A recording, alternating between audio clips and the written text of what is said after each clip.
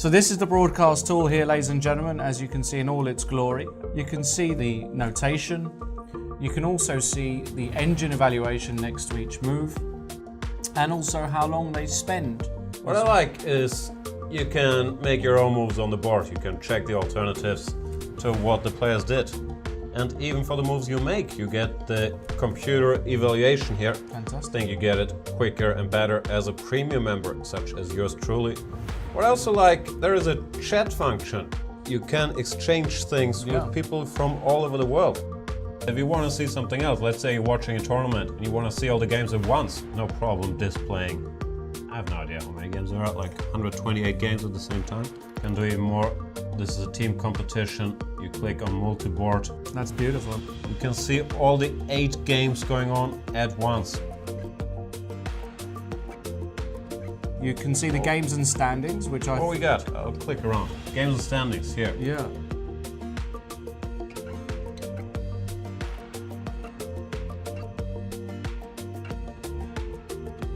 Analysis, if we click on that tab, Let's click on it. You can see that it's a great little graphical illustration. The red line is 0, that is the absolute even mark. And if the white bars go up, the further up they go, the bigger the advantage. And the black bars show a black advantage. Then there is a database, and here we get the alternatives. And if we click on a move in the database, bam! It gets played on the board. Fantastic. And then the PGN can even be downloaded. I like that feature. Yeah. Whatever tournament or game you're following, you click it and you open it in the program of your choice.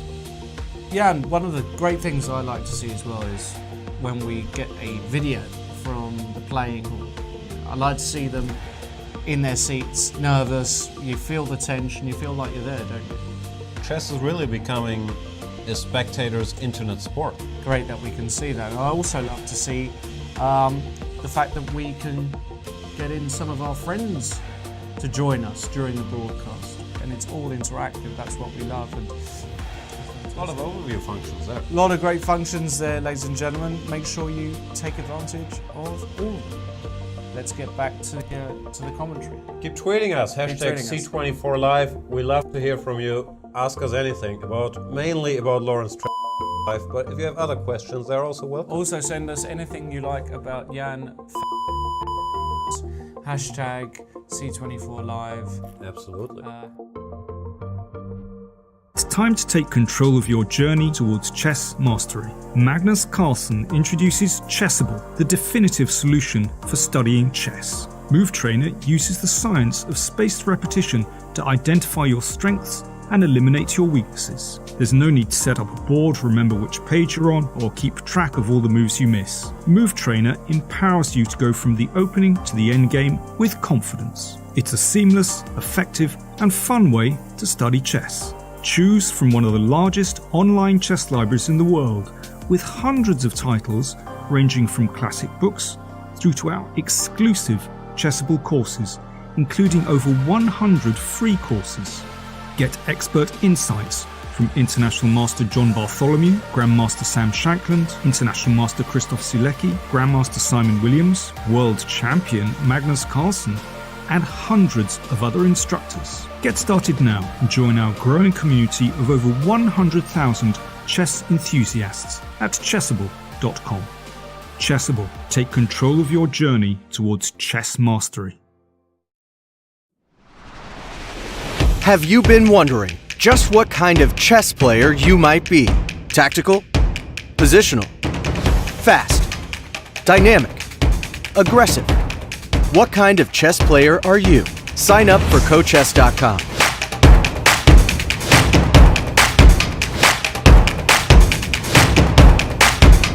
And let a chess coach guide your journey. Cochess, your journey starts here.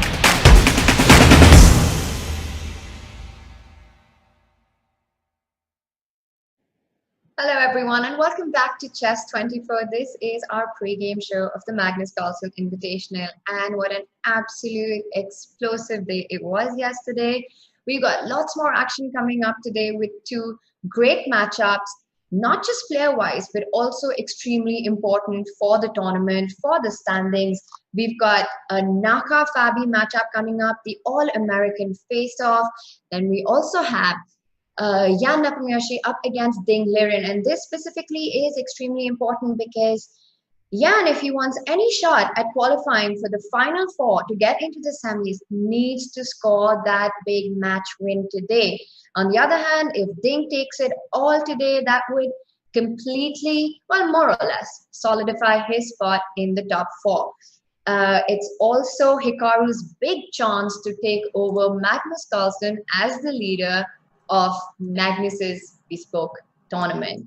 We've got all of that, but of course, we're first going to talk about what happened yesterday. But before that, let me invite back on the show my co-host, the one and only Lawrence Trent. Thank you, Tania. Yeah, we had some fantastic action yesterday. The big news, of course, being that Magnus Carlsen, the untouchable, the unimitable, the unbeatable, well, all of that was proven to be false, because yesterday it was Anish Giri, of all the people. For many, you know, during this tournament, we've been very disappointed with Anish's play. Not that he has, it's more his conversions have been very bad. He hasn't won winning positions, and he's lacked teeth at the right moment. At the right moments, I would say, Tania. But yesterday, not one bit of teeth lacking, because he got his gnashes out and bit Magnus Carlsen's head off in an absolutely brilliant match when he won, you know, a fantastic game with the black pieces and was never actually in trouble throughout the match. We're going to have a look at some of the key moments from that match. So Anish Giri upsetting the leader in fantastic style. And on top of that, in the other match, Alireza Firouzja, the young Iranian super genius, who has also been kind of on the rough end of things this tournament, having certain things not go his way, the disconnections and the, you know, nearly beating Fabiano after being 2-0 down and everything else.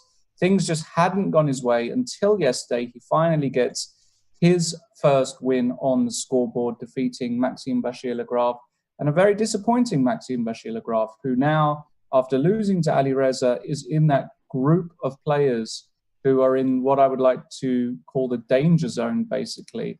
If we can bring up the standings, we can see the MBL, Jan Nepomniachtchi and Anish Giri, all now underdogs to actually reach the next stage of the competition, whereas Fabiano, Ding, Hikaru and Magnus are much bigger favorites. Now, if we come to the pairings today, as Tania said, the big one, of course, being the All-American Star Clash. Fabiano against Hikaru. One of these guys wins today, and I would say that it's a cert that they're in. If Hikaru loses to Fabi, and Fabi leaps over him in the standings, gets to 11 points if he wins in normal time, even Hikaru is not completely safe just yet. For example, if Hikaru wins, if Fabi wins and Ding wins, suddenly Hikaru is in 4th position and is not mathematically through yet. So lots of twists and turns still available. And as Tania rightly said, the match between Ding today as well and Jan Nepomniachtchi, absolutely crucial, especially for Jan. If Jan loses this match, he is gone. He is toast, in my opinion. I'm not even sure mathematically whether he can qualify if he loses today. Looks like it's a must-win match for Jan. Ding would love to win it, and it's probably as close to a must-win match in the other one as well. Everybody's going to be very competitive, and it's going to be very exciting. Now, the action yesterday, Tania, as was mentioned, was fast and furious. And Anish Giri, a 16-1 underdog going into that match.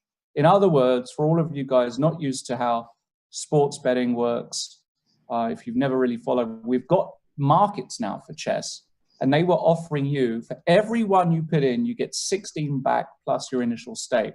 So if you put 1 you dollared, that you would have got 17 back in your pocket.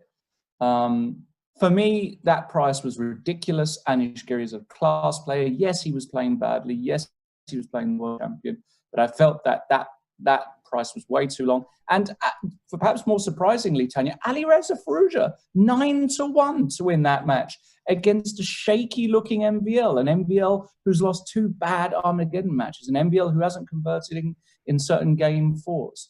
I felt like that was terribly priced as well. And well, I don't know, Lawrence. I don't know about the betting bit, but I think the games themselves, the matches themselves were completely, the result was very unexpected. In fact, my predictions went completely haywire on that.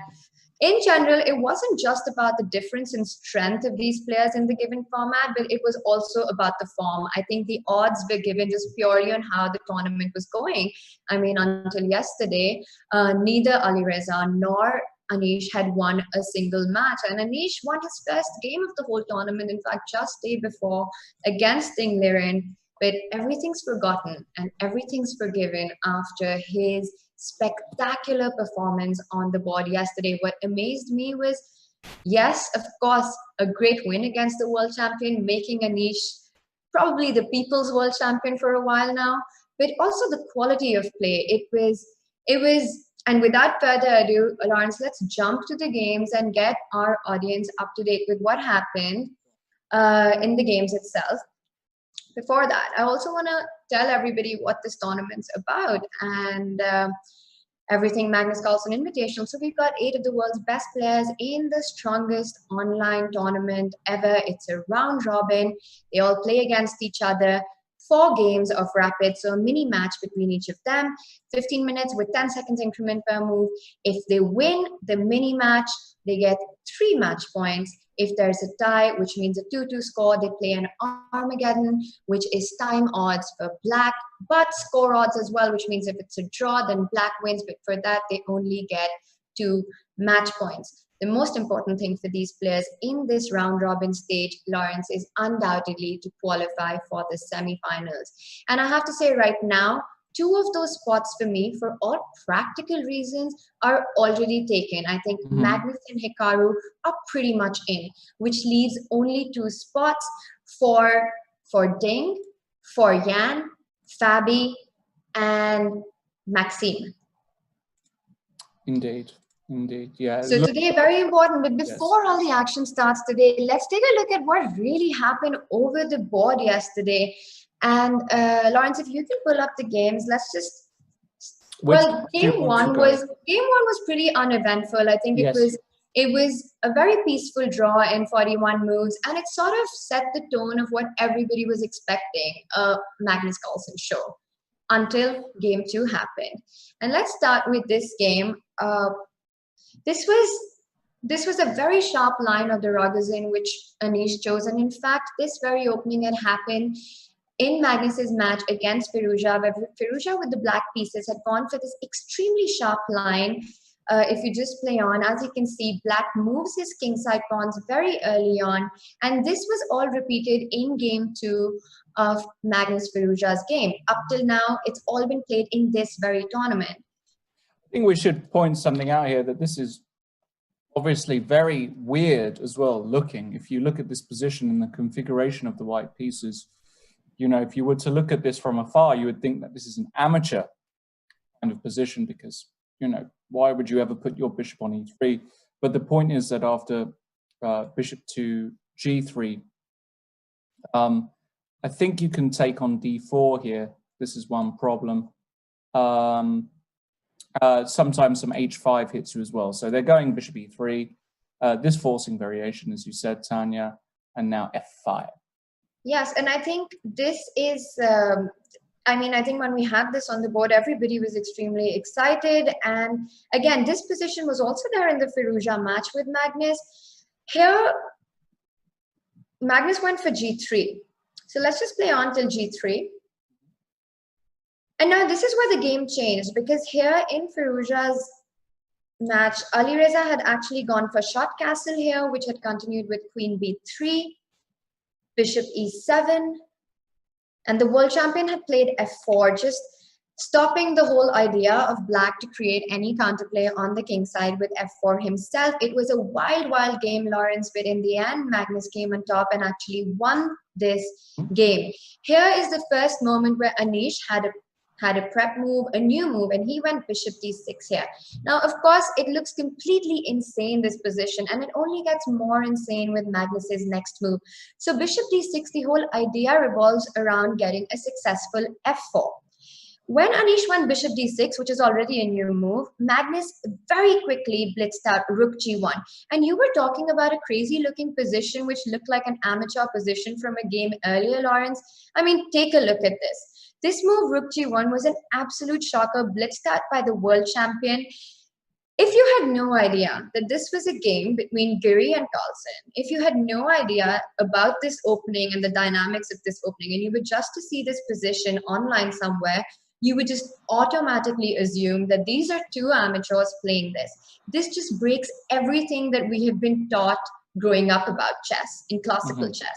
Black's pushed all these pawns on the king side. White's making a move like rook g1. The king can never castle. Absolutely no development. It looks completely insane. But the point of rook g1 is actually directed against Black's idea of f4. Now, if Anish here, after a long think, I think about 7 minutes, chose to go short castle. But if Black gets greedy with a move like f4, suddenly the rook on g1 is justified because White goes gf4, you take this pawn back, you give up the bishop, and you go e3. The point is that Black has to either move the bishop or go queen e7. Let's go queen e7 here, trying to develop another piece instead of wasting time with another bishop move. After queen e7, or bishop d6. Queen e7 is better for sure. So queen e7, White goes queen h5.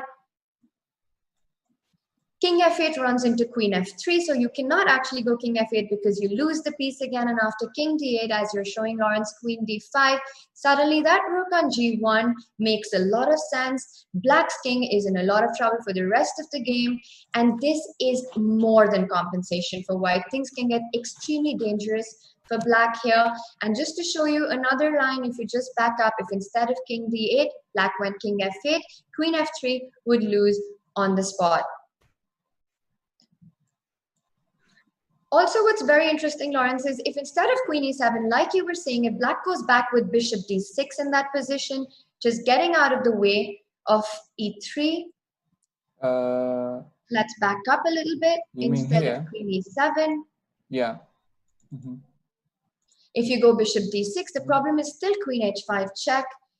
Let's say king f8, queen h6 check, king e8, rook g7, and Black's king is already in a massive kill zone, which would be game over for Black. Undoubtedly, Anish was thinking about all these lines, these complicated variations, because he was in a tournament situation where it's a must-win for him. He wants to do everything he can to win the match, and all that's happened will be redeemed if it's especially against the world champion. So taking this risk, he evaluated as too much and went for short castle. And of course, everybody thought that's Anish just not going for anything that involves tactics or a crazy position. But very soon, all that was put to rest, because if you just go forward, he went h4 here, Magnus played h4. And after f4, the position just explodes. gf4, and now a very nice move by Anish, g4. Let's just take a look at this position, Lawrence. So Black has given up a pawn, but White's pawn structure is awful. White is not going to be able to hold on to this pawn at all. This is what we can call a dream position when you're in a must-win situation in a tournament. White's king on e1 is stuck forever.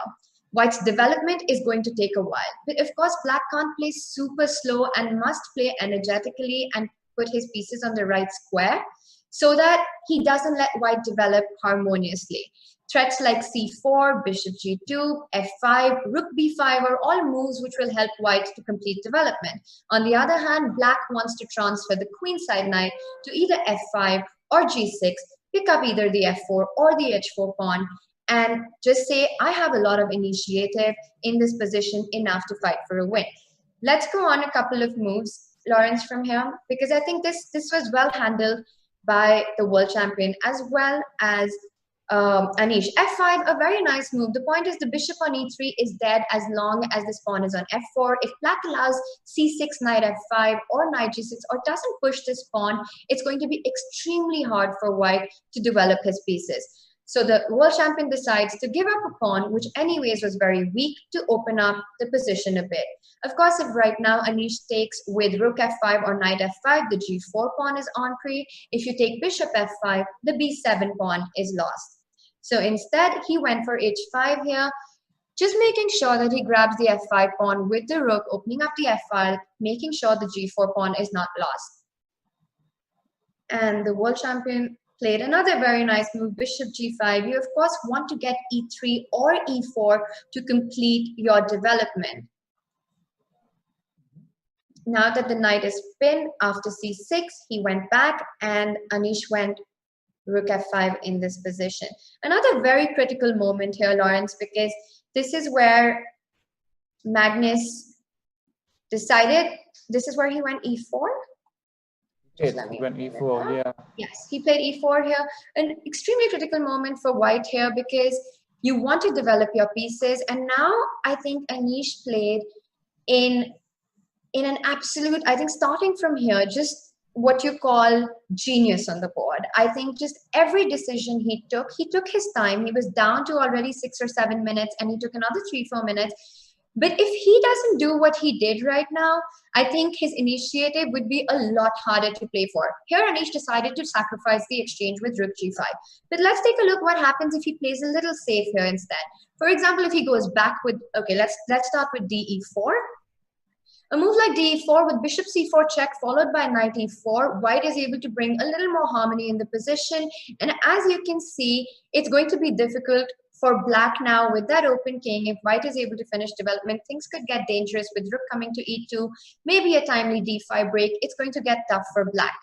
If instead of taking on g5 or taking on e4, Anish goes back with rook f8 or rook f7, a simple move like e5 is good enough to keep things into control. Bishop comes to d3. Again, white succeeds in developing the pieces.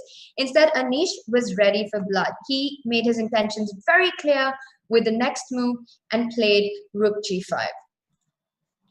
The point is that after hg5, and if you just play on a little bit, black wants to put the knight on g6, wants to grab the g5 pawn. White's king is stuck in the center. The development is still not over. It's going to be hard for white to have a safe king. The h-pawn can get dangerous at time. And I think it is full compensation here for black already for the exchange. And in fact, the pressure was so much that the world champion collapsed very quickly in this position. So if you just, he went bishop d3 now, knight f4, attacking the d3 bishop. You, of course, don't want to trade this knight. Taking on g5 would have given white the additional option of taking on g6. And the point is you want to keep your minor pieces on the board so you can try and create an attack against white's king. Now, after queen g5, black already has a very, very evil trick on the board, which in fact the world champion did fall for. But as Anish said later on in his interview, Lawrence, that blunders and mistakes don't just appear out of nowhere. It's in fact, at this professional top level, it's often a result of consistent pressure built on the opponent. And at this moment, both players were shot on the clock. It was a very tricky game so far. And here, a shocking blunder by the world champion where he went f3. Moving the bishop or a move like knight e3 against the threat of what happened. And let's just show what happened with f3. So after f3, it just runs into knight d3. You have to take the knight back with the queen. And queen c1 check just resulted with king f2. A big, big blunder, picks up the rook, ends up with an extra piece on the board. The world champion tried to find some compensation in this position, but very accurate next few moves by Anish Giri made sure that didn't happen. And in 7 moves, Magnus, in fact, resigned. And this went on to show if we just, this was the final position. An extra piece for Anish, no compensation on the board. Anish leads the match with 1.5 half at this point. But let's back up to that point with f3, Lawrence, because that was the critical moment where everything collapsed for Magnus. If here instead he could still fight with a move like knight e3 against the threat of knight instead of f3, a move like knight e3, or returning back with the bishop just against the idea of knight d3 queen c1. But even this position, Black has full compensation for the given material. He has an extra pawn already for the exchange. Ideas like b5, a5, b4 on the board are possible. And I don't think that Black is, I actually think that it's still a very difficult position for White to play. It's just the kind of position you want when you're trying to win a match. And with f3, the world champion showed that, in fact, he also has very human moments in his life, and in fact proved that he is capable of these moments as well when it was all but over after knight d3. And that was a beautiful finish to a spectacular game and a very accurate exchange sacrifice and a very accurate follow-up by Anish Giri. Yeah, it was nicely played by Anish. He was fearless, and that's what he needs to be. And in the following matches, he was never under serious pressure. In fact, if we quickly look at game 4, it was already a must-win scenario for White. Magnus Carlsen with the white pieces. Anish, and this is what I was talking about, getting his fangs out.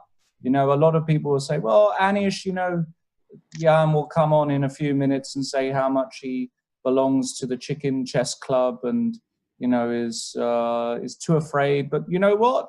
He needs a draw. I'll play the knight off. Why not? This is the sort of attitude I want to see from Anish. This is the way to play against the world champion. Show him he ain't scared of nothing. And the world champion played this very weird line, bishop g5, e6, f3, which I'm still completely not convinced about. And Anish played this very standard setup. And what was really interesting here was after knight d7, queen e1, already here, question is whether Black can go knight takes e4.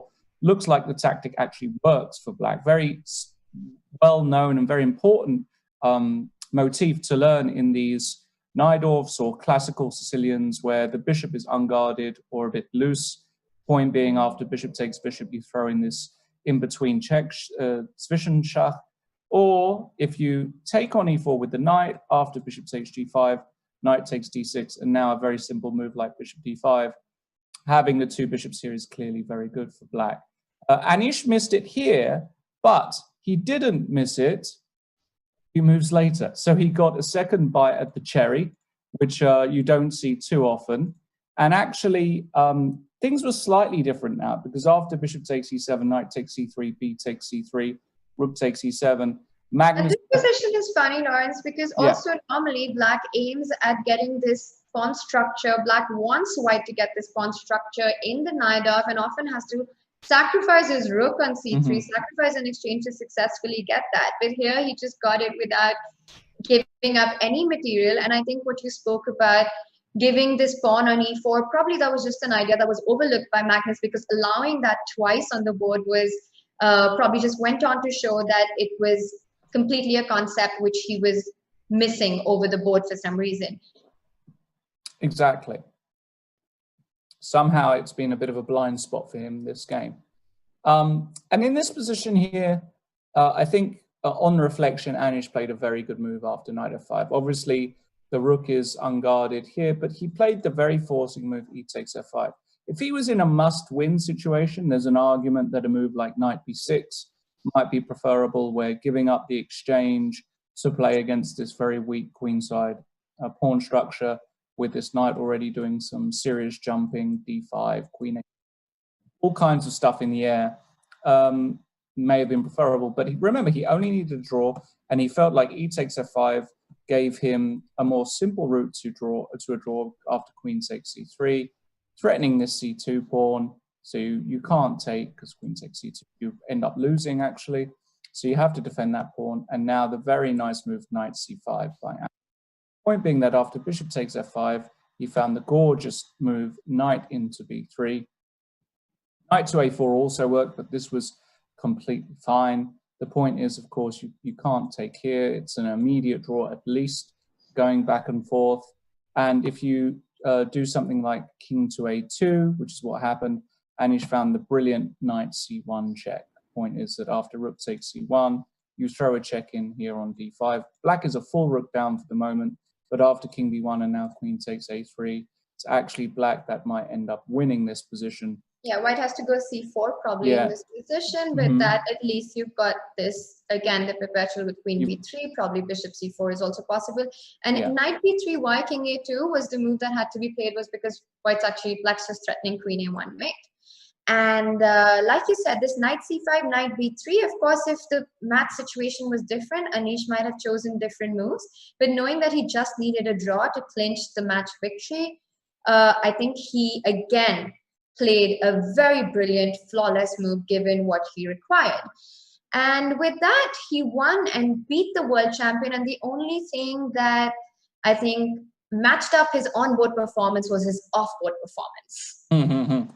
Yes, his celebration is already has it gone viral? Like a kind of semi-viral, if you consider the chess community, some other major news outlets, where he, perhaps Tanya, you can show everybody what he did. Yeah.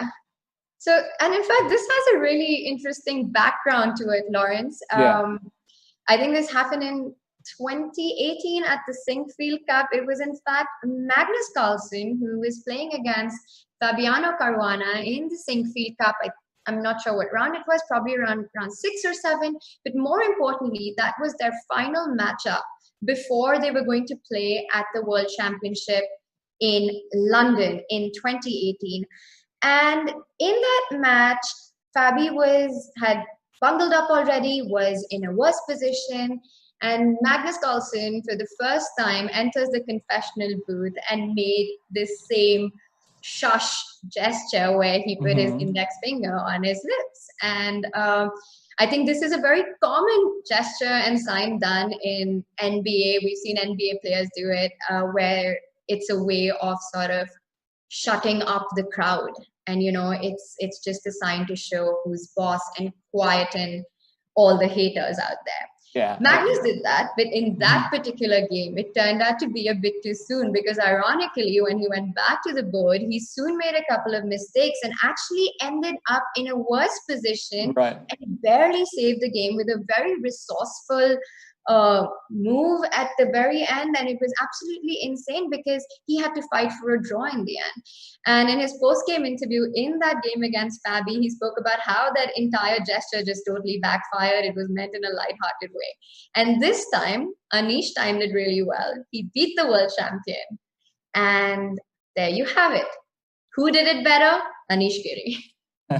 Yeah, I think Anish's reaction was absolutely brilliant. And well deserved. I mean, let's be honest. He has been the butt of the jokes this tournament. And as I said before the round yesterday, Tanya, he needs to show. You believed in him before the round. I did. Yesterday. I said, you remember? I said, you know, I think Anish. Why not? He just needs a bit more confidence in himself. He needs to show his fangs a bit more, like he did yesterday. Play a knight off when you've only got to make a draw. Why not? It's time to just rid yourself of this negative kind of approach, in my opinion. Yeah. It worked well for him.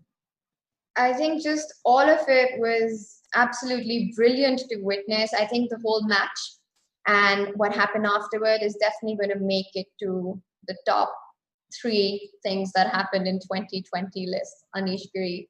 And that's a list that's going to be covered with a lot of things, a lot of big things that happened this year. I think this match win for me is up there. Yeah, it was very good. Now, we haven't got that much time, Tanya. Let's quickly look at the other match, because Alireza Firouzja played MBL. The first game, again, was a bit of a damp squib, which is going to go straight past that. Second game as well was also interesting, but again, slight advantage for Alireza at some point. Then MBL came back, some inaccuracies there, but it was all about game 3, where Alireza, with the black pieces, beats MBL, who's been experimenting with this Queen C2 Nimzo quite a lot this tournament. He improved on the first round where you're supposed to go, as Jan pointed out, you're supposed to go A3 before knight F3. Again, we won't go too much into the subtleties here, but we had this position D5, bishop G5, bishop E7, rook B1, queen A5, E3 looks fairly standard, H6, takes, CD5, ED5, B4. But Alireza had everything under control with this nice move, queen C7, pinning the knight. And once the rook moves, another very delicate, very precise move, the move queen to D8.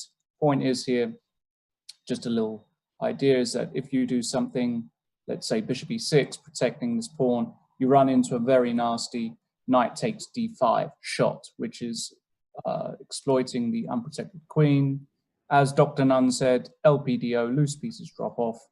If queen takes C2, you throw in this intermediate check, win back your piece, and pawn up with a winning position. So queen D8 was very precise. Queen D2, bishop E6, bishop E2, fairly standard, knight C6 castles. I think it's absolutely clear, Tanya, that after the opening here, Black is doing just fine. This is, you know, he's got an isolated queen's pawn, but he's got the two bishops and a lot of activity. He played A5, B5, knight E7. And here, you know, MBL could have played a very standard move like blockading here, for example, on D4.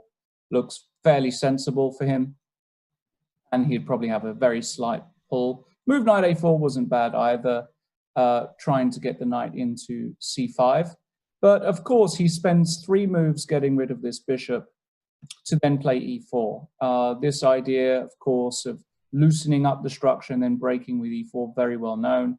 And now you have to be a bit careful with Black because, well, in some positions you might get hit by an E5. Perhaps not here, but in some you may very well do. So Alireza made some space controlling E5 as well with the move knight G6. And after ED5, the point was he's got another very nice intermediate kind of move, the move knight F4 before. The point is now, of course, D takes E6, loses on account of queen takes D2.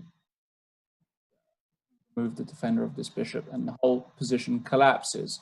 So MBL played bishop C4, Alireza took back on D5 and A4, king H8 and G3. So a position where, once again, you know, MBL has got really no major issues here. Neither is Black, to be honest.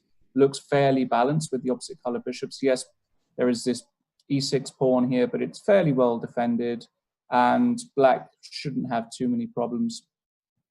Alireza decided to go for a queen trade, which is very logical and a very good move, queen B4. And after takes, and takes, we have this position here where, again, Black is doing just fine despite having the isolated D pawn. Here, White could play a very simple move like rook FD1, or, you know, so perhaps this is probably the best move in the position. Decided to go knight B3, Tanya, and this is where things started to go a little bit wrong. And after the move rook C4, played an absolute clanger of a mistake. And I can see myself, am I gone? Is the soul has been truly taken out of my face? And I don't know why that is. It's a good look, Lawrence. We could stick with that. Yeah. Wait with me just a second, because I am here. Why is Lawrence so handsome today? What's happening? Okay. That's weird. It does look great. All right, so the point with rook c4 is that the a4 pawn is now it's very hard to defend this a4 pawn. If you trade the rook on c4, then the c4 pawn becomes extremely, extremely strong, and that's an ending you don't want to get into. I don't have the control, so I can't move forward. Maybe Jan can help me with that. Or Lawrence, if you just play on. Instead, Maxime decided to give up the a4 pawn because rook c4 is not exactly a very attractive option as an alternative, and he went rook d1, I think, in this position, gave up the a4 pawn, which was enough for Firouzja to convert this into a win, because that a5 pawn is an absolute monster with the bishop on f6 covering the a1 square and the rook on a8 behind this passed pawn. It was extremely difficult for white to defend this position. So knight b3, a very strange move by Maxime, Lawrence, and I have to say that Maxim's been trying all these new openings in this event, but they haven't gone very well for him. Also, you get a slight feeling of sometimes uninspired play by Maxim, and missing moves like rook c4 it just wouldn't happen with a player like him. So a very strange end to this game. Yeah, well, we should very quickly that he did have the move knight c5 here to hold things together after rook c4. Knight c5 was still holding the balance, the point being that you're threatening this b pawn, and if b6, you can actually take and play this very cute move knight d7, hitting the bishop and the pawn. And if you go bishop d4, some cute geometry here after rook d1, the bishop actually can't stay there, and you win the b6 pawn. And if you have to go bishop d8, I think you can just attack the pawn, he protects, you attack the pawn, and the point is now if you go c3, give this check and take the bishop. This is still a draw, this position, because even though white wins this pawn after rook d4, black wins a4, and these rook endings tend to be draw, especially if white goes passive. But rook fd1 was a clanger, Tanya, no question about it. And it's amazing, he just collapsed. Rook takes a4, knight c5, rook d4. He just ran with Arnold here, Arnold the a pawn, and he just literally walked him down the board. And that was it. After rook takes d2, rook takes d2, a2, there was nothing to be done. The power of the rook behind a passed pawn and the bishop controlling the queening square. It's quite shocking to see. And then, well, there were a few interesting moments in game 4, it's true. MBL tried his utmost, really, to try and make something work, but Alireza just about had everything under control, meaning that Alireza won the full 3 points and the match. So 2 very, very big upsets yesterday, very unexpected, but also done in a convincing manner. It wasn't, I don't think either of these matches you could say that the players who won got lucky at any point. I think they just were the better player that day, yesterday, and every game they were in control. So I think what was very interesting was not just the result, but also the way it was played by 2 players who have so far been struggling in this tournament, which meant that they both ended up the day with 3 match points. Yep, indeed. Now, moving on to today, Tanya, let's get some predictions from you. Fabiano Caruana against Hikaru Nakamura. This is always a very exciting matchup because these are 2 teammates, they're rivals, they've always been fighting for the top US 1, US number 2 spot, and there's a lot of healthy competition, and whenever they play against each other, it's always exciting to watch.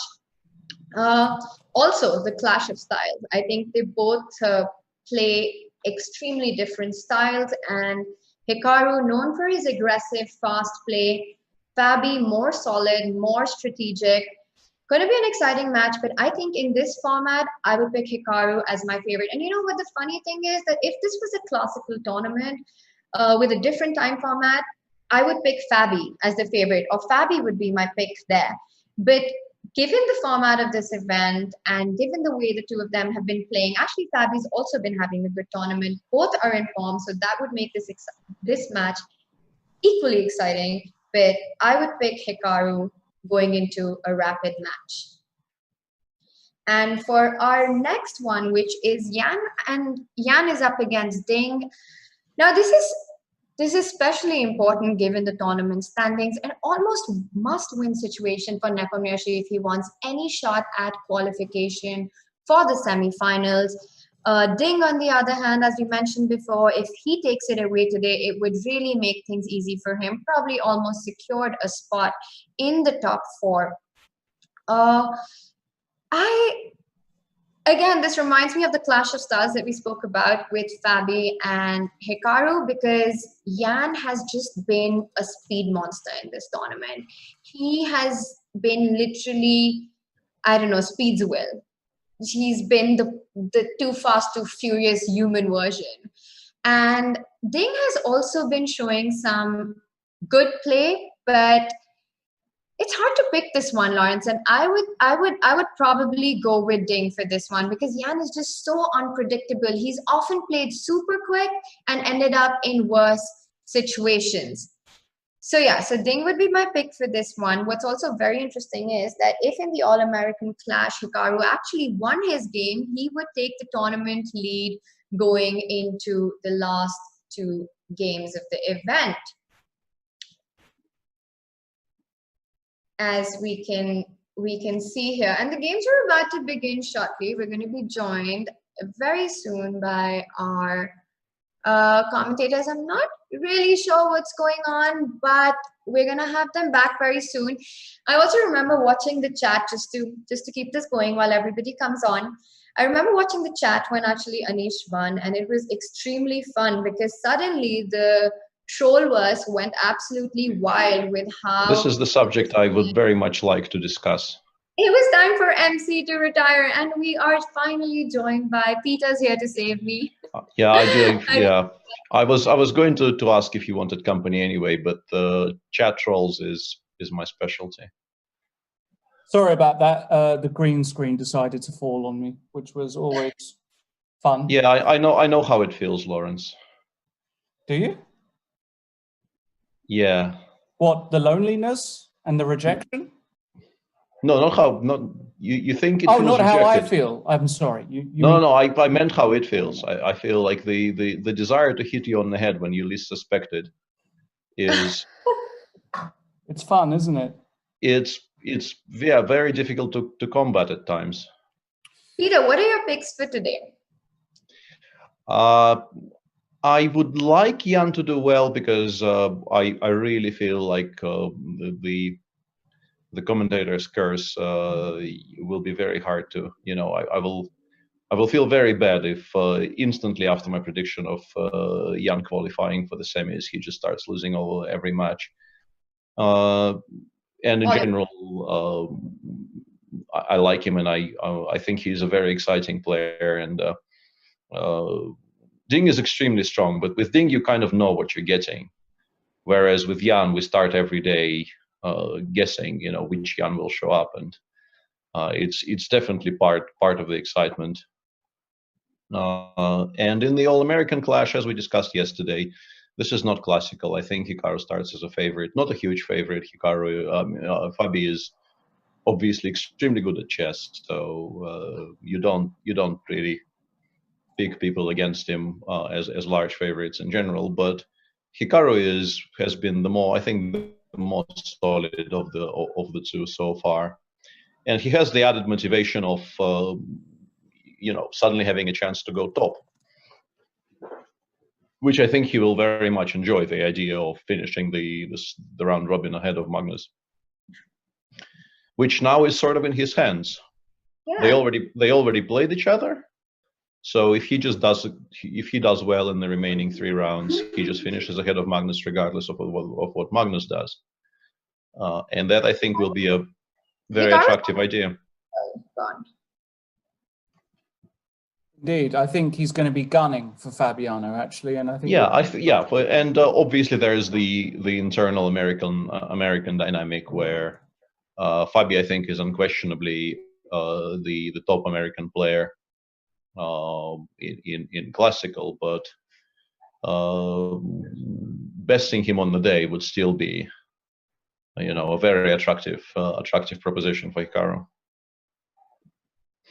Indeed, and what very consistent throughout this tournament. It's not. I think apart from Magnus, and despite Magnus losing yesterday, I think he's still, of course, fighting for the top spot. But the other player who's actually shown absolute class and his domination in this format, for me, it's been Hikaru, and his score just is a reflection of that. Yeah, he plays. He went from being a swashbuckling, risk-taking player. He went to his current repertoire, and his current approach with black in particular is very much a market change from his younger days. It is now, the Berlins and the Queen's Gambit declines, and the somewhat solid positions you would not have seen him play in his younger years, but. He does it very, very well, and he is extremely good at converting chances, which I think in a tournament like this, you are extremely likely to have chances in every round due to the the nature of faster time controls. It's normal to have a shot at the goal in every round, and he is extremely good at picking all of those up, which is why he is in clear second and now has an opportunity to go one better and to assume the lead in this tournament. Also, Peter, because you've got probably the maximum experience, playing with them, of course, undoubtedly, and also in this time format. Can you also tell our audience the difference between strategy or the way you play in, let's say, the rapid portion of it with that time control as opposed to playing blitz? Like, how would that change for these players? I'm not entirely sure. For me, I've come to like blitz in general a bit more than rapid, and I think we've touched on this in the previous broadcasts. I think it's not even simply adjusting to this compared to blitz. It's adjusting to this in general that has proved to be a little bit of an issue for the players, because I think in particular online, 15+10 feels like you have more time than you know what to do with. And some people, obviously, Jan Nepomniachtchi, the most obvious example, but some people also, on occasion, I think, have been guilty of treating this as like a blitz game with a panic button. And now looking at the score, who has struggled the most, according to you, so far in this tournament with this format of adjusting to blitz and rapid? I think, I mean, even if we go by what he told us in post-match interviews, it has to be Jan, because I think Jan is sort of very much on the record as treating these as blitz games until he feels he's in trouble. Yeah. And I think he would be well advised, and I'm sure I'm not saying anything he doesn't know himself. He is reasonably self-aware. It's those things somehow go hand in hand with him. But he would be, against Ding in particular, I think, well advised to actually force himself to pause and not to play at the as if he's been informed about Sasha Grishuk's desire to have one game where he has 20 minutes, and he is like doing his utmost to do his friend the solid. Because Ding, I think, will be one of the people who will punish that approach the hardest. He is very difficult to bluff. He calculates extremely well. He doesn't get phased by Jan's speed. He's not going to be trying to catch up and play at the same tempo. And I think it's an extremely unclear match to begin with. But I think Jan would be, if he could temper himself a little bit and play it at least as if it was 5+3 and not 3+2. that would be my advice to him if I were to give him some advice. That would be some good, much needed advice. We were talking, Lawrence and I were going through the games from yesterday, and of course, 2 huge upsets in the Magnus Carlsen Invitational yesterday.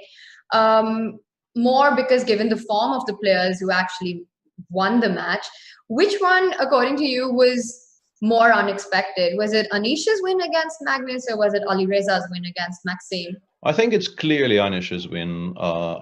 It will sound slightly harsh towards Anish, but I think we were all in agreement that the Alireza match, before it started even, was a lot closer than people were giving Alireza credit for. I think all 4 of us were saying that we expect MVL to start as a very slight favorite.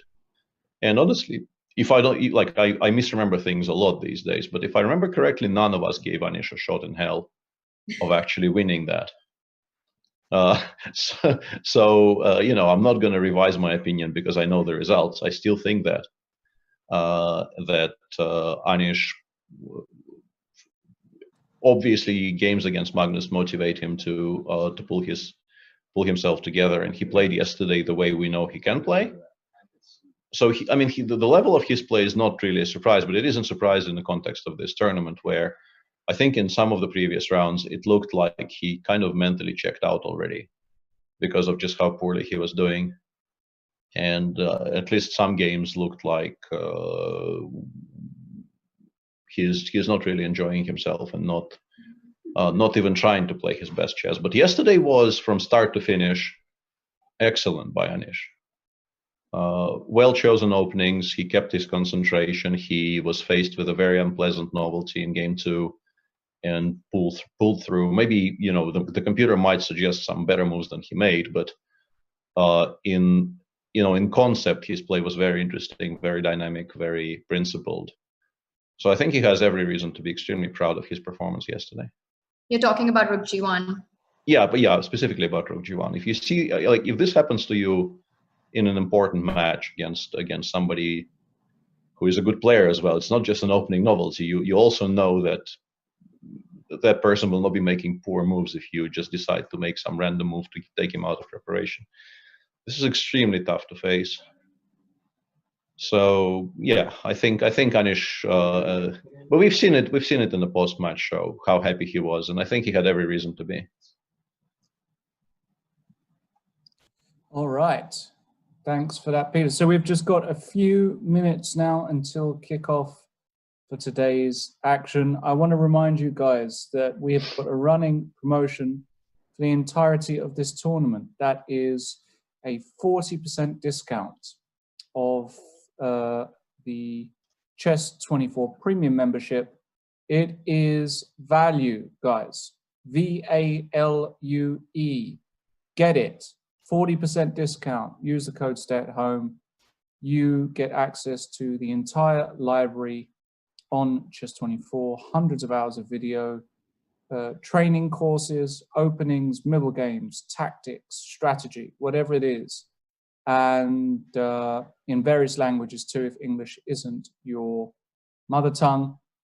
And remember, if you're also a premium member, it means that in the fantasy competitions, which are running every single day, go to chess24.com/MCI fantasy for more information. But you can see there, with every single day, we do have a special contest, and if you're a premium member, you get a better prize. It's as simple as that. The final announcement, and by the way, that we can see there the daily round contests. So WSK 1 and round 4, Deck 21 round 3, round 2 was Sonia Josephine, round 1 was Pansik. All of these guys are going to get very, very cool prizes. And in the pro fantasy contest, when I say pro, I mean not pro fantasy players, but pro chess players, it's Magnus Carlsen's shadow, Mr. Yun. He'll hate me for saying that. He's not his shadow. His ex number 2, his good friend, Jon Ludvig Hammer, Grandmaster extraordinaire from Norway, very strong player in his own right, leading along with, at the top, believe it or not, the one and only, the man I'm going to introduce now, the guy whose dry humor would make some of the places in the Sahara seem moist. A man who one day dons a tie, the next day just wears a jumper for no particular reason. A man whose opening knowledge is boundless, yet when you get to the middle game, he's not very good. And that is the one and only Grandmaster Jan Gustafsson. Was that about right? Sorry, I had to drink because I chose that you would say moist before the games begin in the fantasy. Jan, you're top of the fantasy board. How does it feel? Yes, please tell me, because I clearly can't buy a point. Hold on, Peter, you're in bottom position? Oh my goodness me. I'm so sorry. No, I've been, trying to close in on Jon Ludvig Hammer all these days. And finally, justice. My superior knowledge, frankly, is helping me to catch up with him. But it was very upsetting to just see him reign. And I hope that justice will be served again today, and the results that help me in the standings will occur. I have no idea what those will be, but I figured that both Hikaru, Fabiano, and Ding probably both is not the right word there, can catch up with Magnus if they win today. Is that right? Yeah, if Hikaru wins, he leapfrogs Magnus, I believe.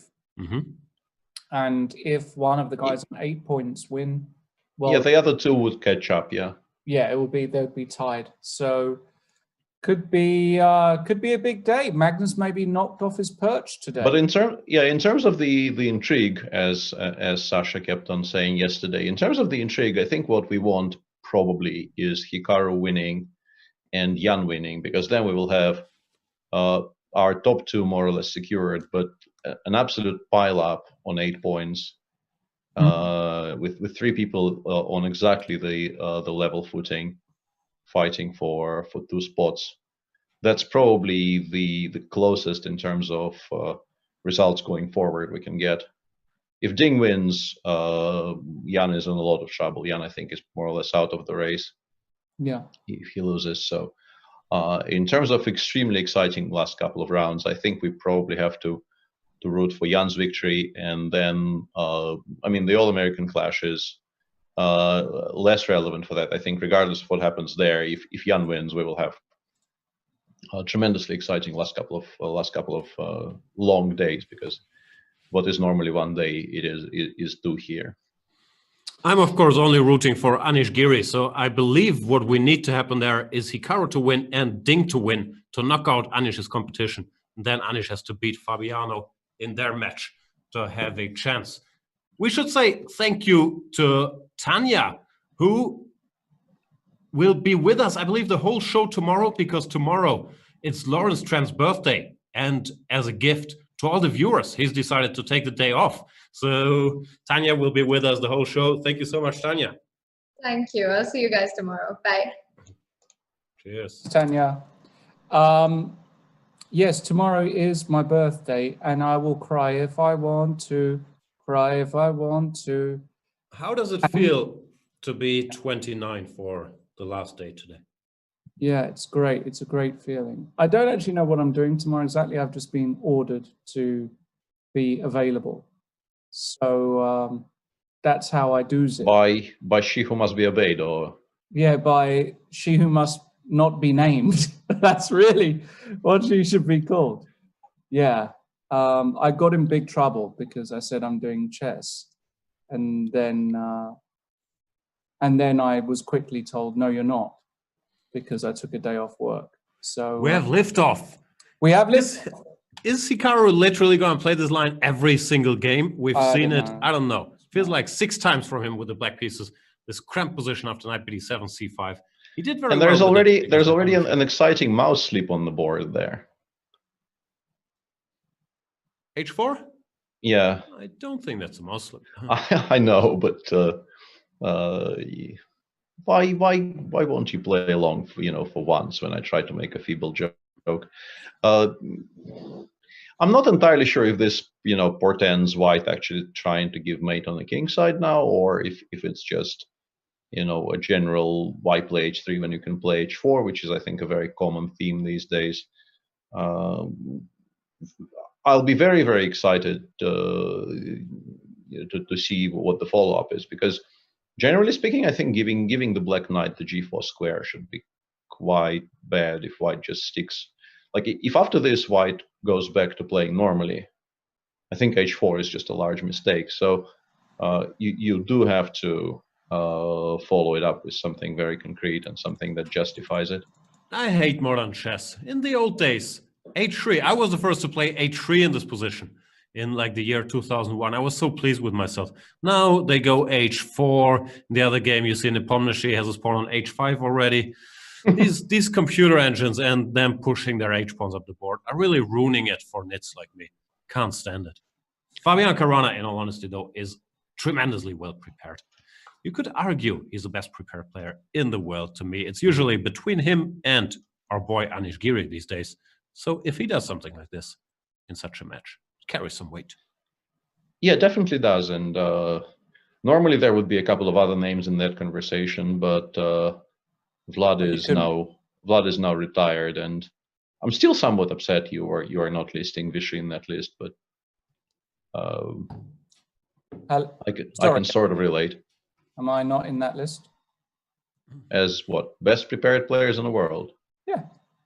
Well, prepared for any eventuality in you know, in case it's your birthday, probably you are, but chess theory, not so much. No. Chess theory, not so much. No, just to clarify, by naming Fabiano and Anish as the two best, that means that I think everybody else is complete trash.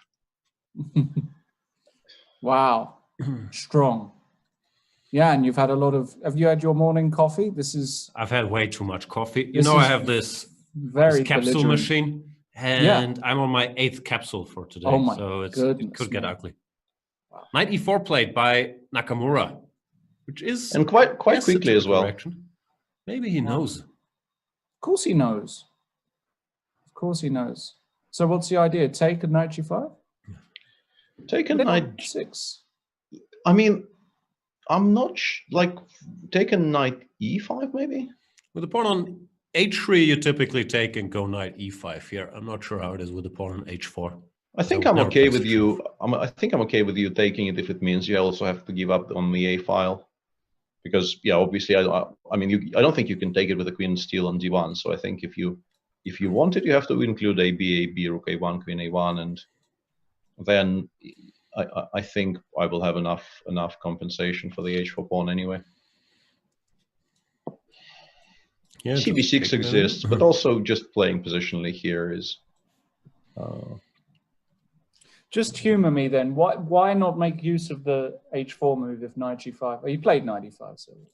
Yeah, I think knight g5, knight f6. You probably because the queen side is still kind of in flux. You don't have a good follow up because you cannot really attack the pawn on e4 I see. And yes, of course, you can wait until black plays h6 and proudly declare the knight is there to stay because you cannot take. But that might not work out as well as you'd hope. Sure. Yeah. All right, so knight to e5 played. Yeah, I'm not quite sure what Hikaru wants here. I've seen such things with the pawn on h3, but white was somewhat better. So I'm not quite sure what his idea is. Shall we switch to the other one? The Borlin, as we call it in the business? Absolutely. Yeah, but that's about as lively a Borlin as they get. Yeah. And interestingly, Ding just...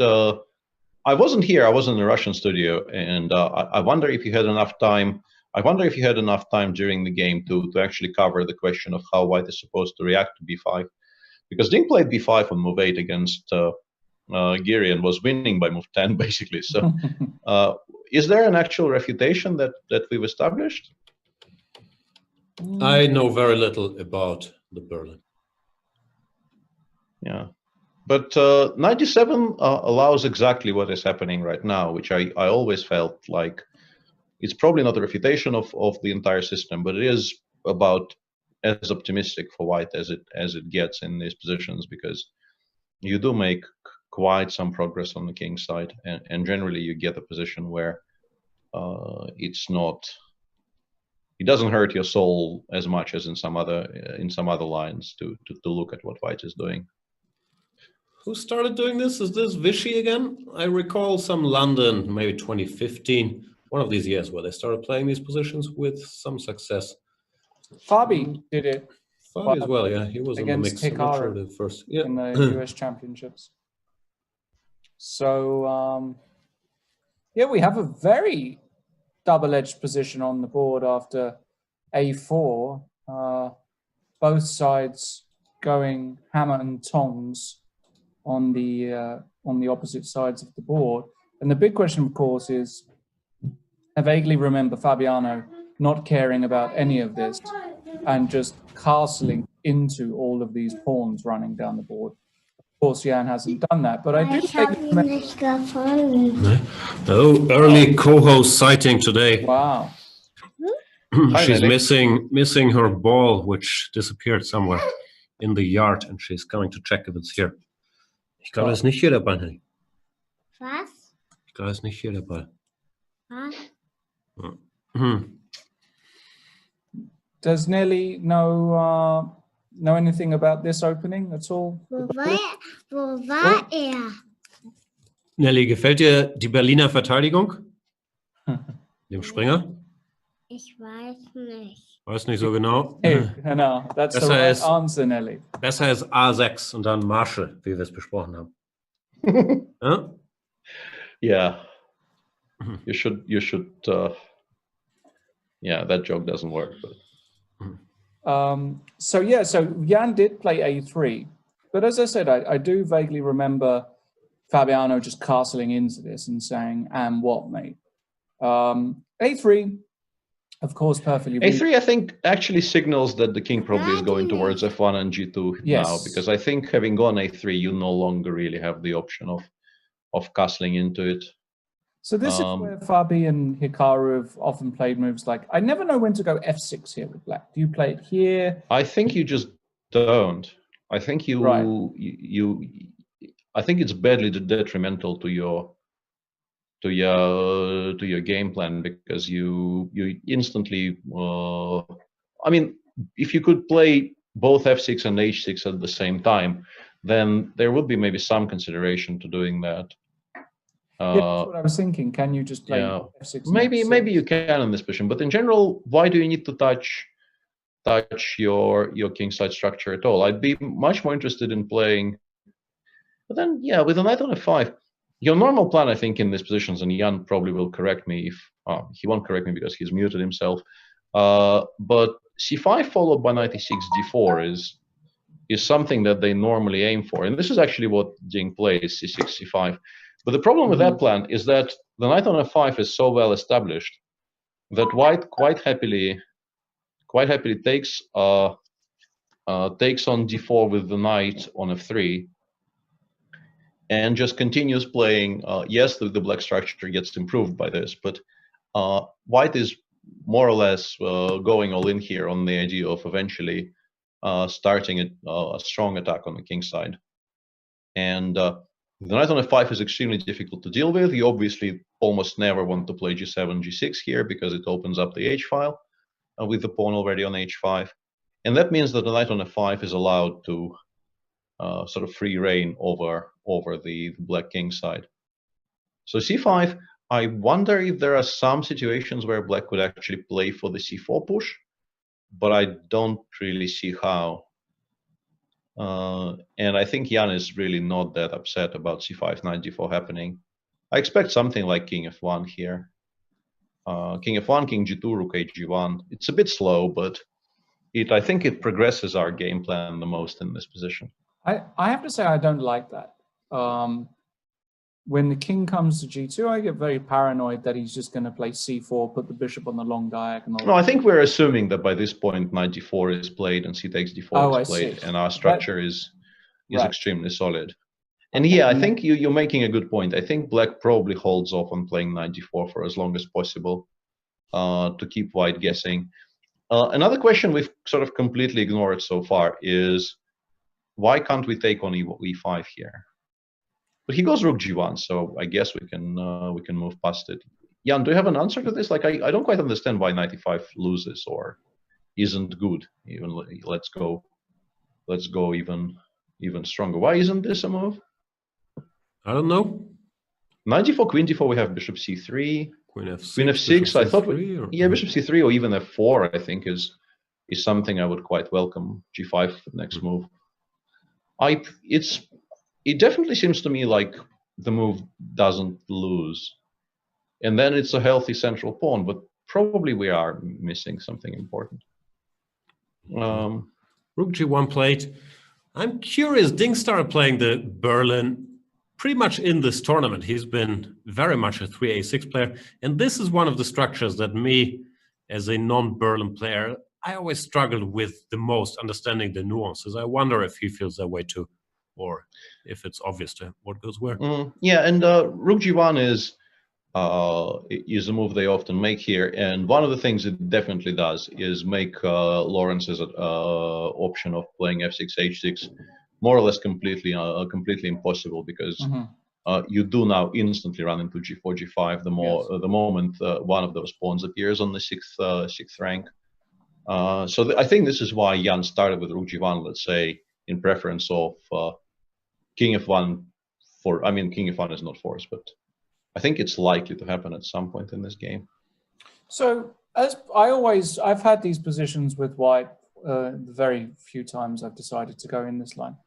I always struggled here with white because I don't know where to put my king, especially when you play him about what you want. So how is black gonna, can he go b4, b3 and loosen up d3 and put the bishop on a6? Maybe you can go, he went knight f4. He went knight f4. He's going for something extremely concrete here. Bishop takes f4. And also one thing about rook g1 we need to point out, I think, is that in particular if white takes on f4 here, g6 is definitely back on the menu. Yes. Because that knight and Jan takes very quickly. I briefly, before I closed that window, I briefly had the computer evaluation on the screen somewhere around knight a5, a4. And I noticed that knight f4 was definitely one of the suggestions for black. And white generally was just ignoring it, going like something like queen f1, just completely ignoring the fact that the knight is there. Taking it wasn't the suggested reply in any way, shape, or form. So it's interesting to me that Ding does it here, where there's even queen e3 if we wanted. Queen e3 looks kind of awkward, but it wasn't a move at all because of knight g2 check, but now we can consider it because the g2 square is covered after knight f4. And Jan takes very little time to take and play queen d2. I suspect he just wants to give up the piece after g6. I guess g6, the plan is just to play queen takes f4. Maybe he panicked because he fell below 11 minutes, so he just splits out. Yeah, all that. That is also very possible. And in our other game, did Fabi just sacrifice a pawn, or is he planning to take with the d pawn? I'm trying to calculate a takes b4 here. Defending e5. Yeah, I think let's start with this. Yeah, a b4, but maybe c takes b6 is the plan here, because a b4 we take on c5, we take on no, then bishop g4, queen g4 in the end. Apologies. Yeah, I'm not making any sense. And if if h4 is not hanging, then I would like to consult your expertise here, Jan, because if this is not a move you can make, then there's really very little difference with the h3 and e4 positions, which you said you looked at. Are they supposed to be slightly better for white? Yep. That's why these very direct reactions you typically do not see. Hikaru did not spend a lot of time on his knight e4 here, but other things being equal, in an opening battle, usually you feel is where Fabiano should have the edge against Hikaru. Not even with this time control, Hikaru sticking to this line. So I would guess that Fabiano got what he wanted here. Small advantage. Yeah, pretty much. But and yeah, well, I wanted to say Hikaru is playing quite quickly, but that's actually no longer true. He's done for 6 minutes. Is Fabiano paused here after AB4? Is he thinking about playing c takes b6 maybe? No, he played AB. Well, then he's not thinking about it. Maybe he did think about it, but he didn't do it. Yeah, cb6 is a bit curious, but I suspect you, unless it just wins, you don't really want that. There's bishop d6. There's also the exchange sacrifice that Jan is indicating with ba, let's say b7, rook somewhere. And we have action. Sorry. He did just go bishop takes c5, which I have to admit I just did not think of. We have some options with white. Bishop g7 or queen g4. I didn't see that move. Yeah, this is an attempt to justify what he's doing tactically, and if that works out, it should just probably hold. White is never ever worse because of, I mean, in particular, bishop takes g7, I think, secures the fact that white never runs any risks. But black probably also is reasonably happy in this position, even if you take on c5, give up on e4, and then stabilize somehow. You are ever so slightly worse. But you should hold, probably. Yeah, with only 2 heavy pieces. I think this is seriously unpleasant, actually. Yeah, the more I look at this, the less I like it, but I still feel like it's probably a draw. And let's wait for Fabi to settle on something, because the other one livened up tremendously. Oof. Fabi should now... I think we can expect Fabi to think for a bit here. Yeah, because this is also a move then f6, bishop f6. I'm just curious, how does this go? Before probably g6, we let it go? I think. F6 takes is sort of unpleasant, no? Well, unpleasant is very, very mild. Yeah, I think you resign. So I think you are absolutely forced to play g6, but don't you also kind of resign? Now f6. Bishop d6, yeah. Okay. I go maybe queen f4 is stronger. Yeah, stop bishop d6. Then bishop b7 exists. Yeah, maybe not. Yeah, maybe not. And already bishop g7 and dc5 happened, and Hikaru, as we've sort of expected, does not take on c5. Sticks the queen on a long diagonal. Yeah, if black, let's say, lands the rook on d5, he is never going to be worse. But maybe white can do something quickly enough to discombobulate black. And in the meantime, no, hang on, I keep on blundering rooks in my move. I was about to suggest rook takes e4 here, but that doesn't quite work. Rook e4, queen e4, rook e6. I thought white is just busted, but there's knight e5 here, which is really not that difficult to spot. Nah, I would spot that.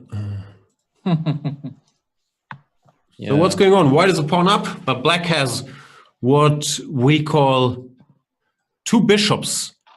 And I'm not sure if you guys know basic values of pieces, but two bishops, they're each worth 3.5. Well, the horses are only worth 3.25. And many wise men have said that the bishops together are a tremendous force. They can cover a lot of squares. Now, the interesting thing about bishops is they don't need to be in the center. They can be where they started the game and still control. Yeah, bishop squares. bishop b7 is a good illustration of that exactly, attacking the white center from the flank. I think this more or less forces e5, but I'm so far unsure how you refute e5. Would you say it's correct to think of bishops more as archers, like Legolas types, and of knights more like dwarfs, maybe some Gimli type? Yeah, that sounds plausible. Because knights, they're very good, infighters, but they're not that great at attacking stuff from a distance. So if the knight is desperate enough, it could skate on a shield. Nah, that was also Legolas. That is correct. So then the parallel I want to draw is if bishops are sufficiently desperate, they can throw knights over an abyss. Not really, because that I think was Aragorn. Bishops don't have the strength to throw. Yeah, I tried picturing that in my mind's eye, and I thought, where did he get the arm strength? He didn't. Maybe he just didn't. Maybe that's kind of exactly the point. Were you the sort of guy, Jan? You attended university, right? Attend is a strong word, but I was inscribed for many a year. Yeah, so because at my university there was this role-playing society where they used to dress up in sort of, medieval costumes and walk around campus as knights and princes and that. Were you part of that society? Were you one of those dudes? I think the answer you're looking for, Jan, is no. Those are the guys that the chess players look down on. Greetings, if there are any role players out there, but no. So you were a LARPer, Lawrence, in your youth. I was a LARPer, did you say? Yeah, no? No. How dare you? No, I was, I didn't. I thought about getting involved in, why am I, sorry. I'm disappearing. I feel like something out of Red Dwarf. You must have been a fan of Red Dwarf, Peter. I was introduced to Red Dwarf by Lorinda, and I made a mistake of binging it, and at some point it just became too much. That's porn, right? What? Oh no, I mixed up. No, it's not porn. Oh, it's definitely not. So rook g3, c5, knight to e3 has been played. I liked Ding's position conceptually. I think I still like Ding's position. Yeah, I think Jan will be aiming to just return the d pawn. I think we're never taking on c5. I think we're playing d4, d5 next move. And this is, I think, why Ding goes queen e4, to make it as difficult as possible for white to limit that Yeah. The bishop on b7, So and you take and we jump. Yeah. we and then probably CD. still play d5, but black is obviously a lot happier picking up the pawn on e5 than the pawn on d5, because that makes the bishop on f8 look a lot less stupid. All right, let's take. Here, white is fine at least.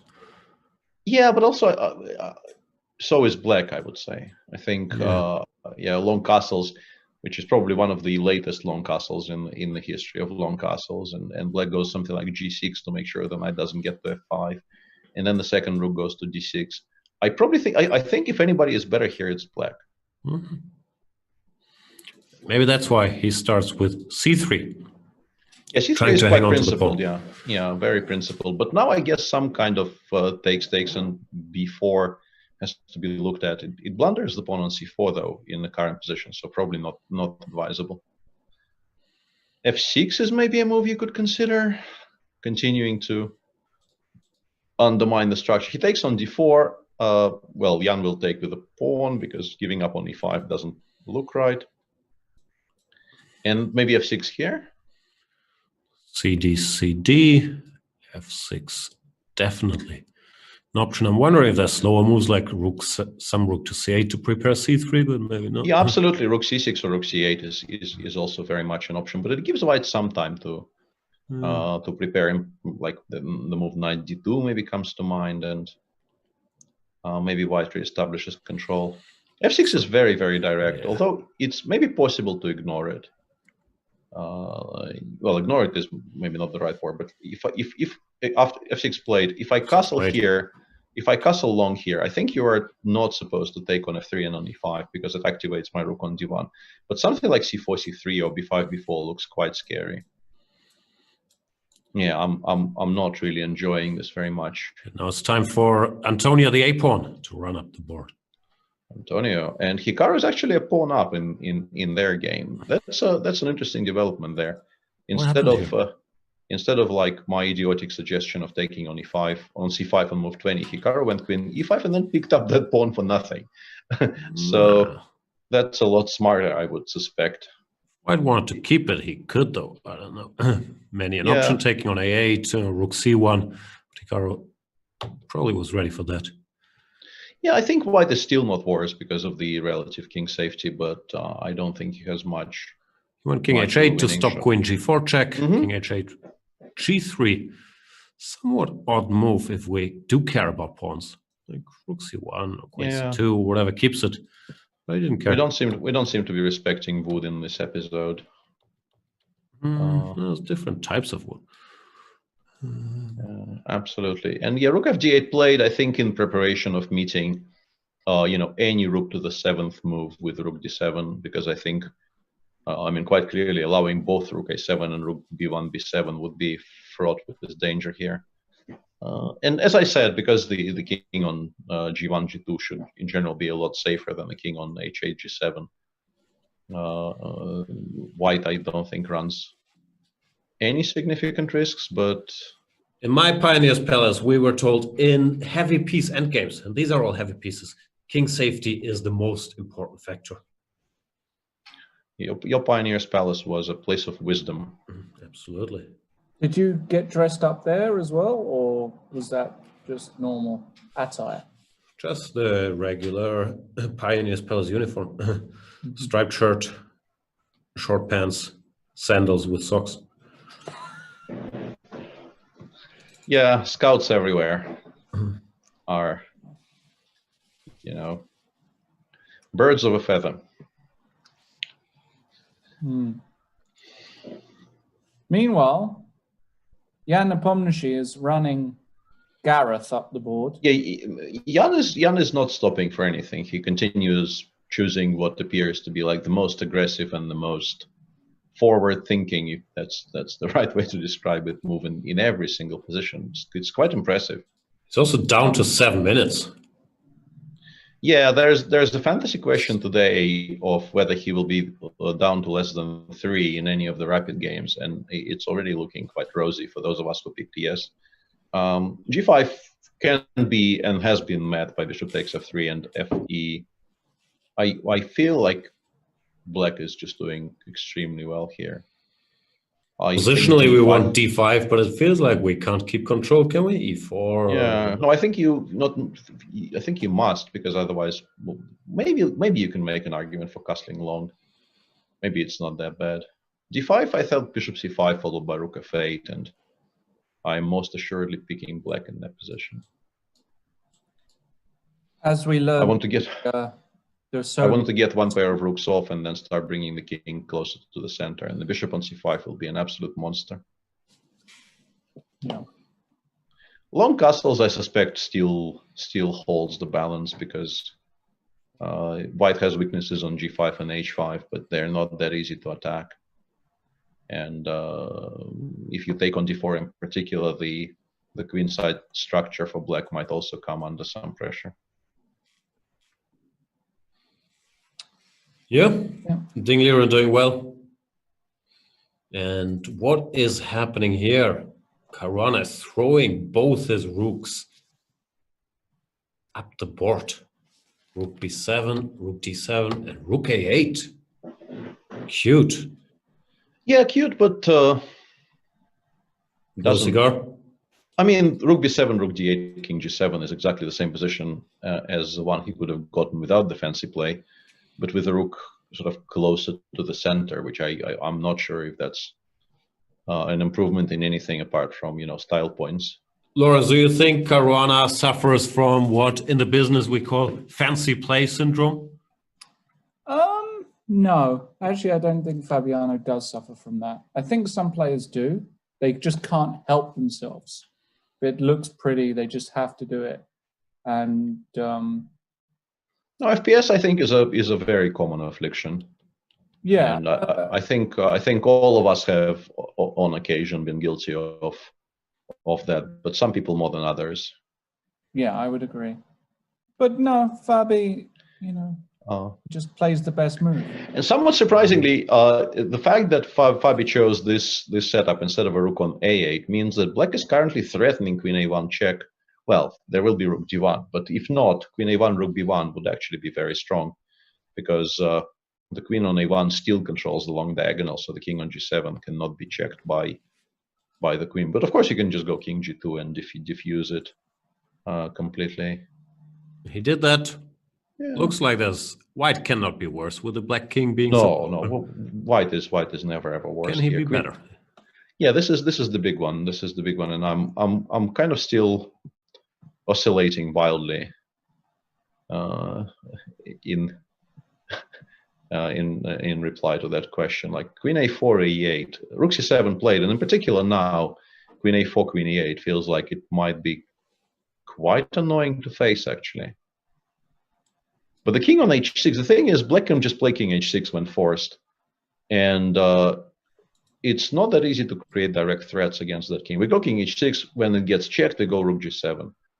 And that setup actually prevents, there are no squares on the board from which white can check that king on h6, at least not immediately, without trading queens. Without trading, yeah.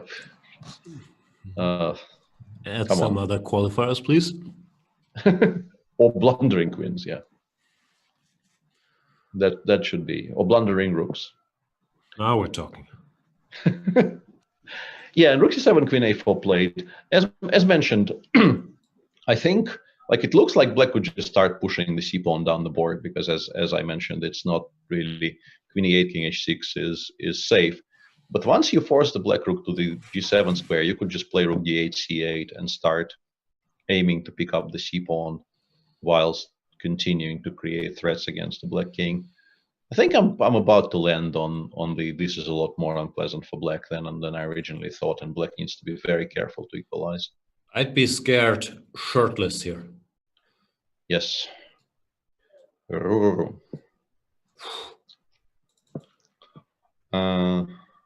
checked the record between these two, where, not surprisingly, Caruana has a small lead in classical chess, but in rapid and blitz, it's really not pretty. It was something obscene in Nakamura's favor, like 46-14 or something.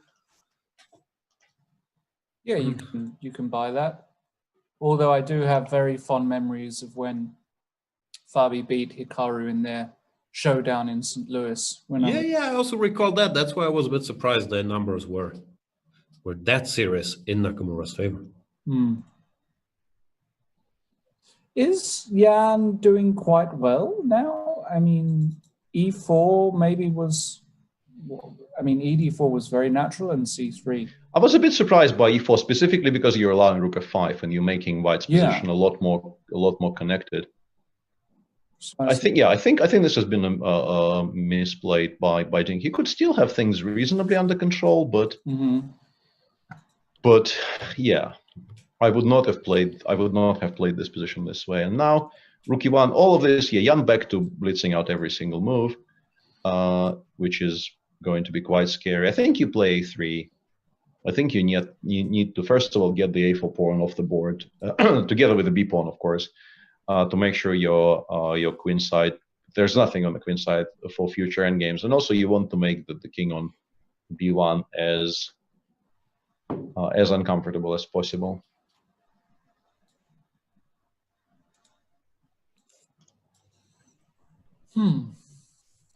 Tricky stuff. Fabiano has forced Hikaru's king to H6, meanwhile. Looks a little bit scary for black, no? As we learned at the Pioneer's Palace, heavy pieces can cause heavy damage. Is that what we learned, Jan? Not me. No, okay. It was maybe. Did you have a Pioneer's Palace in North London? You mean scouts? No, I mean some sort of chess club, or I don't know, a place where young men would go to we had engage scouts. in different activities. Yeah, scouts and cubs. That's YMCA you're thinking of, I think. Well, the YMCA was also a place where youngsters did gather, the Young Man's Christian Association. Absolutely. And Fabi can now force a 4 against 3 queen endgame, which he probably cannot win, which is why he's not taking on a6 yet. Rook e6, queen f7, queen d8. I am fairly certain forces black to take on e6. I don't think you can let this rook live. And you also pick up on c5. But the problem is these 4 against 3, the way everything is completely locked down, maybe even h7, h5 instantly. Yeah, you just feel you never win this. This looks drawn, yeah. Yeah, but maybe he keeps the pressure going. He decides I can never be worse in this game, so it behooves me to continue playing. I was gonna say might come down to the same after queen e7, but Hikaru goes rook f7 instead. Just And now queen c8. We are taught keep your pieces close together, then they can't be taken. Queen c8 now. I don't know. Looks unpleasant. Rook e7. Yeah, I'm curious why he didn't play rook e7 on the previous move. Maybe he didn't like rook g8 or something, because I would be offering that queen ending we were discussing at every opportunity. I am much more scared of a 4 against 4 with both the queen and the rook on the board than I am. But maybe he thinks that right now, I think the c5 pawn is gone. After rook f7, rook c6 has played. But maybe he thinks he can just play something like, I don't know, h6, king h7, and nothing bad will happen to him. I disagree. I don't think he is thinking that. I think he's actually panicking slightly here, because it's not really his style to just sit there and squirm and play this passive defense. And already rook d7, rook c8. I mean, let's check the camera. Hikaru does not look happy. He's not happy. He's clearly not happy here. And Fabiano, he's looking his usual focused Fabiano self. Has not shaved, maybe that's, I don't know. I mean, is that a moustache? I'm not sure. It should be, no? That's horrific. You're not a fan? As long as he's not wearing that other shirt, I will not complain about his facial hair. Yeah, and in our still very sharp endgame in the other game, Jan is doing his utmost to not lose the g6 pawn, which is very much, his one advantage, because the king on g8 is weak. The bishop c7 I guess Ding calculated this, and he feels bishop c7 just creates too much pressure on the g6 pawn. Rook c5 blitzed out once again by Jan, and now I think we can play rook ac6. I don't see anything particular. That's risky though, because now after rook takes c4, no, you can take on g6 without taking on c5. Taking on c5 I think might be quite scary, because yeah, first of all this wins, which I missed, but even dc5 rook g6 and something like king a2 might be quite annoying. Or rook king a2 rook c6 here is a draw, but I think more importantly after rook e4 we can take on g6 without giving white that passer on c5, and that should hold quite comfortably. Once again, provided I didn't blunder anything, but I don't think I have. Rook e8, rook c8 I think is what Jan wants.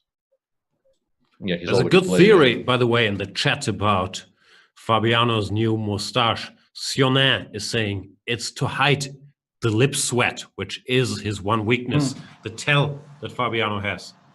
That's. But I'm concerned likely. We're not actually watching Fabiano, but we're watching Weird Al Yankovic. They look nothing alike. No, he had a curly hair. He had long hair, no? Maybe. Yeah. No? I was getting more of a Luigi from Luigi and Mario vibe with the, with the But mustache. then you would get lambasted for the, the ethnic element of such joke. So you wouldn't dare make such a joke. No, of course not. Also, Fabiano, as we know, born and raised in the USA, born in Miami, moved to New York, where he was brought up as a chess player, has represented Italy for a couple of years. I guess lived there. He moved to Europe kind of early on. We should probably get to the current position because it's now very, very critical. And Jan did manage to create immediate threats. Also, Fabi is probably just winning now. Where did the e6 pawn go? I don't know which one to even stick with. King d6, c7, knight, king c6, knight d5. I was very worried about. Bishop takes bishop takes c7 might be a draw there, or it might not. How does black react to c7 here? Maybe rook g1, rook c1? But that's also not a draw because of rook f8. Why is c7 not winning? I'm very confused. Which move, Peter? Just c7 in the current position. How do you want to react to c7? I want to play... You probably go king c6, knight d5, and just bishop d6. And you keep the idea of rook g1 check in reserve. c7, king c6, my point was why can't I play bishop takes c7? Because I go knight e7 check and rook c7. Got it. Knight d5 here. And we go... I don't know if we need to include rook g1. For instance, we go rook g1 check, king a2, bishop d6. And we claim that white is just as stuck as we are. Like, black probably doesn't have an idea just yet, but also white has no ideas here. So Jan goes king a2 instead. And now there has to be a way to keep things together for black. Can we look at the other game? Because this might be about to finish. Well, it is over, yeah. It's over. We did miss the conclusion here. Where did how did we lose the e6 pawn? I think he blundered queen d8 somewhere. Yeah, I think 41 rook e7 was probably a decisive mistake. Nice game by Fabiano. Yeah, and Hikaru's struggles in this line continue. It's been drawing sort of heavy fire in this tournament, and not just this line, frankly, because he's been drawing heavy fire for years now in world top tournaments by playing this position pretty much exclusively. And Fabiano, amongst others, out-prepared him in this territory. And won a nice game, I believe it was, in Zagreb 2019. In this line after e3, c5. Now he switched to knight bd7. But he has this tendency to sit on a position and then tell everybody, okay, give me your best shot, which is risky at this level, especially if the positions offer like scope, as we've seen. Yeah, and as chat correctly mentioned, Fabi, he will not be displeased because he won the game anyway. But he had a very pleasant shot he missed on move 43, instead of queen d6, which wins, rook takes e6 here would have given him, Oh. I think, a bit Come more on, a Fabi. bit more of a, like, to assert dominance. I think you play rook takes e6 here, even if queen d6 is, as we have seen in the game, just completely and utterly winning. It's like mate in 2. It Should do is some sort of. tactics training. Yes. Yes. Solve some. However, often when you see super strong players missing stuff like that, it's because they We don't know. calculate one line and they think Yeah. it's winning, so they don't look for alternatives that often. That Also, we happens don't quite know. bad, We don't actually. know how much time he had, but yeah, normally he sees that in any time format with however much time remaining. It's Yeah, but this is resigns too, no? Like, yeah, well, yeah. It's pretty much completely winning, which is why he just autopiloted from here. Yeah, black never holds these positions. It's King. just the king on h5 is just completely F3 loses completely the rook, desperate. as does queen g4. I would have tried this, but probably I would have lost too after, Yeah. let's say, this. Yeah. So he I don't went. think we can describe this as trying. And in the other game, Jan did pick up on a4, but it feels like black should be able to attack the pawns now. Yeah, rook g4 feels very normal. King a3, rook c4 loses material. Rook c4, well, I mean, rook c4 doesn't lose material, but after knight b6, you probably play bishop takes b2 first. And then you offer Because draw. yeah, and then you offer, yeah, because actually you can't even keep the rooks on the board in that position. This would be a mistake, though. Yeah, this would be a large mistake. Now Well, should be depends on your definition of large mistake. Yeah, you can do it the other way around. Yeah, ding good, I bad, or me bad, which is the correct way to go about things. I think it's I Tarzan. Yeah. Okay, this will be a draw. Some fun chess, no? What was that Cartoon Network series? IR Baboon? Yeah, IR Baboon, exactly.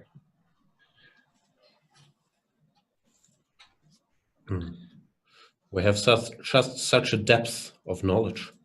Exactly, yeah. It's very exciting.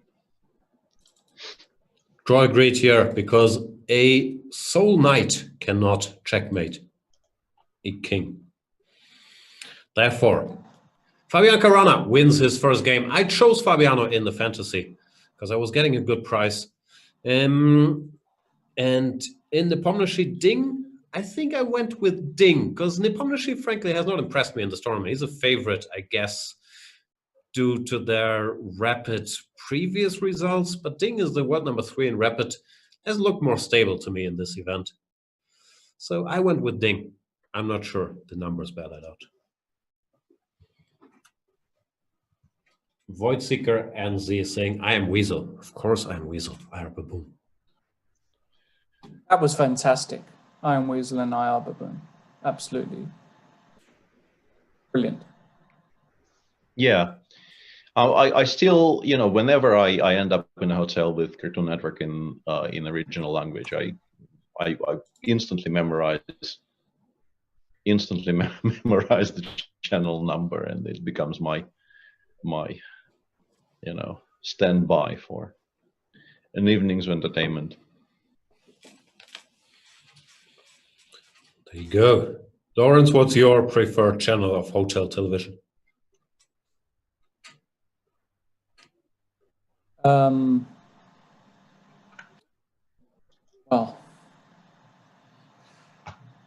I'm a big fan. Yeah, of, you've timed out on that question, so all of us will go with our default answer. No further questions. Yeah. That was the quickest cross-examination of all time. Yeah, and there is a very important poll going on right now in the Chess24 channel. So head over there and get your votes in. So the next round will begin in a couple minutes. Actually, might begin any minute with Caruana now with the black pieces against Hikaru Nakamura and Ding Liren with the white pieces versus Jan Nepomniachtchi. It's all getting exciting. That was an exciting first round, actually. A lot of action.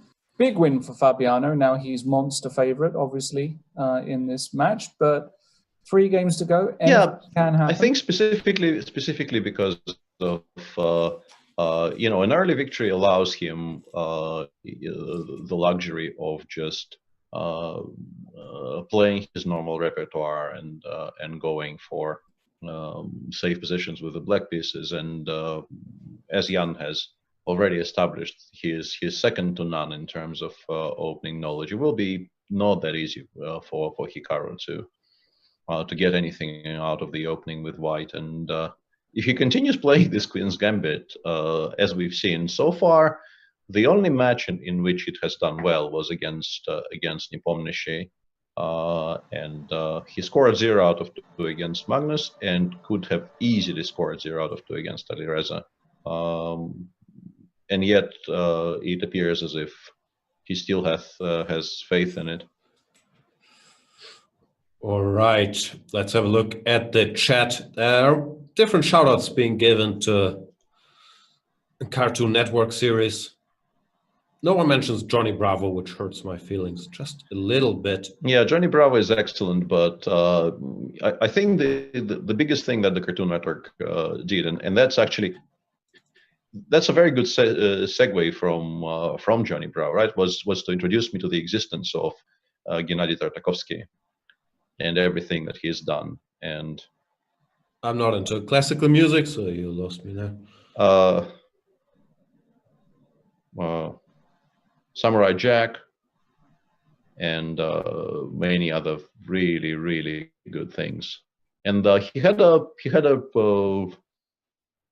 new series out, I think, very recently called I think Primordial, which is stunning television. That's very good to know. Ed and Eddie is getting some love as well. Baron Bananschnabel wants to know which circle version is the best. US, French, is Laurent part of this? I would love to see Laurent in the circle and Lawrence in Too Hot to Handle. I believe there's a lot we can do. I have watched the US version of the circle. I was rooting for my boy Joey, and I don't want to spoil it for you. But yeah, great stuff. D4, D5 in Nakamura versus Caruana. C4, C6. Fabi is saying, you know what? The Slav. That's my candidate's weapon. I showed it already. If it's good enough for the candidates, it's good enough for Hikaru. Yeah, we've already seen this, but Magnus played DC4 G6, I think, right? He did. There was also a DC4 E4 in Alireza versus Fabi, and this position, which definitely got a mention during that round, has not actually been seen yet in any of the games, because 4 Queen C2 is definitely enjoying a little bit of a resurgence in this tournament. Yep. And Hikaru is the early knight b3 Queen b3 knight g2, I think, is one of the more topical attempts here. For some reason, in my mind, this line has always been associated, mainly for some reason, with specifically Daniel Friedman, who played that I think quite a bit. And in a strange case of serendipity, I've been talking to Daniel for the past couple of days after a long break. So this is a nice tie-in. Shout out to Daniel if he's watching. Greetings to Daniel. I hope you were talking about your mutual love of cartoons. Daniel's more of a apparently of a one punch guy. Is it one punch guy or one punch man? One punch man. That's his thing. All of this is theory. Knight c4, queen a6, bishop f4. This is pretty much the critical try these days in this line. And I'm assuming that both sides will have their homework done. Knight b6, bishop d6 splits out, rook f8. So yeah, this is a theory battle at the highest of levels. Yeah, it seems like Black shouldn't really be suffering all that much here, because his position is extremely solid. White's bishop on g2 is quite constrained. No weaknesses. A lot of light pieces are, I think, about to come off the board, which should favor the side arguably defending, although I don't know if you can describe what Black is doing here as defending just yet. He's just playing normally. Yeah, I've looked at this somewhat recently, and I was a bit surprised that my computer screen was not full of zeros immediately. Therefore, it's not that surprising that people are going for this position a bit more with white again. But Fabiano can usually be trusted to move past the first number you see on your computer screen and do some real work. So I have faith in his homework here. Yeah, I think the way to try would be to play something like knight fe5. I think knight fe5 looks a bit more, aggressive and huge air quotes than knight f4. But even here, let's say I go knight c4, bishop b4, knight c4, bishop b4. I think is extremely safe for Black, right? b5, I think we don't win a piece. b5 looks b5, kind of fun. On e7. And I have bishop. I have queen a3. Yeah, it's important that we have queen a3, but it's not a difficult move to see. So I think bishop b4 more or less forces the bishops off because you cannot allow the bishop to get to g5. I think in this position. So we take on e4, we take on e7, we play I don't know e2, e3, and we claim we are ever so slightly better in the typical. If we take here, fashion. What happens? I guess you recapture. Rook e7, I think. Yeah. 3. Can I do this? This is clever. This is clever, but I did not see queen a3 in this position. This might be a very serious try because the bishop on d5 is kind of. Yes, queen b4, same idea, but then I wasn't sure. We have some c5, but this could be queen a3 is smart. We'll see how they tackle it. You could also just take on e7 and then think about some knight to d6, but I guess e2. I'm not sure of e2 thing. I'm also wondering if from the depth of my memory, I might have seen something like this. But then I think you start with queen takes c4, right? Why would you play rook e8? Yeah. If you think this is good, you can get this position on a previous move by force. So yeah. This might have been my clicking. Not honestly, I can't recall. In rook fe8, that will also vindicate my theory. Makes Nakamura thinks, which could make me think that some other move was the computer's first line. Here we are. Yeah, some interesting positions. Vlada Latz is saying Lauren's video series Attacking with Ali Reza is very good. There you go. Oh yeah, become a premium member and watch my video series on Attacking with Ali Reza. New, and I've gone for the homeless look in the series, or the Corona lockdown look, because I was held prisoner in the Chess24 studios for weeks on end with everything on lockdown. So apologies for looking a bit disheveled. But it was different from your current look. Let me do the jokes. You just, sit there looking. What? No. We've tried that in the past, Lawrence. It did not really work. Okay. No, on a serious note, go and get yourselves a premium membership. It's a cool little series. I look at some of Ali Reza's best games, best attacking performances. We learn a lot from watching his games. And there's plenty more there as well. 40% off using the code STAYATHOME. Stay at home, become a premium member. Enjoy your lives. Become better chess players. That's all I've got to say. Now, this position here, I have to say, is the sort of position that I dread playing with the black pieces. Slightly worse. White is kind of free rolling, very passive position. But this is the sort of position where the top grandmasters in the world seem to just be much more resilient and know what to do and shuffle around, because you don't really have much to do here. Is he going to take and go bishop e4, try and exchange some more pieces? As we learned in the Soviet chess school, when you are the defending side or slightly more passive side, exchanging off or trading pieces is a good idea. So knight takes c4, knight takes c4, bishop e4. I didn't learn that. I learned to exchange pawns as a defender, not always pieces. No, pieces as well. Relieve the tension. Yeah. Gotcha. So knight c4, bishop e4 looks perfectly reasonable. Yeah, still we could think about this idea. But I now guess. bishop d5, and the point is e4 is no. Really? Wow. You're an attacking genius.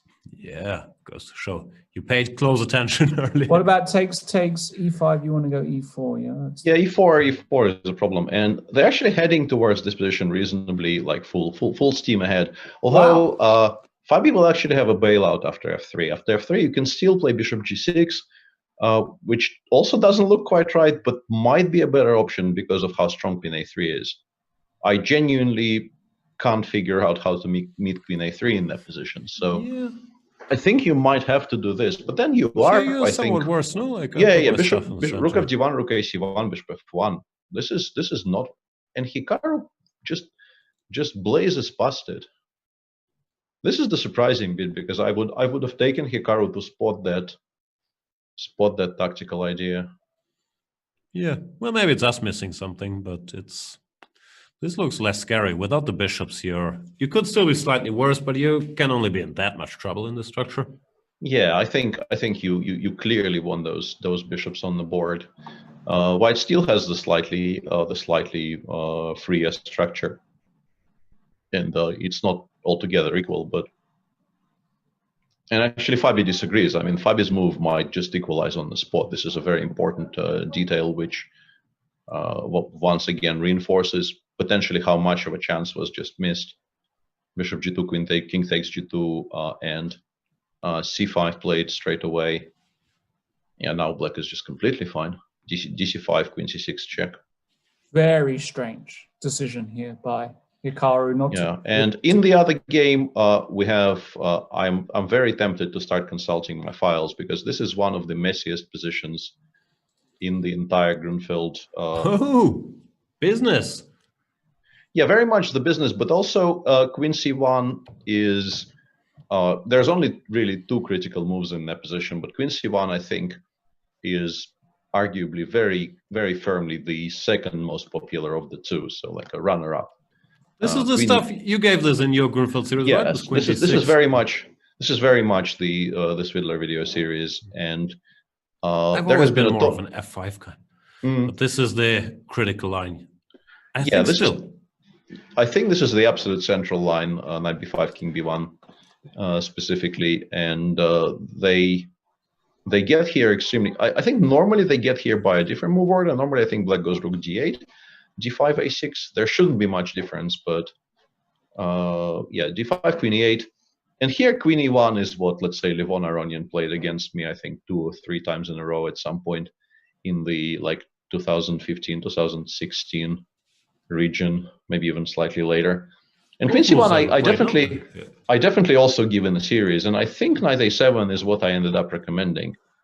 But it's so easy to get completely sidetracked in these positions that I will now actually check what it says, because I'm very curious. You know, the advantages of casting from home. You have access to all of your stuff. The biggest question that everybody's asking in chat is, why isn't this just checkmate after queen c1, knight a7, h4, and as well, I think I would assume Peter gave knight a5 here in his video series, and I think it might be Jan misremembering and blitzing a little too much here, because after queen c1, knight a7, I checked the database on chess24. There's only one game, while knight a5 has been played at the highest of level a million times. So this is either homework or a mix-up. Not sure. Yeah, let me check, because I genuinely I have a feeling I was giving knight a7 in some position, and yes, it was a reasonably rare move, but maybe Jan's just watched your series. Where did I put all this stuff?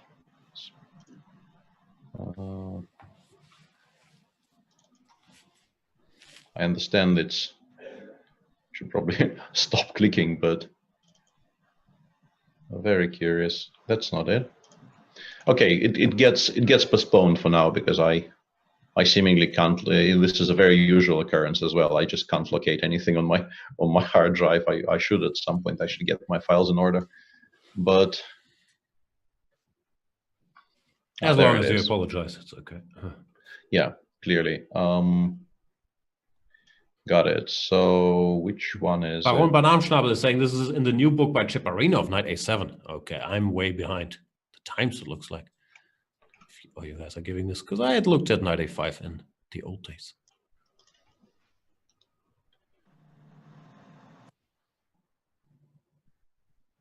Okay, where's the Queen A8?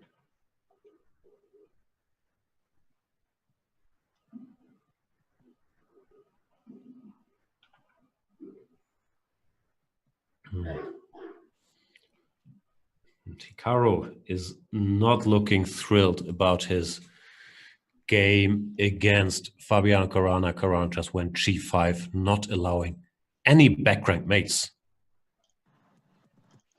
But G5. Yeah, seemingly my files do say Knight A5, and I was just completely wrong. But there was definitely a position in which Knight A7, Knight B5 was playable, and I was looking at it because it seemed very interesting. Can't currently find it though, so we'll let it be. All right, so the question remains: homework, mix-up, but probably homework. I think homework is more likely because I don't think you make this move by hand if you've never looked at it. It just feels so strange.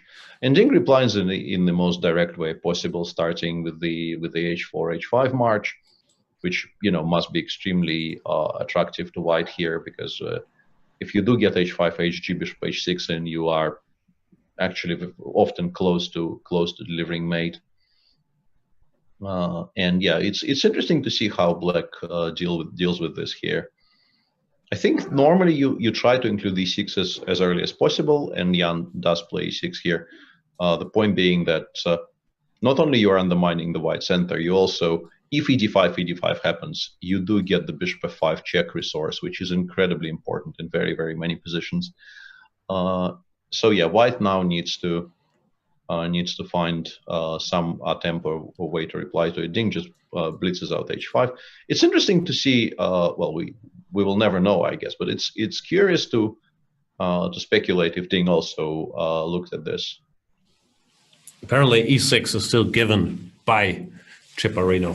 Unsurprising, yeah, very, very unsurprising. I think it's a very logical follow-up to previous play. ED5 played. Now there is the option of bishop takes b6 and knight takes d5, but that normally isn't very good, simply because of bishop b6 and then rook c8, and black generates a tremendous amount of play on the queen side in those types of positions. It often gets actually quite scary for white. Yeah, hg I suspect we take with the f pawn, because hg looks very scary, but once again, very. Let's wait 3-4 seconds to see what Nepomniachtchi does. Exactly, because I think if we are assuming he is well prepared here, then whatever he takes with is computer approved. FG played.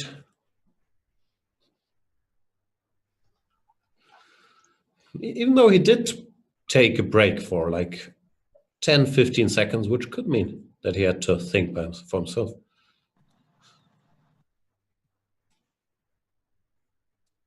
Yeah, I don't like Jan's prospects here. I don't know why, but no, I think that's.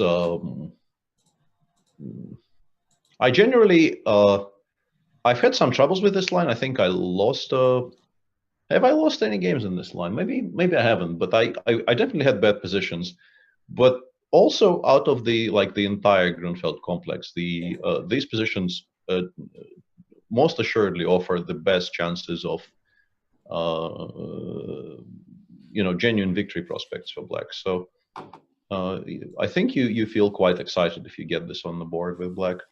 And yeah, Jan continues blitzing. As mentioned, bishop b6 is the reply to bishop b6, knight d5. And it's probably also why we've taken with the f-pawn, in part because we now have the bishop f7 option. It's very important, of course, not to give up that light squared bishop. White could take on b5 here and say that the knights, at least for the time being, cannot be challenged. But black, with the two bishops aimed at the white king, I think very rarely will be unhappy, followed by rook c8, rook c5, or something like that. And as long as we don't blunder anything, and we probably should explain why bishop takes b5, queen b5, knight c7 doesn't win any material that normally, the moment that knight leaves the diagonal, something like queen a4 or queen a5 is a very, very strong threat, and probably the knight has to come back immediately. Like you can never give up the pawn on a2. Also, there's apparently bishop b5, a b5, which I probably wouldn't have played, but played instantly by Jan. So a3. I wonder if he's planning to play g5 now, because g5 with the queen on e8, g5. Unless I'm blundering knight c7, which, I mean, I have blundered knight c7, but I don't know if there's maybe a tactical justification for the blunder. Some blunders are luckier than others, but here it does look very strong. Okay, g5 played, so, you know. Wow. Some sort of indication, although I still don't really understand why knight c7 doesn't just win the game on the spot. Why is knight c7 winning at least? So knight c7, queen e5, and then we queen goes somewhere, but we take on a8, and why isn't this good for this is quite confusing to me. There's also knight d3, but I like knight a8 the best. Has Nepomniachtchi blundered again? I'm reading +4 in the chat. Wow. Okay. By our friend Liren. Greetings to Liren. Knight c7. No, but this is what I said. And knight a8. This is what I said in the pre-show. This is ridiculous. He like Ding will not be bluffed by these things. So, you know, spending half a second to think about your moves might be not the worst idea in the world. Yeah, it's not a bullet game, and he has 15 minutes, 30 seconds. Now we'll start thinking, but he's dead lost, unfortunately.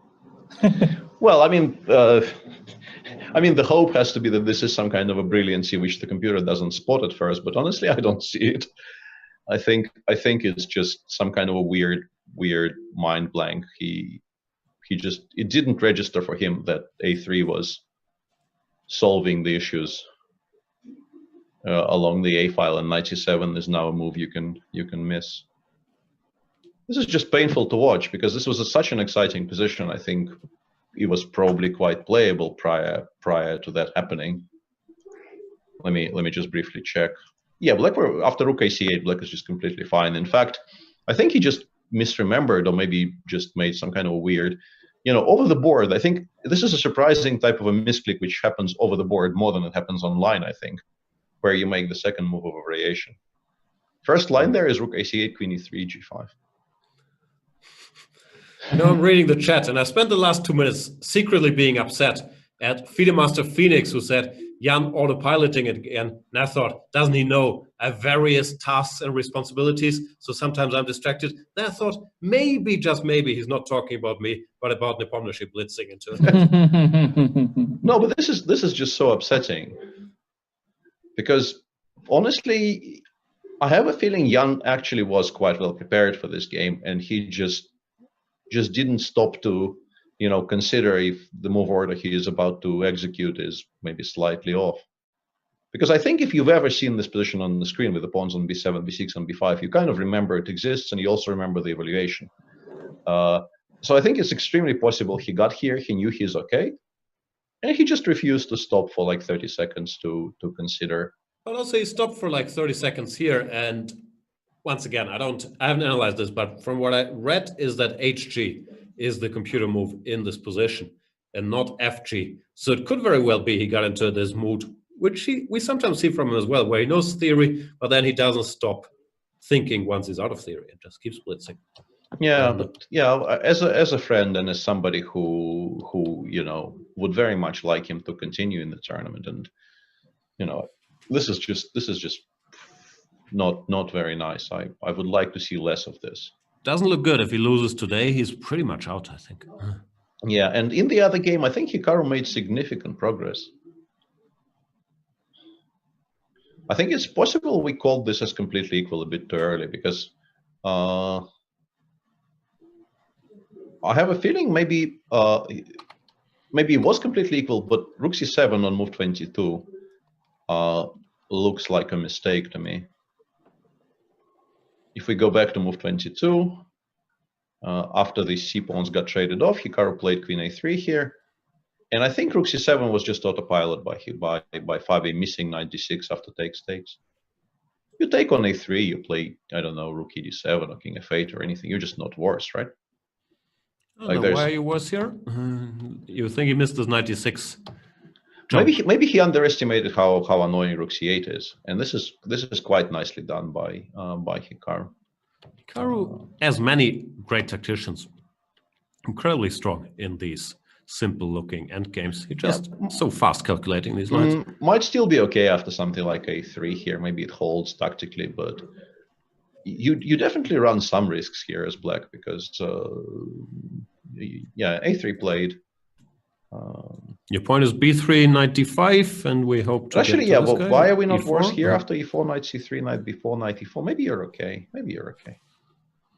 b3, knight d5 played. So knight d5, e4, knight b4, knight c3, knight b4, knight e4, and draw.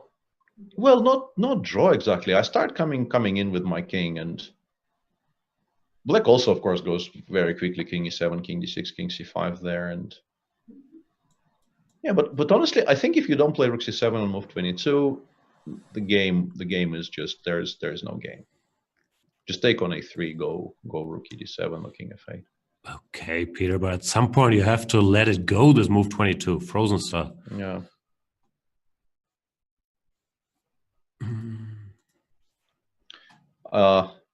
We gave a plaque as a gift to one of my sons, which says, "You will learn that sometimes you have to let things go, not because they are hard, but because they're heavy."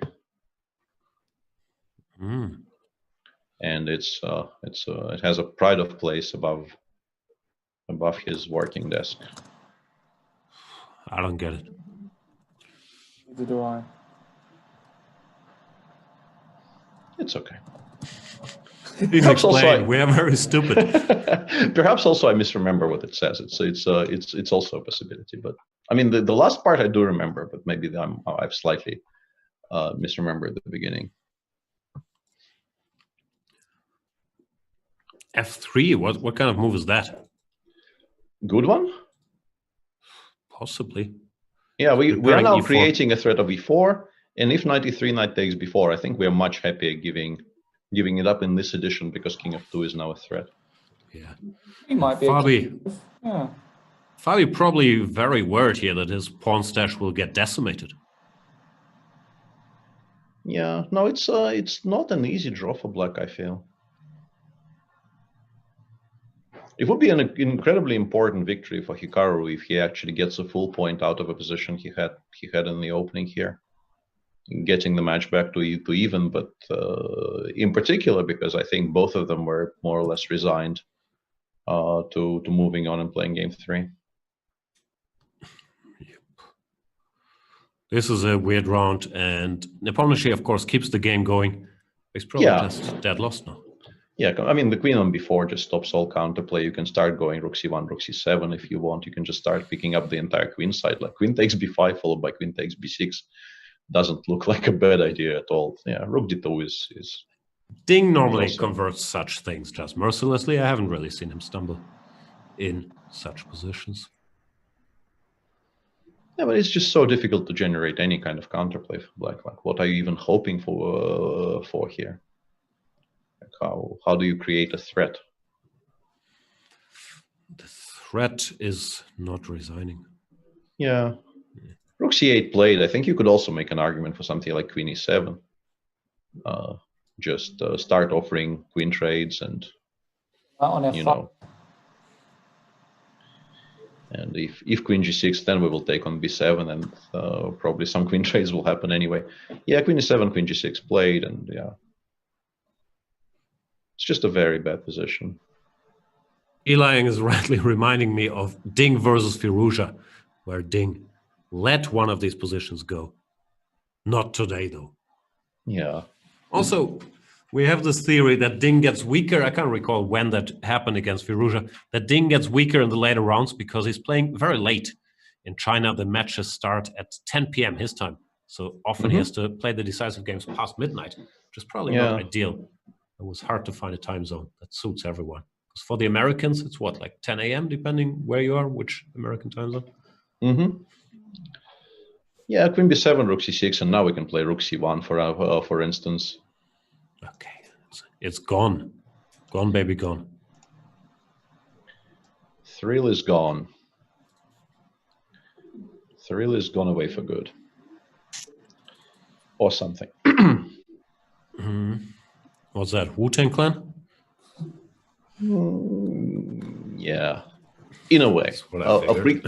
A precursor of Wu-Tang Clan. Yeah. Probably the Ghostface Killer. Yeah, big fan. I think he plays chess, actually, Ghostface Killer. No, that's Jizza. Oh, Jizza plays, sorry. Are you a big fan of RZA. Or the RZA? What are you more of a fan of, the Jizza or the RZA? You look more like a Jizza kind of. Personally, I'm more team Jizza, the genius. RZA is a bit too much of an intellectual for me. I like it lowbrow with the Jizza. Yeah, Ding just goes back to d7, reestablishes the threat of queen f5, taking queens off. Very difficult to meet, actually. Might have to be allowed. Yeah, Jan will continue playing, mainly I think out of an extremely pissed off feeling than anything else. Let's look at the knight endgame. I think the knight endgame is a lot more intriguing right now. We go king f1, king e2. Yeah, he goes knight c3, then we go king e1, king g2. I'm honestly beginning to think this might be a problem, depending on whether he is in time to get the knight to b5 and the king to d5. Maybe he is in time. No, he isn't. No, he isn't. King d3 in the current position, king d6, king c4. I think Fabi might be close to lost here. Uh-oh. After king d3, anything else we can do? Nah, knight d6. No, I think you still.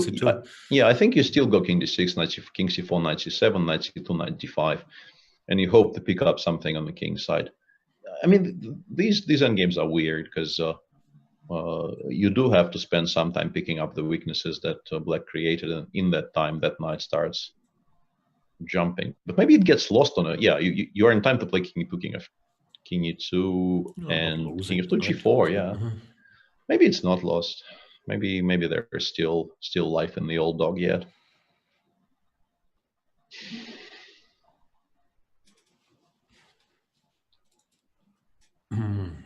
Rook d2, queen f6 played, knight to f5. Yeah, it's still Rezainovich. Yeah, now one of the bishops will get traded off the board, and then it really will be time to shut up shop. Enough is enough. Enough is enough. Jan Nepomniachtchi, his own worst enemy, as we've said, time and time again, gets a very interesting opening, cannot sit on his hands and just stay still and think for more than 30 seconds. If he did, Nepomniachtchi resigns here. Yeah, he'd probably still be in this game, but he didn't. He has lost, and with that loss, is suddenly huge I mean, he was potentially maybe underdog anyway, but now he's got to win pretty much. Well, if he doesn't win with white in the next game, I don't see it happening. And Fabi found a way to continue in a more forcing fashion, going e5. And at first glance, knight c2 just deals with it very successfully. But he's planning, I assume, to go king d6, king c6 there. And it's a very shaky balance, but I assume he feels this is the best he has. It's very shaky, though. Knight c2 is a nice move, covering that square. And reestablishing the threat of king c4. And now, it's either king d6, and somehow hope it doesn't lose, which, as mentioned, you don't want to be, betting your life on this holding.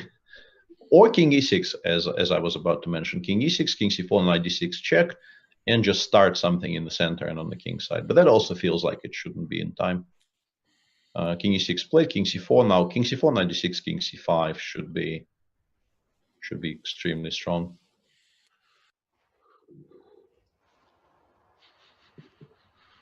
Yeah. Maybe I may have missed the announcement that Jan resigned, but it's not a surprise.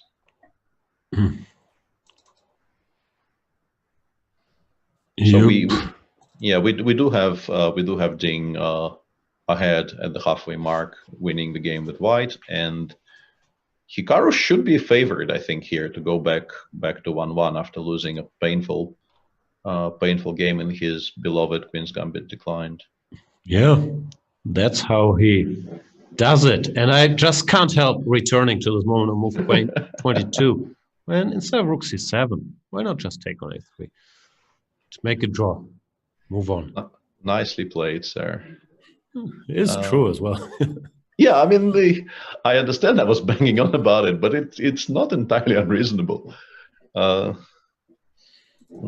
h5 played with the intention, I guess, of going knight a3, h4, softening up the white king side a little bit, and then trying to generate counterplay that way. But yeah, normally you're just not in time with these things, because once the A and B pawns start running, it's not just the white will have the two passers. It's that the knights are famously horribly poorly equipped to deal with the outside passers.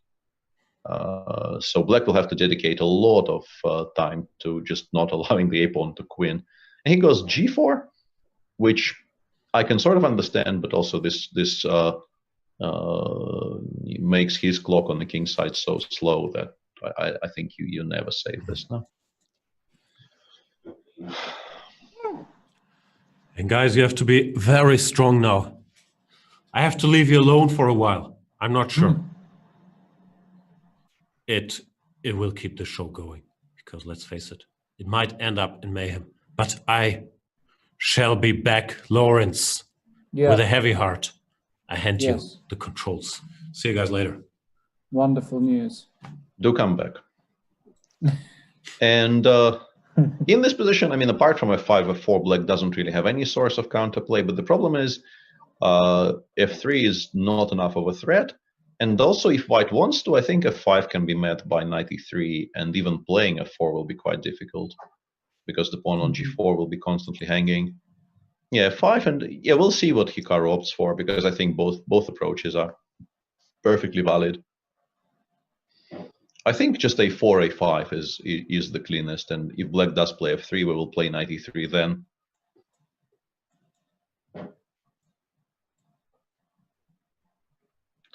Yeah, he goes with knight e3, and now black probably goes something like knight e4 check, knight f6, because if you don't push f4, what are you even aiming for?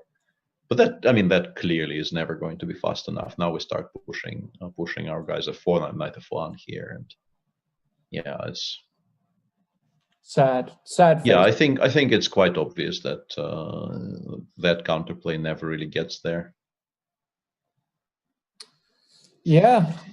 So Fabi, not really like him to just bungle a very comfortable position like the one he had. And yeah, I think he actually tuned out for like a couple of moves, assuming that once Hikaru did not play f3, the position was just dead equal, which it was. I'm pretty sure it was.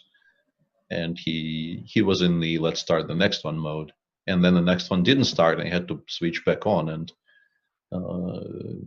I suspect the knight d6 doesn't win, and it should still have been fine, but already some precision would have been required from him, and it became annoying. In particular, I'm a little bit surprised that he didn't play. Actually, no. Can we go back to the position after knight b7 on move 29?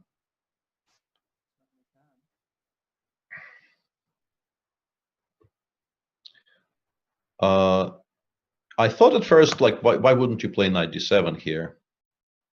But I think the point is the king will find it very, very difficult to cross over, because that setup is you're kind of stalemating your own king here. It can't cross the d-file. So white just starts coming in with his own king, like king f1, king e2, king d3, and it's just very awkward to defend. And after king f8, knight c5, once your pawns start getting pushed in the other direction, they do often become very weak, and it was very nicely demonstrated by Hikaru. Well, we've got that position. Knight f1 is actually on the leader. Yeah, I think the only shot black has here is to play, let's say, knight d5, a5, let's say f3, and hope that white has nothing better than play a6. Then we give up the knight instantly, and we start king d5, king d4, e4, e3 counterplay. I suspect it's about 5 tempi short or something, but well, maybe not 5, but it should be short. I don't. It's closer than I thought. Yeah, this is now probably unclear. But there has to be a way. There has to be a way to deal with it. But once again, this is something we were discussing in the pre-show, that Hikaru doesn't really miss very many chances. The moment Fabi slipped up, the moment Fabi gave him a little bit of an opening, I think his play from that moment onwards was very instructive. And if he does end up winning, it will be one of those you are incredibly proud of, because you've won a position nobody really expected you to win. Mm-hmm. Was there no, I'm going completely nuts. What I was about to suggest was so ridiculous. I think something like king c5 in that position probably wins. Yeah, you just don't go a6 after a5 f3, a5 f3 on move 51, and what in the line that we were discussing. Mm-hmm. And they have it on the board right now. I think you just go king c5 here, and that's you clever. force black. You force black to play knight c7, and then you could even pick up the pawn on g4 if you wanted. That's a very clever move. Yeah, and that's what Hikaru does without too much thinking. And yeah, he is very good in these technical positions. And very nice. Yeah. Mm-hmm. Okay, I think that's the last difficult move of the game, most likely. Mm-hmm. Yeah, it looks as though Hikaru is on for a much-needed victory, and bouncing back immediately is huge, of course, because now with 2 games to go, it's once again anybody's game, anybody's match, I should say, and it's going to be very interesting. 2 very interesting dynamics in both matches. King d4 played by Hikaru now. So yeah, e4, king d4, and then it's just completely over, because we can just pick up the entire king side now. And we can abandon the plans of queening the. It's worth noting that here, Black would love to maintain this protected pass pawn. If this h2 pawn wasn't here, it would probably be a draw. However, White can always just attack that pawn, go here, and whatever. Million ways to win this position. So Fabi probably going to give up after king d4. Actually, I think resignation now is not premature, because there aren't really any more tricks left. Yeah, I think that was the last trick. He continues playing, but there's. Okay, king d6, king takes e4. Yeah, just pick up on e4 and continue going after the king side now. You don't even need to do anything else. King c5. And king f5, I mean, a6, any move. Well, obviously any move is very risky in this show, but pretty much any move. I quite like h4, No. We want all of them alive. We don't want to break up our structure here. a6 played. Yeah, a6 played. It will distract one of the black pieces to actually both of them to first stop it and then pick it up. And in that time, White wins both the g4 and the f3 pawn and ends up 3 up. So he resigns. Yeah, very nicely done by Hikaru once he was given an opportunity by Fabi. Yeah, well done, Hikaru. That means levels the match at the halfway point. Ding, 1 up against Nepomniachtchi. Remember today, guys, deals of the day. First and foremost, become a premium member on Chess24 to get access to just about everything you need to become a better chess player. 40% off. Use the code Stay at Home. And today we are offering, as a special another special offer today, free shipping. If all of you guys like your merchandise, your t-shirts, your hoodies, whatever it may be, hats, mugs, stickers, today you will get free shipping. So if you really wanted one of these fantastic items but have been waiting for this glorious day for free shipping, go and purchase it now. chess24.com/store and use the code invitational in checkout for your free shipping. Remember also to check out our sister platforms here. We've got chessable.com with tons of new series there. The Semislav by Sam Shankland. We've got Krzysztof Silecki, Fight Like Magnus Carlsen. Yes, sorry, Peter. Much as I hate to cut you off, as I'm sure you can imagine just how much I hate that, the third game in the Nepomniachtchi Liren game has started, and we should probably get to that. And they are still discussing the same opening variation, but a slightly different take on it. And once again, Ding seems to be quite well prepared. They both actually are still above their starting time. I quite like this for black. Castles f6, knight h6, knight f7. Feels very comfortable. What do you think, Jan? Looks as though I'm still tuned out for the moment, but yeah, I like this for black. I like this idea. Knight g4, forcing castles and f6. It's actually kind of interesting that Jan hasn't castled yet, which I think implies that he is very seriously considering going rook f1 and still castling queenside, which I think, considering the match situation, is perhaps not entirely unreasonable even. But it's a difficult move to make nonetheless. Like your hand sort of doesn't allow you to do this. It just feels like this shouldn't be right. But let's say if black still sticks to his original plan, doesn't really get distracted by this king on e1, and plays, let's say, f6, h3, knight h6, we go queen e2.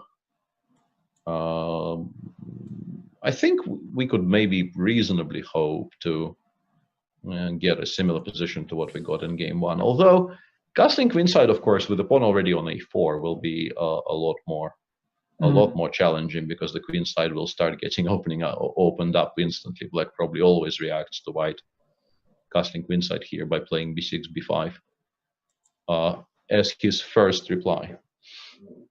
So yeah, this is very interesting indeed. Very, very interesting. But yeah, he ends up castling, and of course, castling was always going to be a huge favorite there. Rook f1 is artificial, and Ding does play f6, and now we get a kind of a positional struggle you often get in these types of positions. Bishop goes to e6. Bishop c3, d2 played. I'm not entirely sure. He wants to stop knight h6. This is clever. This is very clever and also very concrete, and could backfire if, let's say, f5 works here, because he is basically very much inviting f6, f5 here, saying I am spending a tempo and also removing an attack from the e5 pawn here. Please, sir, if you would like to start opening the center up, please go ahead. But he does have ideas in reply, like bishop g5 might not be a stupid move in reply. And Ding goes with something else altogether. Ding is a very exciting player in these positions. Does he play g5? Yeah, he went g5 instead. Yeah, this is the move I was actually first thinking of as a King's Indian player. These lines with knight g4, knight h6. This move often features. Don't know how good it is, but it's exciting.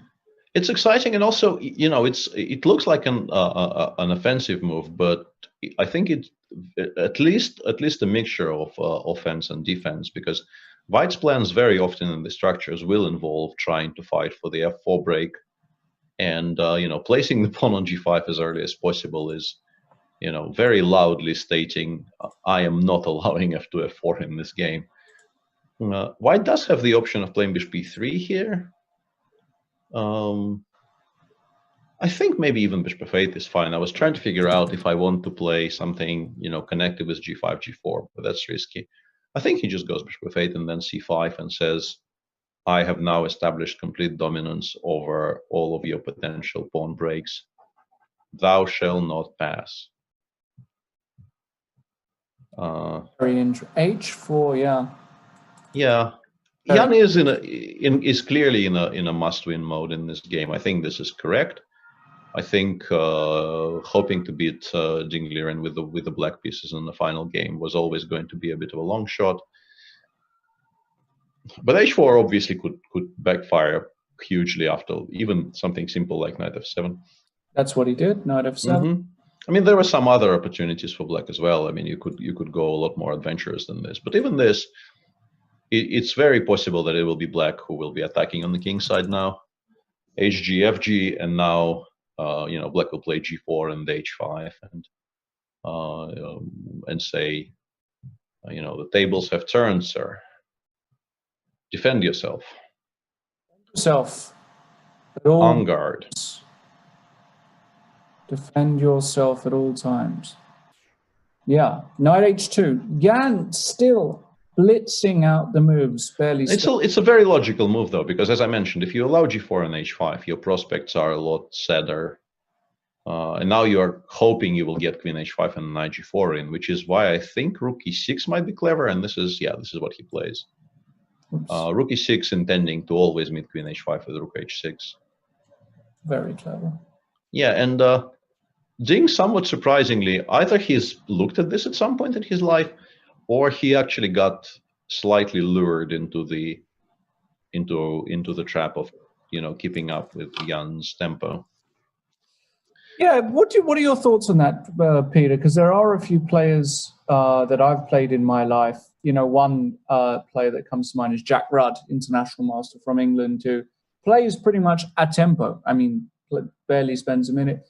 How do you play against such players if you're a bit of a time trouble addict, or maybe not an addict, but get yourself into time trouble? I think you try to stick to a reasonable pace. I don't think you actually fight to match them blow for blow. But falling too far behind is also quite painful. And actually, knight h2 followed by knight e3 is quite nice by Jan. I'm beginning to think that maybe I underestimated White's position here. And we will now, in a shortish while, we will have an actual expert on these things to consult, which is a very happy occurrence. Good evening, Sasha. Good evening, guys. Good evening, dear viewers. Very interesting matches today. I'm very impressed by first victory of Fabiano against Hikaru. I think Fabiano played this game extremely practically, and I think even at one point he played better than the engine suggested, because the engine was kind of critical of White's move g3. But I think at least from the practical point of view, it was a great decision. White didn't try to grab either of black pawns, either e4 or c5, and just made his king safe with g3, and then started to hustle against black king, and finally managed to collapse black's position. And of course, then second game is very embarrassing loss by Fabiano. I mean, you're not supposed to be losing such positions. But I think Hikaru also did a great job of provoking those pawn advance to a3. I guess it looked tempting over the board. I don't know. I was not following this game very.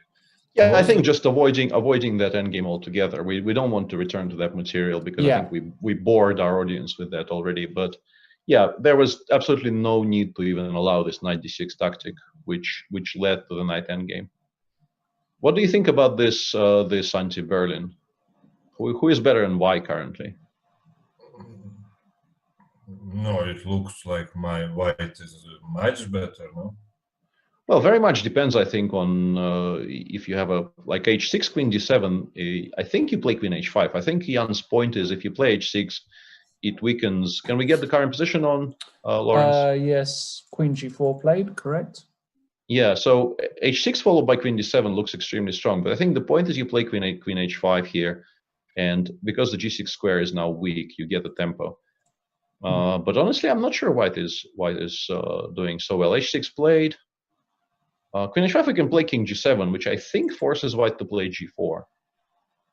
And I don't know what I think about that structure. Like I play queen d5, and I hope to generate some counterplay somehow. Okay, so he played queen h3 instead. Now, if queen d7, white has knight g4, rook take f5, knight f6. Very nice, Sasha. Let's put that on the board. Knight f6, yeah. But if I go king g7 right now? Yeah, but now the pawn is not hanging, so white maybe can play rook a1 first. After, sorry, queen h3, king g7, rook a1 here, you mean? Yeah, rook a1 and yeah, queen d7 always g4. Yeah, you hang on a second. Now queen d7, g4, h5. Knight g4, rook f5, knight take e5. But that, I'm actually, I think I'm quite happy with that with black, because I take on e5 and I go rook like a f8, and I think my position improved. Yeah, but I mean, still there is no question of black being better. It's no better, of course not. But maybe black is okay. Or maybe black is okay. Surviving. I mean, it's not. I mean, definitely Dink misplayed the opening. I think he missed the retreat bishop d2 on move 12. Yes. Yeah, it's possible. This is what happened. Yeah, very, very possible. Yeah.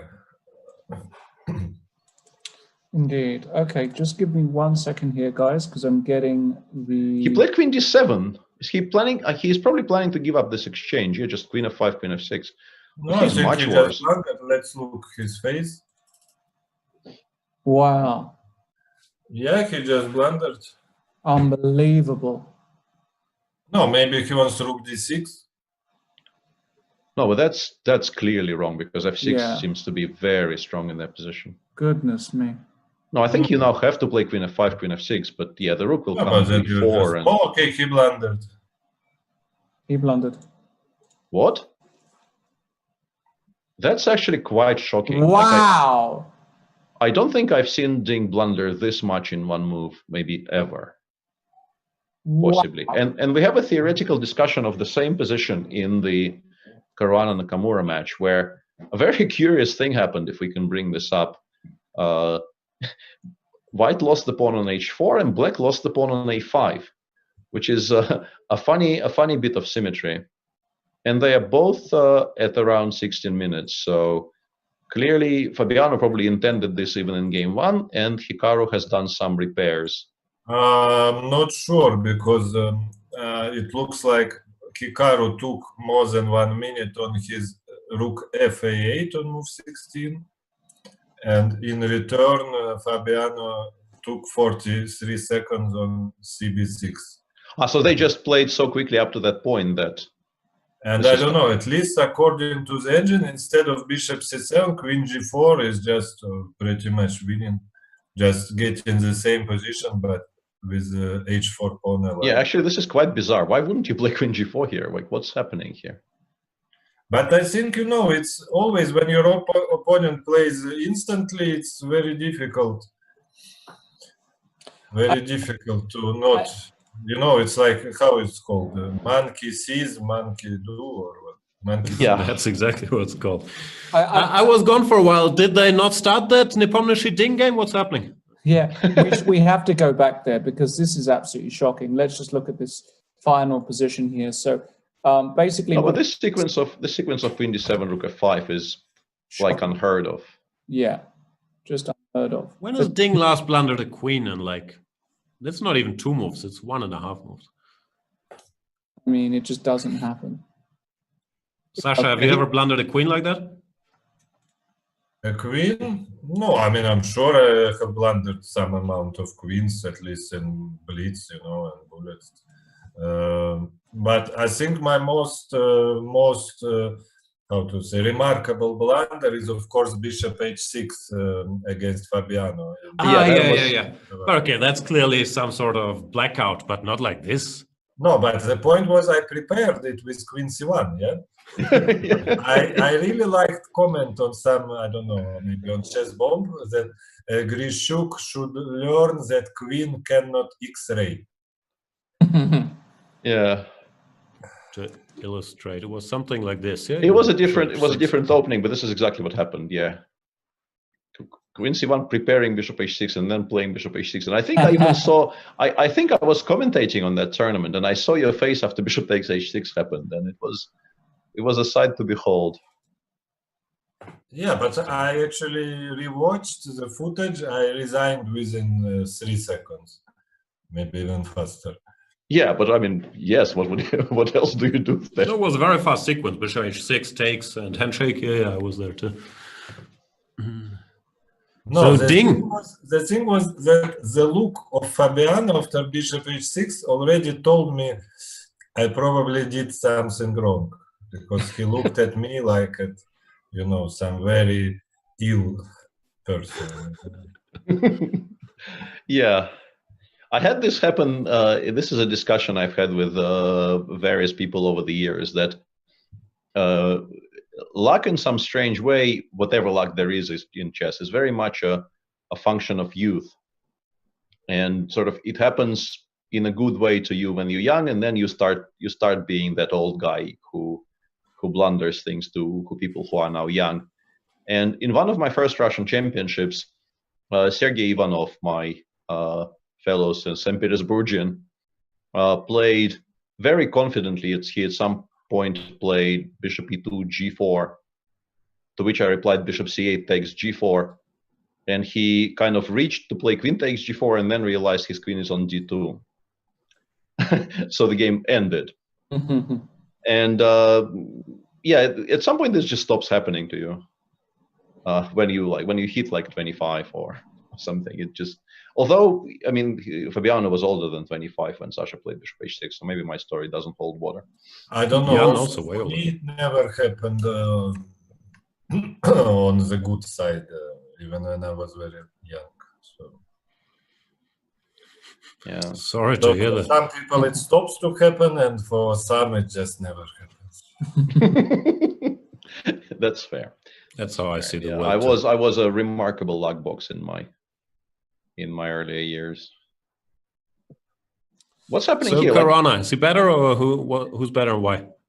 Yeah, I mean, I think he's really missing his Hari, yeah? Yeah, I think putting it back on H3 would make his position winning. Or even on H4, where it's supposed to be, yeah? If he played Queen G4, I mean, then you could play just G3 and have a kind of safe king, and now there is no way. And he's actually played Queen C2, which is, I mean, it's not that remarkable. This is the plan he has: Queen C2, Rook F_C1, attacking the pawn on C6. There are no other weaknesses to even try to attack. But Queen C2 opens up the H5 square for the black queen, so there is now always going to be an option of creating those threats. I think for the time being, he is reasonably happy just to play G3, because Queen H5 leaves a lot of things hanging for black as well. But yeah, this is now extremely sharp. With the absence of Harry will be felt quite keenly.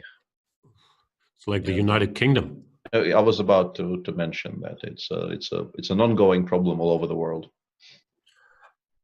Just let us go back a little bit to this Queen G4 moment. I mean, because is it just totally winning just Queen G4? Okay, you have basically 3 moves, yeah, F6, G6, and Bishop F8.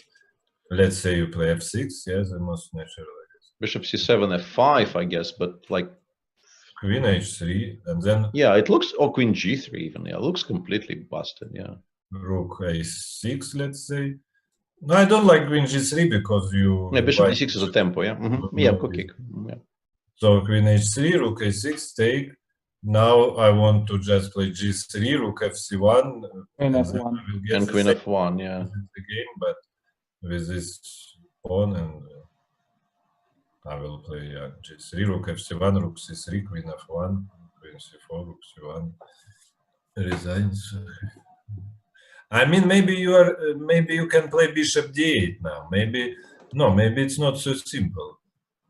Yeah, I was wondering about Bishop D8, but black is just much worse anyway. No, worse, yes, but maybe it's not hopeless. Maybe, yeah, but very strange that he didn't do it, because, okay, maybe you're not winning instantly, but comparing that position with this position, you should always be choosing the previous one, right? This is really unclear.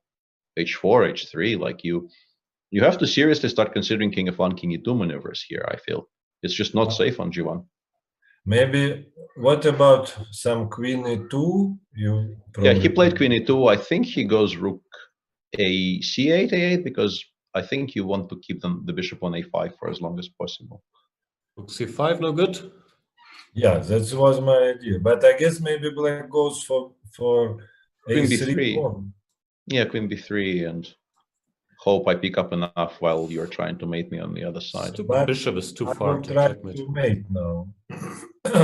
Yeah, rook takes h5 or queen takes h5, queen h4. I don't know which one both look very attractive actually. Yeah, or this, yeah. No, this allows rook take a5. Yeah. So queen h5, queen h4 was nicer in this sense because you would have queen d8 check. This allows f5 though, cutting the rook off from the king side. So.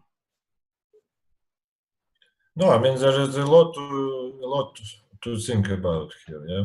Yeah. For both ways. And also, I mean, he could play rook a6, a8, which maybe maybe it doesn't make these positions better. I don't know. I probably want my rooks on the a file to have rook takes a5 as an option later. I don't know. Very strange position, very interesting position as well. In case you're wondering why we're ignoring this game, it's because it was over in like 2 minutes. Ding Liren blundered a queen, which, yeah, I have not seen him do all that much, although there was a game against Ali Reza earlier in this tournament. So Nepomniachtchi back to even. Yeah, it's a bit pity that they had this long endgame in game one. I mean, in Jan's match. Otherwise the match could be over. Yeah, and game three would be still. I mean, it would be very nice if it would be over with Armageddon, and those guys would be like starting to play game 4 at the same time. Yeah, would be just play the whole match in an hour. Like how hard can it be? Yeah. Nakamura is taking his time here. Yeah, he only, I mean, rook a7, but rook a7 is not the choice. Allowing bishop b6 with the tempo is clearly not an option. So he's choosing which rook to put on a8, and there are definitely arguments for both. Yeah, rook a8, white can also play bishop b6, but I'm not sure it's actually so beneficial. I mean, maybe. Yeah, it's unclear. I was also very much on the fence on whether this is good or not.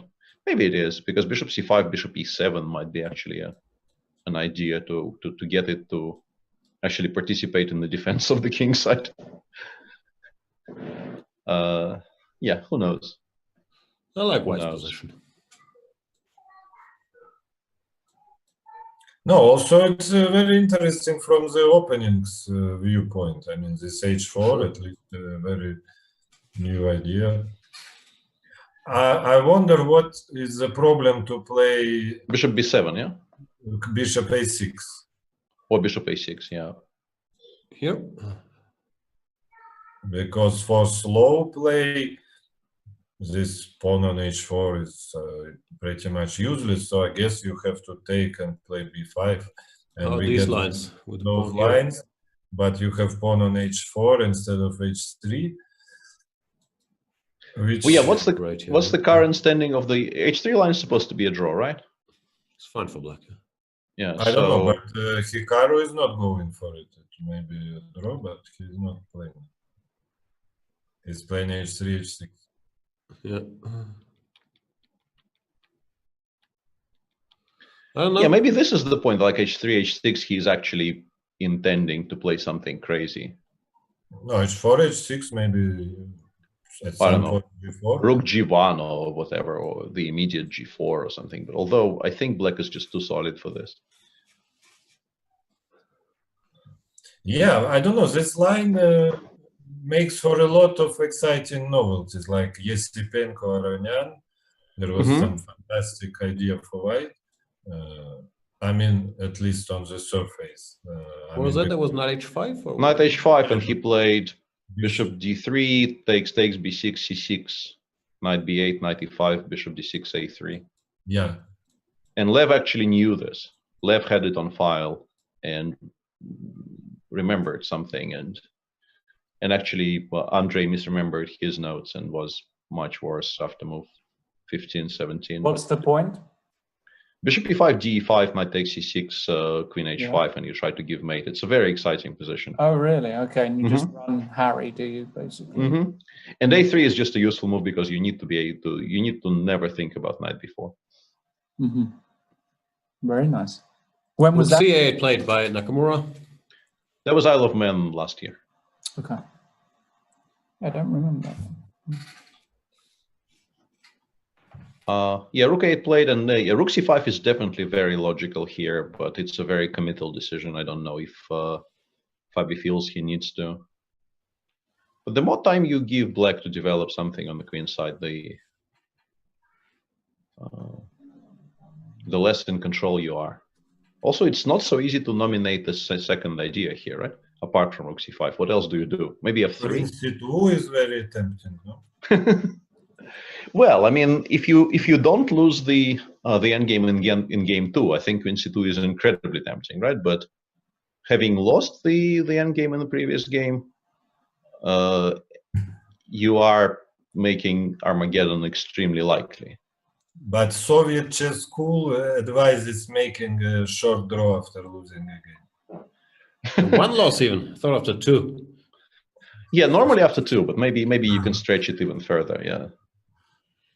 I've stretched it even further. I don't even need to lose one game. Yeah, but on a slightly more serious note, is f3 completely insane? Aiming to play f takes e4 and queen f3 and just pick up on c6.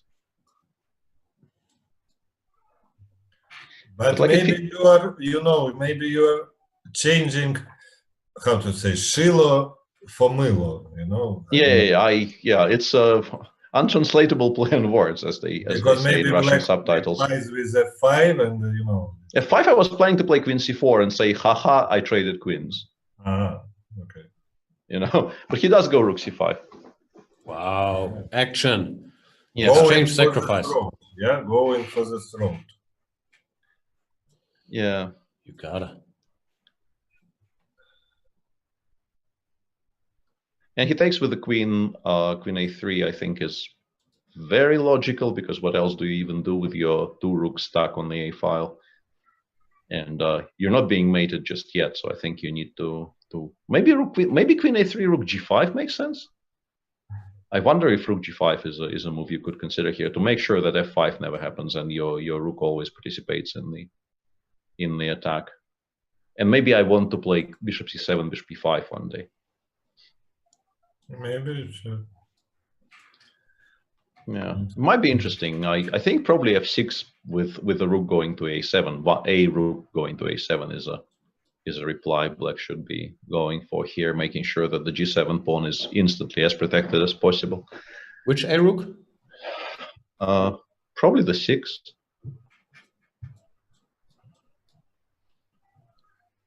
Very interesting position. This so far has been an extremely exciting match. The Americans. Yeah, maybe go f6 straight away, actually. Is there any? No, but then queen g6, rook h5 is very scary. He goes f5 straight away. I was wondering about that, but I didn't really like rook e5 idea. Like rook e5 followed by queen g6 looked very like, or maybe queen g6 immediately even. D5 I guess is rook good. f8 then, yeah, maybe. Or even d5. Yeah, d5 could be very strong in some cases, but Not I sure like it does anything after ed, but yeah, ed queen f5. Maybe we don't really need that trade because now like rook f8 and the rook on but c5 is still. also get mated if black rooks reaches f6. Yeah, absolutely. Yeah. So you mean queen g6 just rook f8? Yeah. Yes, and then rook f6. And then rook f6. This is very clever. Yeah. Good point. just to illustrate, I gotta make some dumb moves. Yeah, that would be a bit of a disaster. Yeah, just to show. No, I understand. So what's the reply here for Fabi? Fabi, But G4. Yeah. Yeah, but it allows queen d1 check. Which is, yeah. Otherwise, it would be definitely on the list. I very seriously considered it for a second before. We need to I mean, it probably prepare doesn't even lose all that much. But yeah, you don't do that because queen d1, queen f3, and then black has a choice. You don't even threaten gf5. Okay, and I think the sprinters have started their game. Oh yeah, you're right. What's going on here?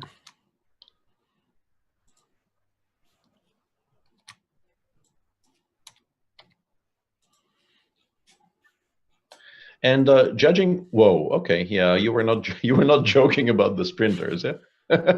Sprinter ready. That is What is just this like? completely I've never ridiculous. seen this in my entire life. No, I have. This is a Kramnik convention. This idea of playing this move order and meeting e5 with e4. That's a reverse Dubov, yeah? Sort of, yeah. A Dubov with an extra tempo, which makes it obviously an actual. But I don't know why is it called Dubov, because I played it against Aronian much earlier. This you played already? Yes, so in my okay. match, speed chess match against Aronian. The problem was that I lost this game, but I think I had completely normal. Okay, honestly, it's a reverse Grishuk. Honestly, I mean, I was not, I did not have too high of an opinion on this idea, but I thought, okay, you can play it in blitz with black. Yeah, and I think Jan is quite a bit worse right now. Yeah, they blitzed all of this out, and now takes bishop a3. He also has 2 seconds less than what he started the game with. No, they've progressed further. No. Yeah, but like he has all the time in the world, and also I suspect like back to 15 plus. Yeah, like a very difficult, maybe potentially lost position because the pawn on c5 is just unbelievably weak. We can win it already by playing bishop d5 after knight d7, but that also gives you an opposite color bishop endgame, which is, I think, an absolute dream right now for Jan. But on the other hand, if he gets, let's say, bishop f8, he will start threatening c4. So you need to be very fast here with white. Maybe rook. Maybe I'm overestimating this advantage. At first, I thought this must be like seriously bad for white, for black. I mean, sorry, but maybe we're just not in time. Because I also considered something like rook e d1 followed by bishop d5, but black will be able to take, and after rook takes d5, there will be knight b6, which trades everything. Maybe it's one of those cases where he has 15 minutes because he actually looked at this. You never know, like how to balance those ranges. It's impossible. I would be surprised if he looked at this very position. I would be as surprised that he looked at this as 3-betting queen deuce offsuit from the big blind at 30 bigs effective when the hijack opens. You wouldn't believe it. You just wouldn't know that queen deuce offsuit is part of the 3-betting range against a hijack open. No Hearthstone talk on this show, please. Oh. Yeah, and Fabi went with something very restrained. He went g3, king g2, which on the surface of it looks like it cannot possibly be fast enough, but he sort of safeguarded his king, and maybe now he can start looking at some bishop c7, e5 ideas. But this is no longer really all that attractive for white, I feel. f5 just got a good move, yeah? f5 excellent, yeah. f5 was a very, very good choice by Hikaru, cutting that rook off as early as possible. And he took queen d3. No, it feels like he's just completely in control now for Hikaru. No, of course, but maybe white can hope to survive somehow. If he takes... No, but even the endgame might not be completely lost. Like we take, they go rook c3. Yeah, but it's just such a depressing. Yeah, actually, king f1 is probably stronger. Yeah, you're right. No, but black has rook f6 then, and king f1, rook h6, and you cannot. We're not in time. Yeah, we're not in time. Are we saying that black is doing very well now? Is that the... Yes. Well, black is a full exchange up. Why wouldn't he be doing very well? Well, Peter, please, give me some credit. Of course, I understand black is doing very well. But what I'm saying is it well enough to win the game, is what I'm trying. Some of the time, for sure. Not every single game starting from this position, but some of the time, certainly. Okay. Because... Queen e2, rook f6, I like, we aren't really achieving anything. Queen a2. Aha, so maybe Queen a2, and if rook f6, maybe rook f5 works. Maybe this is a perpetual, yeah, queen e6, queen e8, queen e6, king h7, queen h3, king g6. And we need to be precise now.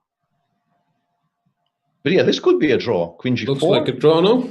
Queen g4, king f6, queen f4, king e7, queen e5. Yeah, this, or queen c7. Yeah, this has to be a draw. Then queen a8. Yeah, then queen a2 just makes an immediate draw, which is, I think Fabi should be very actively looking at this, because calculate, Fabi. A forced draw here would be a huge success. Actually, oh no, he took. He took, yeah, okay. I was about to say in that position after queen a2, rook f5, maybe black can just play like king f7, but maybe he's not even better then. And this endgame, no, I mean rook f6, rook f5, and then something like king f7. But I mean, the question has to be asked, who is better, let's say, after rook e5 in this position? Maybe white is rook e5, queen d1. Yeah. Queen d1 is strong, yeah. So maybe you could have done this.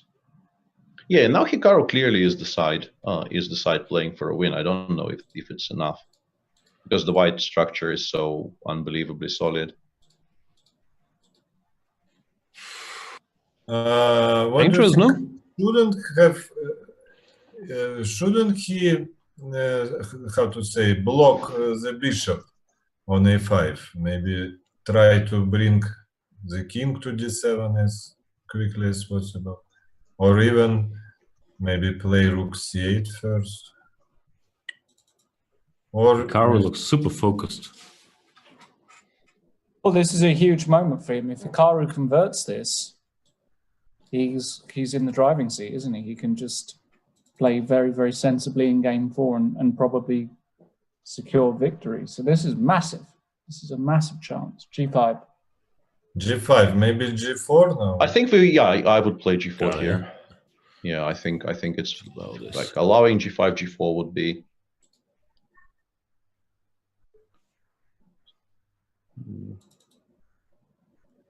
Let's see. In the other game, the opposite color bishop endgame I mentioned did happen on the board, and now I think Jan is a very large favorite to hold.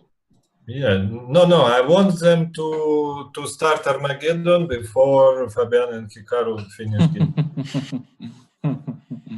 Come on, guys, you can do it. I mean, Ding just blunder something, make quick draw. Come on. Yeah, the problem is this position normally goes on for another 70 moves, and actually white even wins every now and again, because the king is still on g8, and we can bring our king to like e3, d4, and. But if it goes for another 70 moves, Jan might make it to 20 minutes. Yeah, he probably isn't stopping anytime soon. So he allowed rook c5, rook e8. So we're getting our wish. Yeah, this is just like an immediate draw, more or less. No, I don't know, because white is very fast running to the a6 pawn, and your king is a bit cut, and then bishop f8 will be an issue when you bring your king. So I don't know. Usually, as a defender here, you want to exchange rooks because we're assuming this is just a draw. No, of course it should be a draw, but it's a bit scary, because especially it's game 4. You know, if you lose, you lose. You know, because at least with the rooks you can dream of winning. You know. Yeah, he doesn't go for it. Yeah, he doesn't go for it. Decides to go for counterplay of some sort, and rook cc7 is a very, very sharp reply there by Ding. rook d3 check. I assume he wants to go forward with king e4, and then black probably actually has to play rook f8.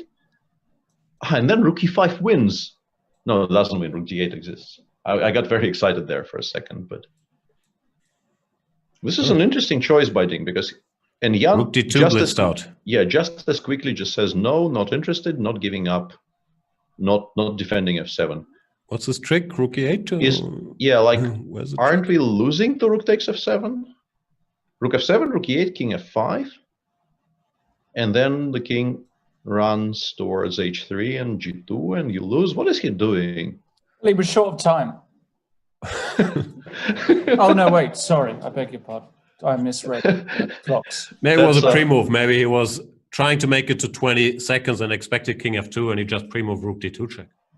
No, I have a theory that... No, but this is just bizarre. But okay, let's put it on the board, because for me it's not so obvious. So check on e8. Yeah, we go king f5. Okay, we have lots of moves. Yeah, we do, but yeah, king g4 and then king h3, and then Bishop king g2, king h3, bishop f1, king h4, king h4, g5, king h5. No, hang on. Let's go fg first. Let's include fg. It's safer. If Jan calculated all this, he did it in less than a second, which would be impressive. Yeah. Actually, this is, yeah, and then I go g3, g4 here after bishop e2 check. I didn't see it at first. Yeah, and then you resign because we're actually threatening mate in 3 with rook g7, rook h7, rook bg7. I mean, Ding CG7. is hard to bluff. Ding just takes the pawn.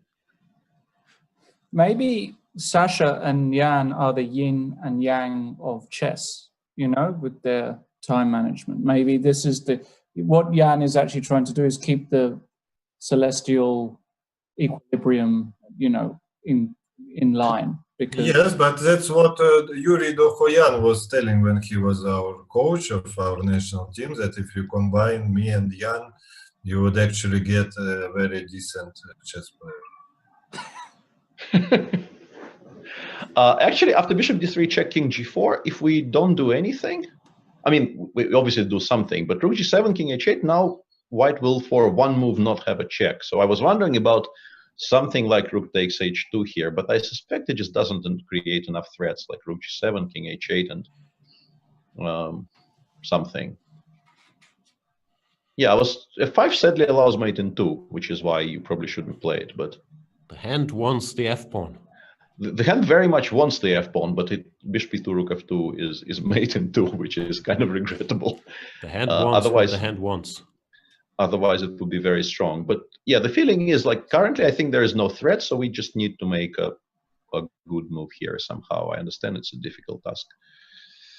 Okay, you know, at the worst case, you can play like rook g e7. Rook g e7 and then king f3, yeah. I think that's probably the way to go there. And yeah, it's important that if bishop e2 check, you have king e4. So taking on g3 is not. And somehow the other game in the meantime was drawn. Fabi did play g4, and after that Hikaru no longer believed he had any way in, I suppose, because the moves were repeated soon thereafter. Yeah. So this one also gets to game 4 reasonably quickly. We could have no. I mean, Jan kind of potentially deprived us of a double Armageddon day. Who knows? incredible. So the consensus is that Jan is losing, right? Yeah, I think very early on there was also confirmation from chat that rook takes f7 is very strong. So as we have established years ago, our chat is never ever wrong. No, so I'm not sure about you guys, but I love the book My System, and it taught me that 2 rooks on the 7th rank are often a good thing if you take all these pawns. Yeah, and also I want to address a very pressing question that was raised by the public. I am not wearing shoulder pads. In fact, it's just a really strangely cut jacket. Tell me about Or you it. injected steroids into your shoulders last night. One of the two. No, it's Or just disinfectant. no. No. Don't do that, guys. Don't do it. No matter what he says, don't do it. All right. So Nakamura Carlsen, all square going into the last. And what are we going to get from Hikaru? You know what? I want to see a bit of. I think he probably had time enough to check the opening in that game they played, and we assume he at some point was quite significantly better. So there's no real reason for him to change anything up, because I also think he will fancy himself regardless of which color he gets in an Armageddon. If Armageddon happens, he just, I think, quite rightly will feel that any kind of a blitz game should be a good idea, considering their respective records. What is Nepomniachtchi doing though? He's thinking now, like seriously, think 30 seconds before you blitz out Rook D2, giving up the F7 pawn, no? Instead of in this position when it's too late. I don't get it. Oh, you know, sometimes I wish I was someone's coach, so I would have a right to beat the shit out of them. You know, because it looks like just totally irresponsible to play Rook D2 so quickly. You might be able to confirm something, Sasha. I don't know if you were there, but no, you probably weren't. But well, years ago, I did see one of the coaches get a bit violent with their star pupil, and that was when I was probably about 12 years old. It was at the European Championships in Munich in Austria, and I saw. Well, actually, I maybe shouldn't mention it, who it was, but very famous player who actually managed to get a world championship title of some kind. Be, you know, disciplined in a bit of an old school way. Did that happen a lot? Sasha, did you hear what I was saying? Yeah, about some player who was schooled in an old-fashioned manner, yeah?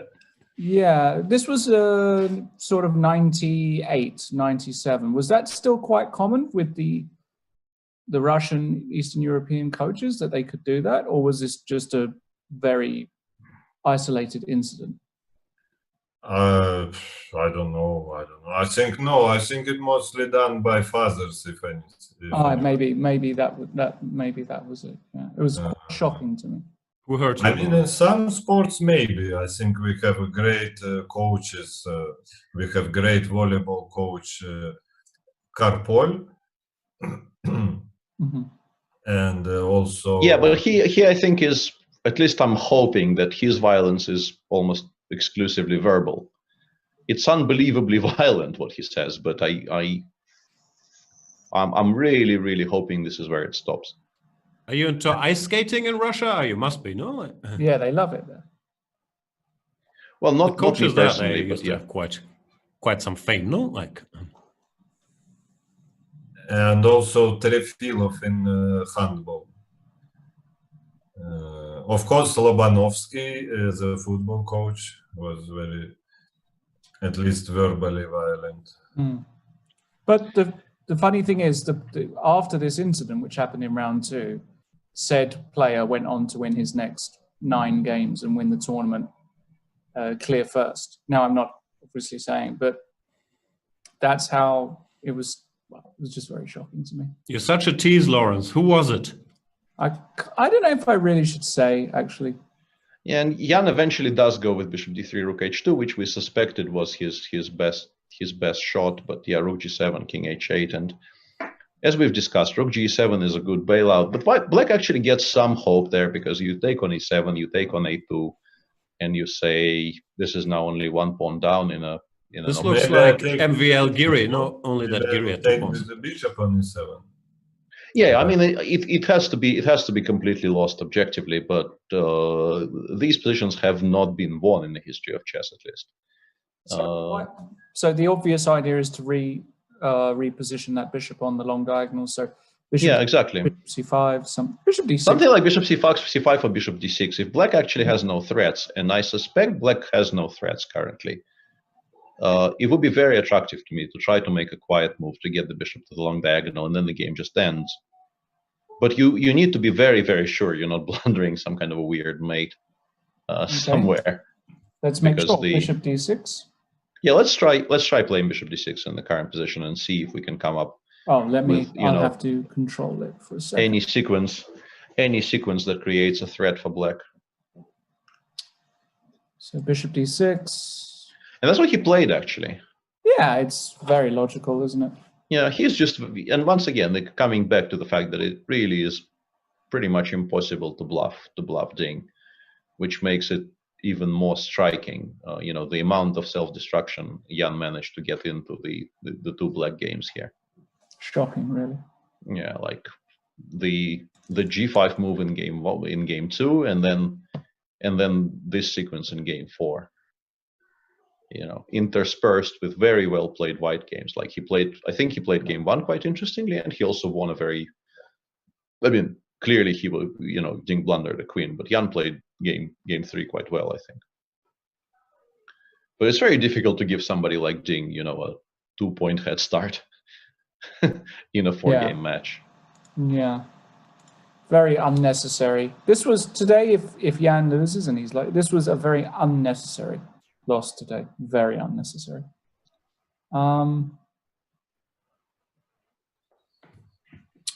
So. Yeah, but it's remarkable the speed of bishop d6, because. Yeah, I think it's. Especially since rook g7, I think is also pretty much winning, because you have rook e7, bishop e7, rook a2, king h5, and I think you win this h6. And then bishop h4. This is quite clever. Yeah.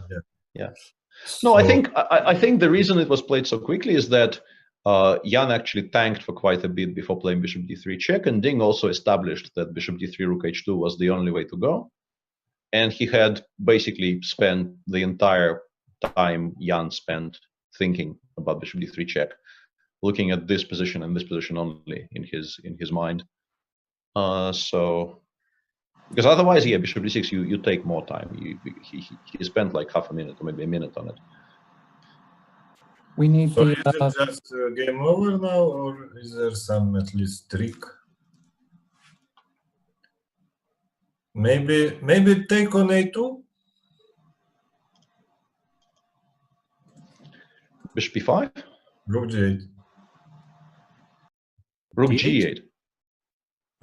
No, okay, I don't want to get mated into it. Ah, you have rook g6. Oh.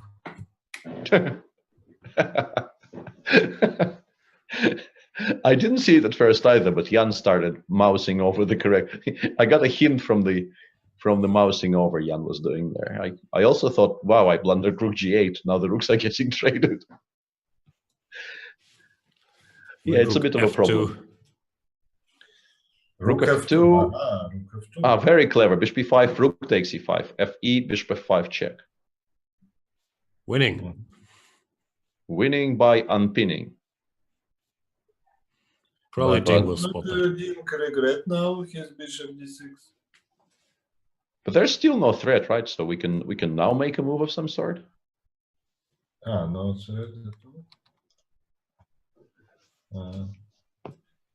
Like I don't think we've created any. We've just defended against bishop b5 and that's it. So just take 4, or what? Because you also cannot move your G rook, because there is a yeah, now you can't actually touch the G rook. Yeah, that is very, very relevant. Rook f2 is very smart by Jan. Jan, yeah, he is. Maybe bishop c5 is the cleanest move. Yeah, bishop c5 followed by bishop d4. I guess he goes rook d2. 2, king f5. Yes, but now it's ugly. Yeah, bishop c5. I think the only move to make is rook d2 to at least stop bishop d4. But yeah, it feels like. Here we just go forward. Yeah, we go forward. I think we're quite happily going forward in this position. It's very safe there. Yeah, and the fourth game of the All-American Clash started, and Fabi actually has is the first to deviate, which we kind of suspected might happen. Didn't exactly like what he got in that game. Is the point here that knight b6 will be met by bishop a5, or? He went bishop d2. If I recall correctly, that was less critical than bishop f4. No, I think knight b7, knight b6 was played in the first game, right? And rook d8 here, so No. it's Fabi who deviates first. Ah, sorry, you're right, of course. Yeah. Ah, yeah, they went for this line and Fabi. Ah, interesting. Apologies. Rook d8, knight c4, queen a6. So after bishop f4, he wants some other move, knight d5. Yeah, bishop knight d5 or bishop b4 or something. Yeah. If I'm not mistaken, I think this queen b3 and then knight bg2, knight c4 idea was introduced by Viktor Korchnoi in his game against Etienne Bacrot in their match around 96. And Etienne took on b3 in some fashion, then castle queenside, and got pretty much mated. Yeah. Because there was some quick, I think, knight a5, to which Etienne replied by long castle. Okay, I think he had also no choice. I'm not sure how exactly it could happen. Maybe like this. I don't know. Yeah, but here, knight e5, knight c6, you will get completely destroyed. Yeah, it wasn't pretty, that game either. Yeah, I know, it was a bit different. Yeah. But the idea was in this game, maybe there was some game before that, but... Yeah, bishop c5, rook d2 on the board, and actually maybe f5 now, hang on. Maybe f5 now wins? And I'm reading...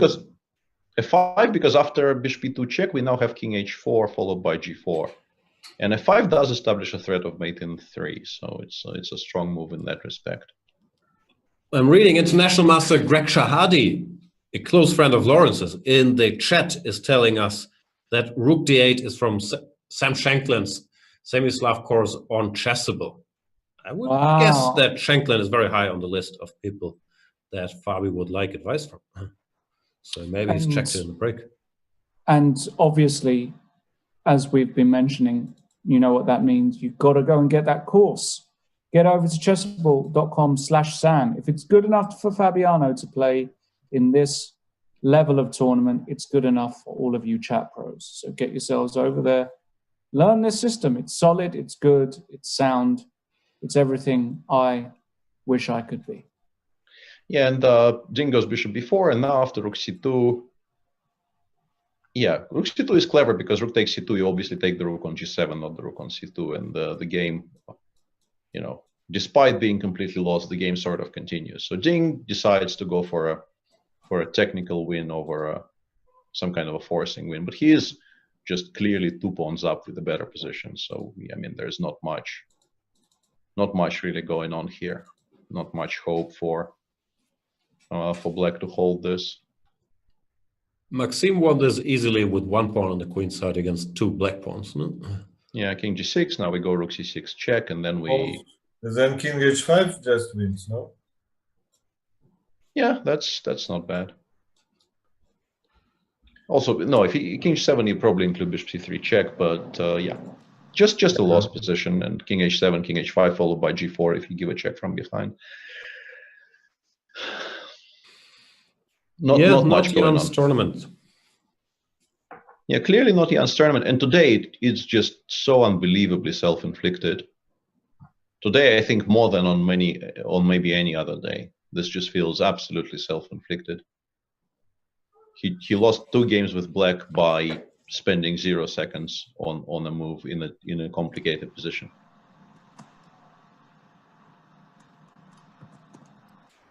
Yep. In the meantime, the theory battle continues here. I guess Fabi did his homework. He's a good homeworker, no? Like he will equalize. Yeah, queen a3 still the same topic, but Sasha, who do you think is the best prepared players in the world these days? Magnus, definitely. Okay, in this tournament, other than Magnus, or in the world other than Magnus? No, Fabiano, I would say. So you actually rate Magnus's preparation higher than Fabi's, or? Yes, yes. Okay. But Magnus in general is very well prepared. I don't know, it's a myth that he's bad prepared. I don't know, it held some ground when it began, maybe some 8 years ago, but for already a long time he's very well prepared. No, he generally, of course he is, but like, I don't know if I would have taken him over let's say, Fabio Giri or somebody like that. Because also I think his preparation is a lot more, like it's very good, but it's still a lot more about getting positions he likes rather than yes, I mean solving chess.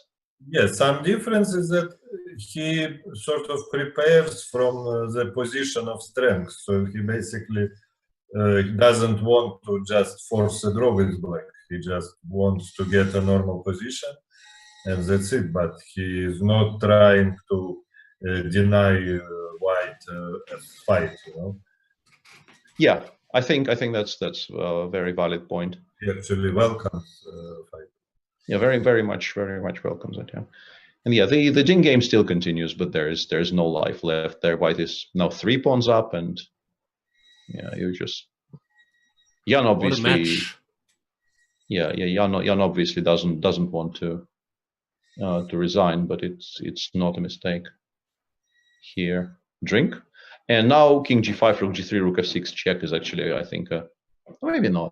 Maybe you don't need to do that. Just play Bishop D2, I guess, or Rook D4. Just completely winning. So disengaged these today a little bit. Maybe now he's just frustrated.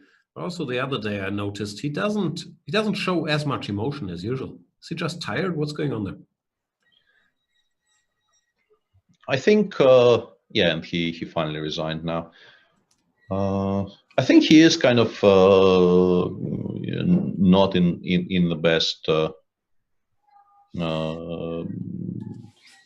don't know how to describe it. It's not physical shape as such. It's just that, yeah, he feels not entirely switched on, and that's not because he isn't interested in the tournament. I'm pretty sure he is very interested in this tournament. He just, maybe the whole thing is getting to him, the stay at home and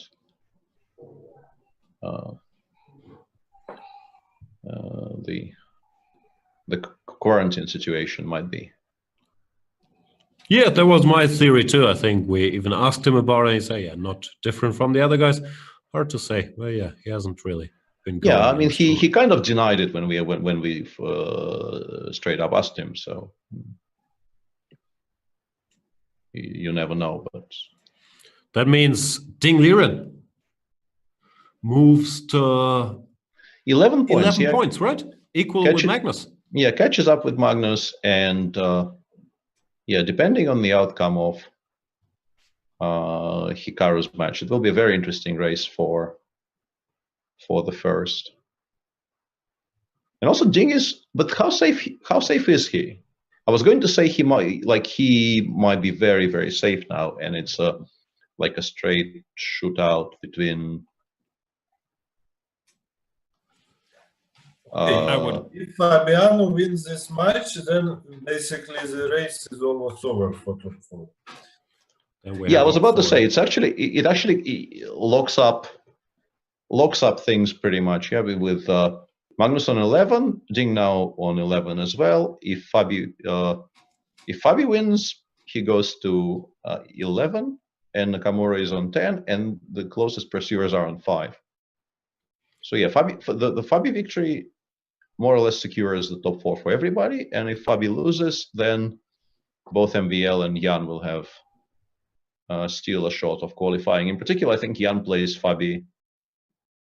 No, not Jan. No, MVL plays Fabi in the next round, I think so.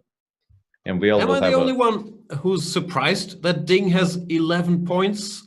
Like, of course, we've covered all his matches, but I thought, he has a quiet tournament. We were talking about maybe he struggles having to play so late, and now he's sitting there, 11 points. He's just good at chess, I think. He's actually very consistent in this event. He just had a little collapse against Fabiano in game 4 and Armageddon, but apart from that, I think he was extremely consistent and solid and Yeah, he was for sure. It's just I don't know. yeah, and against Anish, he had this, weak moments. Yeah, when he didn't win completely winning position in game 4 with extra piece in semi-terror. Or do I have the score wrong? That could also be explaining my confusion. I guess people mean in the standings on Chess24. Yeah, those will get updated later. We'll put the correct scores in this show as soon as this runs over, hopefully. Do you think Hikaru is just trying to find a way to simplify now? No, just playing, no.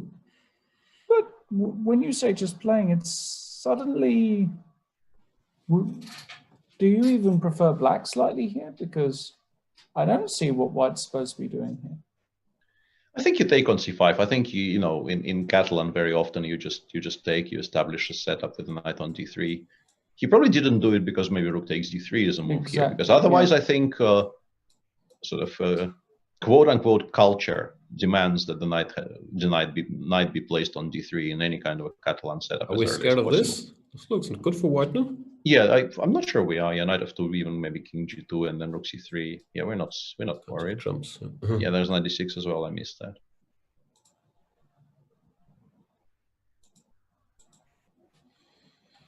But Fabi also has no reason to be unduly scared, I would guess. Maybe rook c5 as well, don't know.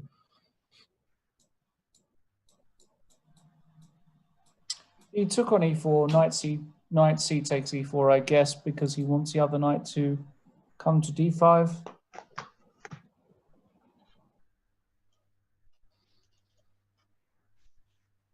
It's a little bit of a strange one. Maybe he just wants to play something like f3 and then. I'm being told the picture behind us just showed the wrong score. Yeah, let's fix it if that's possible. Sorry, I didn't see that. And Ding won the match 2.5, 1.5. Apologies, it was displayed wrongly. I missed that. Yeah, it's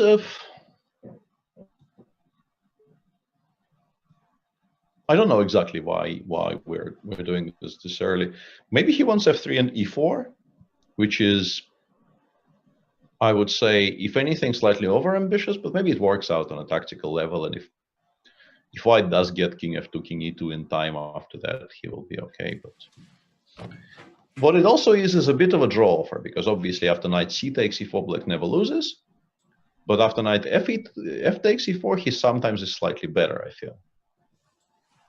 On occasion, black will be the side pushing here. Rarely. Played. Yeah, I don't think it's extremely likely, but it's not a 0% probability that black actually starts playing for a win here.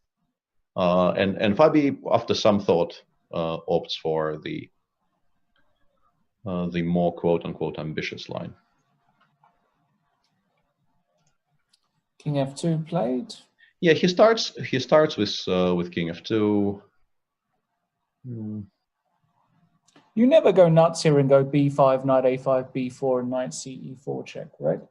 Insane, right? No, I was looking at b5, knight d5, creating a threat of b4, but he goes knight d5 straight away, which is very curious to me because, like, white clearly wanted to play e4 himself. So Fabi, needs an answer to e4. Why would you actually provoke e4 in this position? Maybe he wants e4, b5 here anyway. Couldn't he have just gone b5 on the last? I'm trying to work it out. Does it look very forcing? Look quite good. Oh yeah, b5 before knight e4 check, yeah. Yeah, he could have done that. That was good? Yes. Oh, okay. I'm trying to calculate, but my eyes are failing me now. Don't worry. h6 was also good. h6? Oh, but b5 before actually is a very good spot. Before you force the capture, and then you just take on before next move, but maybe white takes and goes like king f3 or rook c8 and king f3, and it's probably just fine for white. I can see this being not really a reason to worry at all for white, because once again the knight is very close to establishing the d3 square, and that's what white wants. Still, if Fabi spots this, he probably goes for it, no?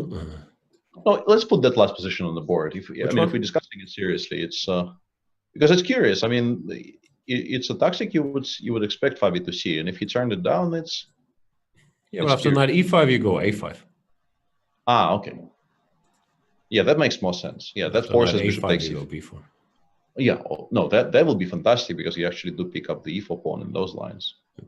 That's what Compi says. And it seems like they both agreed on something after e2, e4. Can we just establish why white doesn't play e4 after knight d5? Like, what's wrong with making the most obvious move in the position? Is it actually b5, e5, bc4, or what? Like, why? Why exactly? e4, b5 again. Yeah, that's what I thought, but I couldn't quite believe it somehow. It didn't feel that obvious. So knight e3 is Hikaru. Hikaru, I think, realized that he might be running into some turbulence, so he is now trying to minimize exposure. That looks artificial, doesn't it? It does look a bit artificial, but then again, white definitely needs to start trading something. Takes b5 anyway, intending to play. No, but then I guess knight d3 will equalize. Knight d3, and then I take on e7, I take on c8, and I take with the king on d3, and I don't spoil my structure. And that's just more or less an immediate draw. You think? Yeah, I'm ready to stick my neck out on this evaluation. Sasha was... Oh no, he's back. He's gone. Oof. So... We're going to get an Armageddon, yeah? Yeah, looking like a safe-ish bet. In the current position, black has a cute little tactic, but it's just not good. Like, you can play bishop g5, check f4, bishop f6, but apart from being cute, it has no redeeming qualities. So probably also loses to knight d3, so it's even worse than that. I see your idea. Yeah. Nietzsche. Yeah, Nietzsche extremely likely. A5 he goes played. a5. Yeah, but that once again allows knight d3 exactly as we were describing on the previous move. Nothing changes. You cannot allow, you cannot suffer the knight on d3 to leave, so. Yeah, it's just a draw, isn't it? Yeah, and then rook g8 check, king e3, rook c8 probably happens. Whoa, Hikaru goes f4. So Hikaru actually thinks that, you know, the usual Catalan d3 knight better than the dark squared bishop is true even here. Maybe he just dislikes his chances in an Armageddon. No. That would be, hang on a second, who chooses? I think We don't Hikaru know. also chooses, right? Because No, Hikaru has... First a drawing Hikaru of lots who chooses, no? And then who wins that chooses the color, I think. Okay. For some reason, like there was at some point a mention of the higher rated player choosing, and then... But I'm still on engine duty here. After f4, e5, all of a sudden we have a bit of a game at our hands again. F4 is, I mean, yes, I understand the Catalan endgames are sometimes slightly better for white, but with the king on e3 and all of your pieces kind of where they are. But no, But yeah, but Fabi says thanks, but no thanks, and goes knight d7 back. Now the bishops will be traded, the knight will come to d3, but knight against knight is very level here. Although I think Peter Leko once won a very exemplary game in this endgame against, who was it? Rustam, maybe? No, I'm sure the Ulf Andersson, Peter Leko books are full of this position, no? Grinding it out. Yeah. 96. Also, I think more recently, Tomaszewski won this against Nepomniachtchi in the last World Cup, right? Pretty much a position like this, where Jan basically was waiting for the draw offer, and then suddenly he no longer was waiting for the draw offer because his position became lost. He still ended up winning the tiebreak, though. Okay, Hikaru looks extremely bored. I mean, I think they would have agreed to a draw if it was allowed. But then why didn't he play Hikaru is at his 93? most dangerous when he looks bored, no? Like, I don't think so. But yeah, I'm just saying. What do you think about Fabiano's moustache, Alexander? I don't know. I don't think it's a very appropriate question. Okay, fair enough.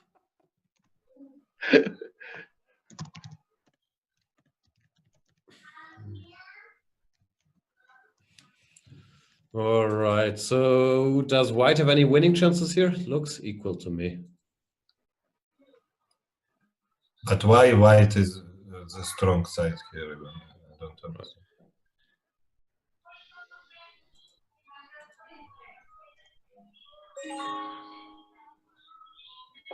Any chance of anything but a draw in this game? What would we say is the percentage that this doesn't end in a draw? 1%? Yeah, it's not high. I don't know about 1% exactly, but it's not high. You mean a decisive result Yeah. of this game? No, I would say Yeah. like 10%. 10%, okay. I mean, Go 20. I'll raise you. 40. 40. No. It's a 40 joke. sounds It was a joke. I was making a joke on his... Do you know it cannot go higher than 100? That one I did know. Yeah, I want this game to end for the sake of everybody's mental health as well. This is not really fun. No, but it's a worst thing in this Sofia rules, having to play such positions. Yeah, I have a feeling Hikaru might be better at playing such kind of boring positions than Fabiano. He's so used to playing any kind of position. Does that make any sense? Well, Fabio just thinks, okay. Next game.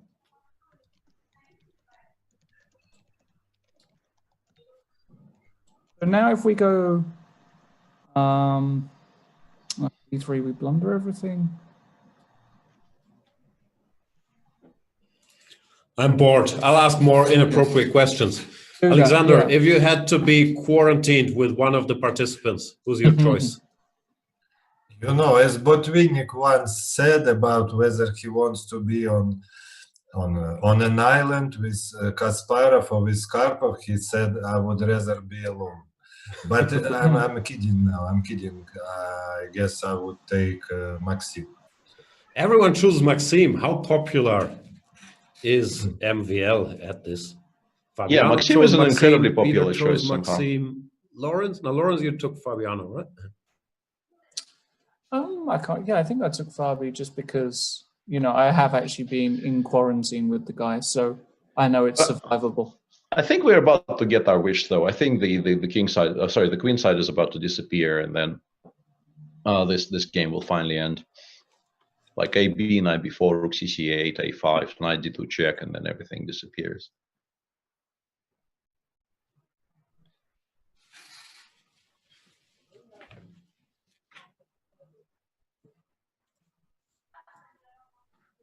So how's the tournament situation? If Fabi loses this match, things could still go wrong for him, right? Then he has to lose to Anish, and, you know, he could be out. Yeah, if he loses to Anish, then things become quite interesting. Hang on a second. If he loses and MVL beats him, didn't we? Hang on. Yeah, Fabi is yet to play MVL and Anish. Yeah. So, and he starts. Hang on a second. It's somewhat relevant. Yeah, but if he draws this game, he already has 9 points. So yeah. So he starts by playing he starts by playing MVL, and MVL will just catch him if he loses this in normal time. Because Fabiano will have 9 if he loses this match. Yeah, I mean we don't really expect him to lose this position, right? Knight d2 is an immediate draw. I mean, the good thing about this is that knight d2 is actually an actual immediate draw, followed by rook takes c1, knight b3, Missed the straw. He missed it. No, I don't think it changes very much, but yeah. King f2, now he goes knight d6, I assume. White goes takes a6, and we can actually, proceed to the part everybody is waiting for. Yes. Okay. So what do you think, Alexander, this Armageddon here? If Fabiano gets the choice, will he choose white against Hikaru? Probably he will, yeah, because Hikaru being so fast. I wonder if Fabi would choose the white pieces against him. No, I don't think so. I mean, also No? with black, he's not getting any problems. He equalized both games easily. Yeah, I think the opening choices just make it a very comfortable choice of black for Fabi. I'm less sure about Hikaru actually. Fabi's on record on the show though, saying that he thinks white should have an edge in Armageddon. No, also, if Armageddon, I have a very easy pick what I'm rooting for. I'm rooting for Hikaru being white and flagging Fabiano in opposite color bishop with like 1 pawn each, and they reach it when Fabiano has 4.5 seconds, and then he pre-moves all of his moves, but it's only enough for 45 pre-moves, and he loses like this. You're such a fire starter. Yeah, your fantasies are worse than mine. This sounds like a very elaborate fantasy. Yeah, he thought about this too, like very thought out scenario. Very cool. Yeah, like it's clearly something that is home prepped. Come on, guys, rook c6. Yeah, rook c6. You can do it. And rook b7 is a bit of a mistake because knight d5 check, but it didn't happen. Yeah, looks equal to me. Looks a little bit equal, yeah. Just a tiny bit. Looks like draw finally, yes. That means we will get the most exciting way to determine a winner since the invention of sudden death dodgeball. It's Armageddon. White gets 5 minutes, black gets 4 minutes. White has to win or he loses the match. I will restart our little tool here for 1 second and we'll be right back in business.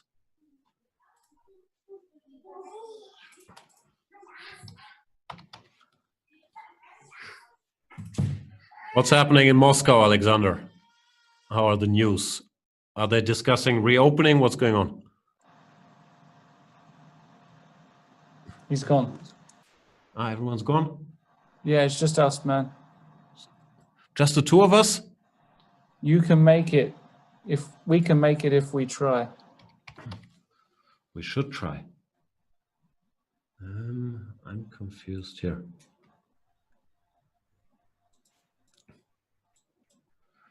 And mildly worried.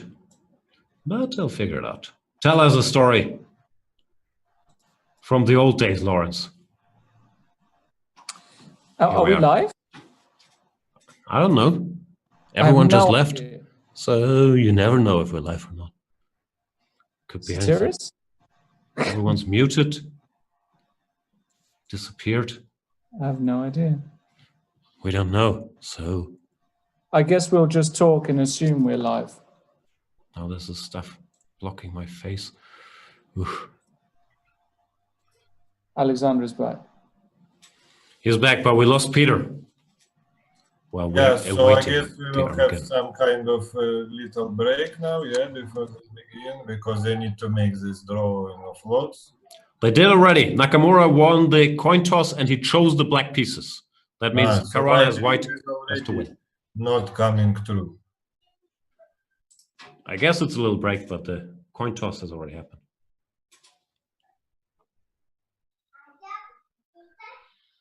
Okay, Peter informing us that he was going to have a fish for the dinner. I'm not sure how relevant that is for our Armageddon. Depends on what fish. Yeah, I'm not a big expert on fish types. Maybe and trout. especially that it's named differently in Russian and in English. I never know how to translate. So To learn fish names in Russian, I highly suggest watching the series Our Planet on Netflix and using the Russian subtitles. It's very good. Alexander probably knows them in Russian. yeah, I know them in Russian. I don't know them in English, except salmon. I know salmon, shark, and that's about it. Yes. Those are the relevant ones. Dolphins. Dolphins, yeah, I know they're technically not fish, but they're still evil. Also, who would eat dolphins? Yeah? Who wouldn't? So, do we have their board even? Because I don't see it. I'm waiting for it. I think they had the colors wrong, so stuff in progress. Yes. So I think should we check the lines? Let's see if they've got a live line. This will interesting. Do you see how the show goes out of hand when Peter leaves for 2 minutes with the fish? He's the social glue that keeps us together. Jan, please bring the small board. Please, someone tell Jan, please. We get messages from... How do I do it? I had to restart the thing.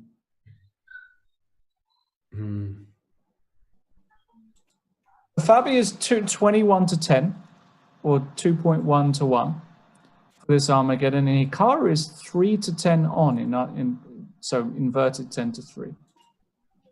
Probably feels, I don't know if is Fabiano good value here, Alexander, at 2 to 1? 2 to 1 looks reasonable. Okay.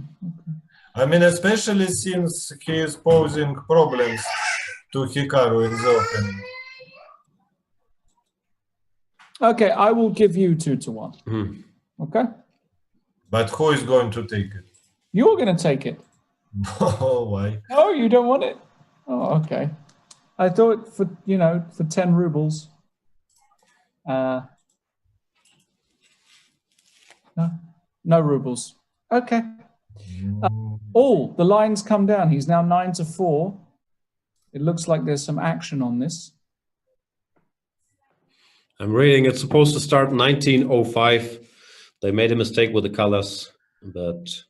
So finally Hikaru is white. No, I think Hikaru is still black. I think the game was set up the wrong way. They have to set it up. I'm assuming that's what it means, at least. In the chat, there are some questions. Eric Hansen, perhaps a good drinker. Depends how you define good drinker. I've seen him drink. Eric Hansen, Mr. Chessbra. I'm not sure if he's watching. But yeah, I would guess he's no stranger to a drink.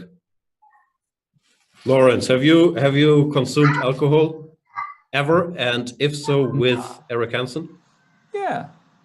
When he was in Berlin recently, we had a beer or a glass of wine or whatever it was. Cheers, guys. Cultured. Yeah. Is Peter drinking a beer?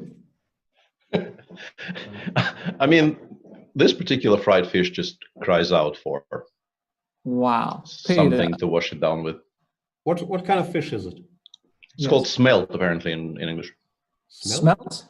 Mm-hmm. Did it smelt quite nice? It smelled fabulous, yes. Yeah. Mm-hmm.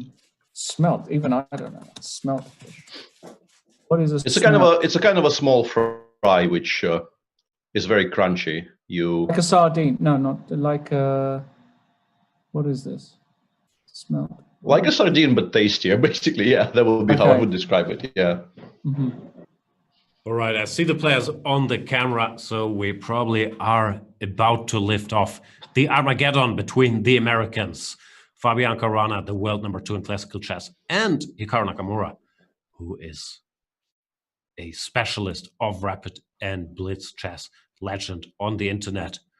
This will be a big game for both players. The other match has ended. Jan Nepomniachtchi lost to Ding Liren, 2.5, 1.5.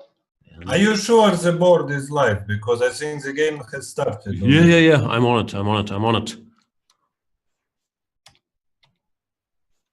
Yeah, whitebait is a bit different, chat. It's kind of relative to whitebait, but it's not whitebait. And we will stop the fish discussion by now. And Still it's the funny same. that Fabiano plays what he proposed 1 or 2 days ago on live broadcast. He said, Yeah, he said CD5. It's true.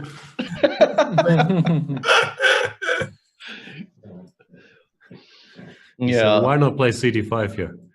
Wow. Yeah, that's the ultimate level. You actually suggest what you're planning to play, and then you play it. But he did get a very lively position in a very sharp position. I'm not sure I think white is better, but it's kind of perfect for this game. I don't know. I think perfect is to have an advantage.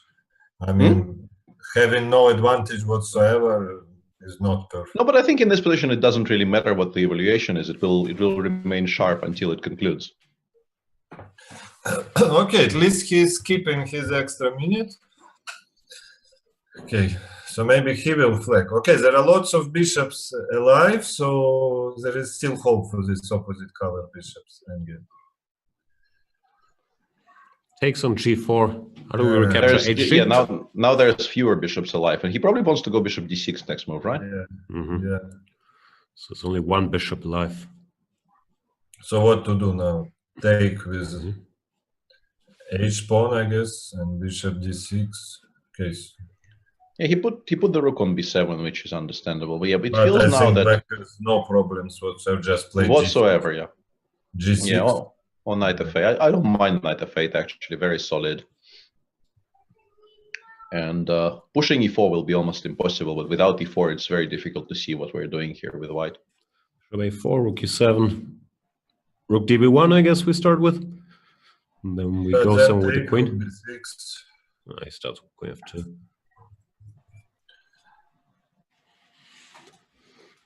So yeah. Queen f2, now okay. Rook b6, huh? Rook b6, maybe he wants to take, play e4. Rook okay. f6. Rook f6 is a bit surprising, but... Yeah, it looks like an ugly choice. Yeah, I'm not sure what he's... And now g5, e4. It's back to being absolutely anybody's game. Yeah, g5, rook f6, e4. Yes. And white still has extra minute, at least according to our coverage. Yep. But also, I suspect it might be just very strong. To be honest, I don't know how to react to this even. Even Stuart Atterley is saying Queen f4 maybe. Queen f4, I think I play e5 very happily. Queen takes g5, f4, f5, and so on. He goes queen a3. But now definitely e5. Yeah, now obviously e5. Now we're much better. Okay. Yeah, queen a2, bishop h7 may have been missed, or it may not. I don't know. But also queen a2 is nothing special. You don't attack actually anything. Yeah, rook 6 is7 played. Yeah, rook b4. Yeah, I think it's about to collapse actually for Hikaru. It's a very strange turnaround. Rook f6 was just... Rook f6 was such a strange move. Horrible move. Yeah, it was so counterintuitive. Yeah, rook c3, he's just giving up on the d5 pawn. We can take if we want. But now I guess he wants knight e6, yeah. And if f4, knight f4. So yeah. That's maybe a good... I don't understand why not knight e6 first, though. And bishop a4 is clever. Bishop a4, and now... f4. Oh, and now f4, yeah. No hanging bishop. And Hikaru is very frustrated, but still after g6, it's not so easy in blitz. Yeah, in a blitz game, this knight will jump, yeah. But Fabi is doing a very good job of controlling the jumps. Yeah, it's a famous movie about basketball. Only black knights can jump. Yeah, he's controlling the jump as well as Rachel Nichols.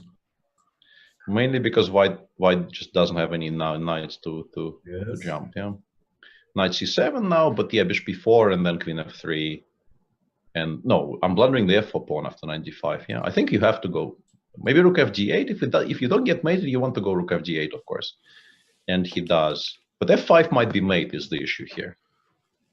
f5 might just be straight up mate, because if you take everything, I take on c7 in the end, then I go rook c8 check and f6 mate. He didn't do it. He went queen f3. But now we take and we go knight e6. I think Hikaru is back in it.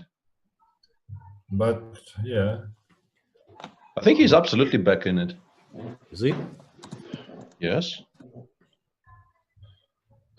D6, I mean, white is still better, but oh, we got knight d3. I missed knight d3 completely.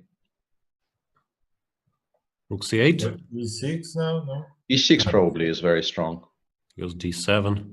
D7, rook takes d7. King f8, no, king f8. King f8 is, oh, yeah. d7 was a mistake. D7, horrible. Hang on a second, rook c4, knight e5, rook c8? Maybe we're still winning, yeah? King e7. Rook e1, this is kind of the point. There's knight b2, I guess, but then rook c8 anyway. Maybe we're still winning after rook c4. He played rook c4. Hikaru is upset. More head checking. Hikaru is very upset. Uh-oh. He swears to himself, upset. Knight b4, e6, and yeah, now it's a very if you can't attack the pawn on d7 with your knight, you have no. He's no speaking chance to of- himself, upset.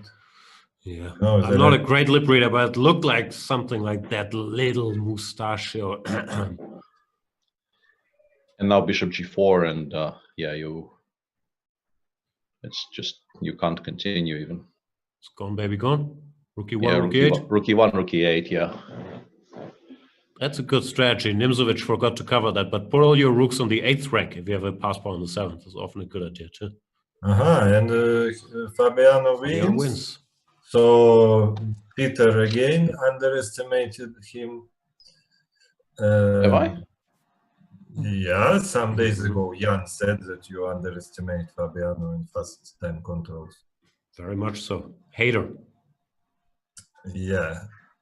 And Wow, he's already with us? The game was over like 8 seconds ago. How can Fabiano be in this call? That doesn't make any sense.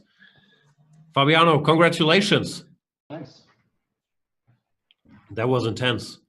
Yeah, it was a tough game. I mean, I think I picked a good line because at least the position always remains complicated. Do you think your strategy of revealing your Armageddon choices live on air some days before is effective? Or? No, this was entirely accidental because I just mentioned this line and then I was like talking to Rustam and he asked me without knowing that I'd mentioned it if this line was worth trying. So we looked at it for like 10 minutes. That was funny. It wasn't really the main choice because it's probably, I mean, black has a good position in many ways, but I thought for this format it was very good. And we thought you were in trouble until he went Rook f6, yeah. f6 somewhere. Where was that? Yeah, when he allowed me to get e4 was yeah, rook f6 was a bit weird. I mean, he can play. I didn't think I was in trouble though. Why would I? No, in trouble as in No, not easy better. to generate anything significant. Like rook b6 looks okay. I don't know. Rook e7 looks okay. I mean, I would probably take and play e4, and I mean, I think it still remains. I'm at least promising for white in terms of that I can make my moves kind of easily. If he lets me get e5, then it's obviously dangerous for him, and if he takes fe4, then I think strategically he's also in some danger. So, but rook f6 is a bit awkward. I mean, he just wanted to stop e4, but the rook looks a bit strange there. Yeah, but giving up the b file completely just doesn't quite feel right. We have one question for you about game 3. Why didn't you play queen g4 to save the Harry pawn? Queen g4 Before playing bishop c7. Oh, yeah, this was just a blunder. Okay. Okay, because you know, Peter had some kind of conspiracy theory that it's still both your and Hikaru's preparation, and yeah, it was a little bit tough to believe. Okay, so no, I think Hikaru just didn't analyze this line in between games with the computer, so he just played his line. I don't think he checked it with a computer because the computer hates his position after knight e4. This much I knew, and I didn't really have time to repeat it because we have such a short break. And I didn't expect he would ever go for knight e4 again, so I didn't even bother to check it. All right. Well, that's an important win, Fabi, for you, because What are the updated standings? Maybe we can get them. Oh, I can barely see them. You are. Here we go. Yeah, in terms of the tournament situation, it's kind of unfortunate because now there's a 5-point break between the fourth place and the people tied for fifth. So unless something miraculous happens, the top four is almost set in stone. But that's not a complaint, Fabi. That's just an observation. I think it would require at least some small miracles for this to change. So who is Maxime is trailing? I can't really. Yeah, Maxime and Jan have 5, and you have 10, and everybody else has, well, not everybody else, but Ding, Magnus, and Hikaru have 11. Yeah, this is. I mean, Maxime basically has to win our next match. I think I play him next. Yeah, you and did. Hope for some divine intervention as well. Sounds about right. So it's time to start jockeying for positions amongst the top 4. I'm not sure how the tie breaks are. I guess number 1 plays number 4 in the semifinals. Still some excitement. Of having Anish in the semifinals is mathematically done now, right? Because I saw this thing on Twitter, like how by some very strange maneuvers we could get Anish into the semifinal. But is this also over? I think you have to win with 3 points. If I read that correctly, but I'm not sure.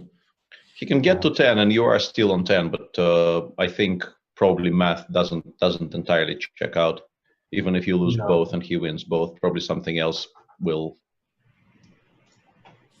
Yeah, I think your head-to-head is actually important there, and you won that, I assume, because he lost everything until he played Magnus. So I haven't played Anish yet.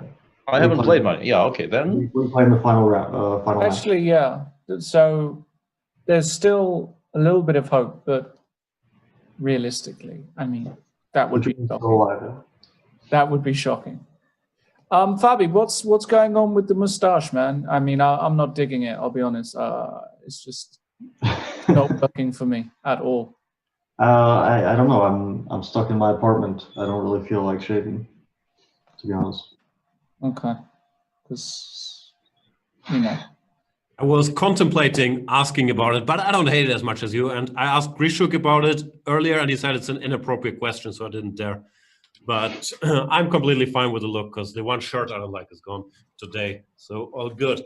Congratulations, Fabiano Caruana. Thank you. Thanks. Thanks. Well done, Fabi. Good work. And with that victory, Fabi, as we've just shown, you know, almost there. Almost there. It looks as though the top 4, yeah, I think you'd be rather mad to bet against these 4 making it through with such a big points gap. But we will find out because the action doesn't stop, of course, tomorrow. What have we got? We have got... So tomorrow Magnus plays against Jan and Alireza plays Anish. Oh, Magnus, Jan. Jan historically has done very well against Magnus. I think the last standing top player with a plus score in classical chess. But if Jan keeps this blitz moves out policy, now he might be somewhat demotivated because qualification is far away. I don't know. I could see bad things happening to Jan tomorrow. Tomorrow, I see very bad things happening for Jan if he doesn't make an adjustment. I actually see, because if we thought that Ding can't get bluffed, then Mr. Carlsen certainly won't get bluffed. He can get bluffed in other aspects. Hit me up for more details, but over the board, he's not getting bluffed by Jan. So Jan really needs to think, you know what, I better take a few moments at some critical periods in this match. You know what match I want to see tomorrow? Mm-hmm. Actually, I want to see that one too. But I'm really looking forward to the Giri Alireza match. They both, you know, wetted their beak a little bit. Is that an expression? It certainly is. It is, yeah. And, you know, they must be feeling themselves. Anish coming off the high of defeating Magnus Carlsen. Alireza won against MVL. Let's not forget, there is plenty money at stake in this tournament, Yes. even if you don't make the semifinals. So it's not like anybody's not playing for nothing, because the prices are very different between 5th and 8th. And I am really, really curious to see that match between Ali Reza and Anish Giri, both with confidence now. The 16-year-old prodigy against the world champion defeater, Anish Giri. Should be a lot of fun. Certainly will be. And remember, guys, get yourselves premium. What have we got tonight, Jan? Have we got some banter blitzes afterwards tonight, or any? Let's check the schedule. What's coming up? I think there's the English versus Spanish Ultimate Chess Challenge. Who would not want to see that in either English or Spanish? Then there is the Pascal Charbonneau after show in like 90 minutes. So the action never stops at good old Chess 24. We'll be back tomorrow, 3 p.m.-ish. Lawrence won't be here tomorrow because it's your birthday. So the question should be, what have you got tonight? Do you have a little party planned over there in Berlin?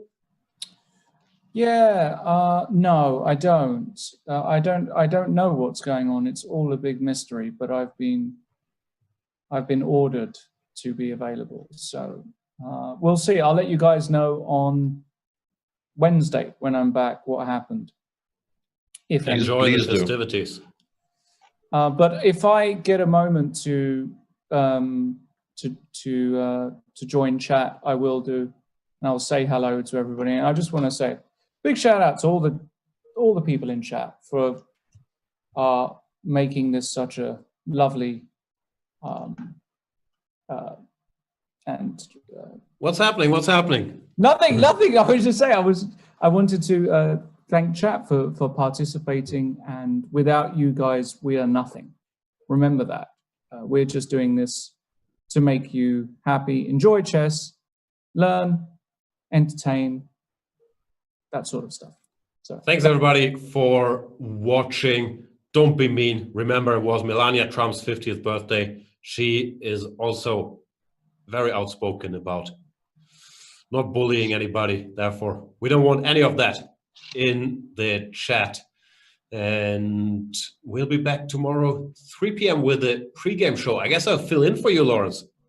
It's going to be Tania, Sachdev, and me. Tania will join us the whole show. Should be a lot of fun. The world champion is back to playing.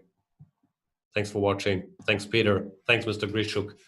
Thanks, Tania. Thanks, Lawrence. See you guys tomorrow. Thanks, everybody. Take care. Have you been wondering just what kind of chess player you might be? Tactical? Positional? Fast? Dynamic? Aggressive? What kind of chess player are you? Sign up for cochess.com.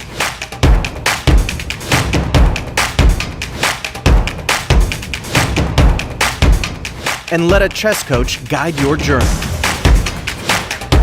Cochess, your journey starts here.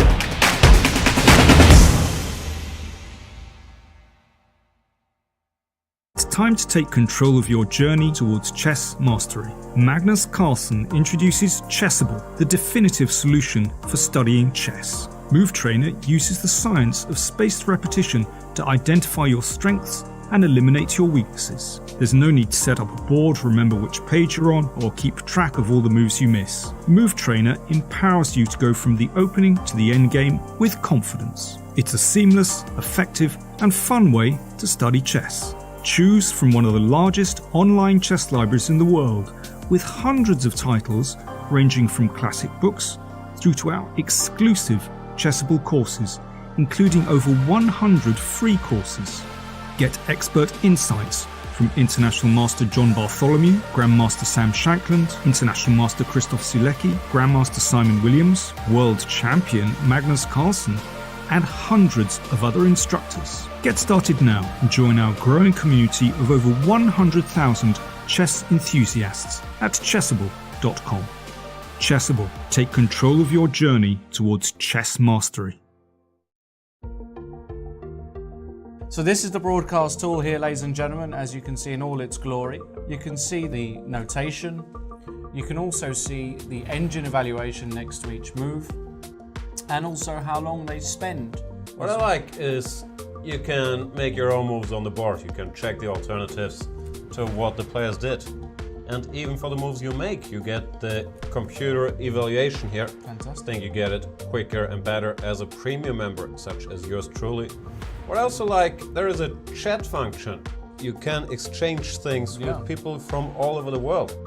If you want to see something else, let's say you're watching a tournament and you want to see all the games at once, no problem displaying. I have no idea how many games there are, like 128 games at the same time. Can do even more.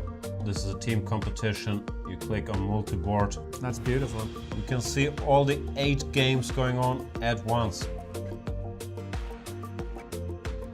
You can see the games and standings, which I... What we got? I'll click around. Games and standings here. Yeah.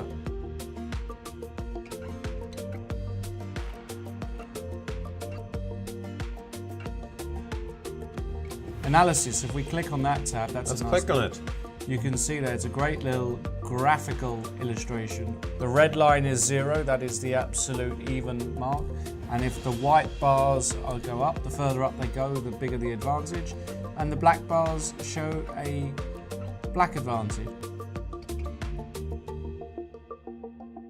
Then there is a database, and here we get the alternatives. And if we click on a move in the database, bam, it gets played on the board. Fantastic. And then the PGN can even be downloaded. I like that feature. Yeah. Whatever tournament or game you're following, you click it and you open it in the program of your choice. Yeah, and one of the great things I like to see as well is when we get a video from the playing hall. I like to see them in their seats, nervous, you feel the tension, you feel like you're there, don't you? Chess is really becoming a spectator's internet sport. Great that we can see that. I also love to see the fact that we can get in some of our friends to join us during the broadcast, and it's all interactive. That's what we love. And a lot of overview functions there. A lot of great functions there, ladies and gentlemen. Make sure you take advantage of all of them. Let's get back to the commentary. Keep tweeting us, hashtag C24Live. We love to hear from you. Ask us anything mainly about Lawrence life, but if you have other questions, they're also welcome. Also send us anything you like about Jan. Hashtag C24Live. Absolutely.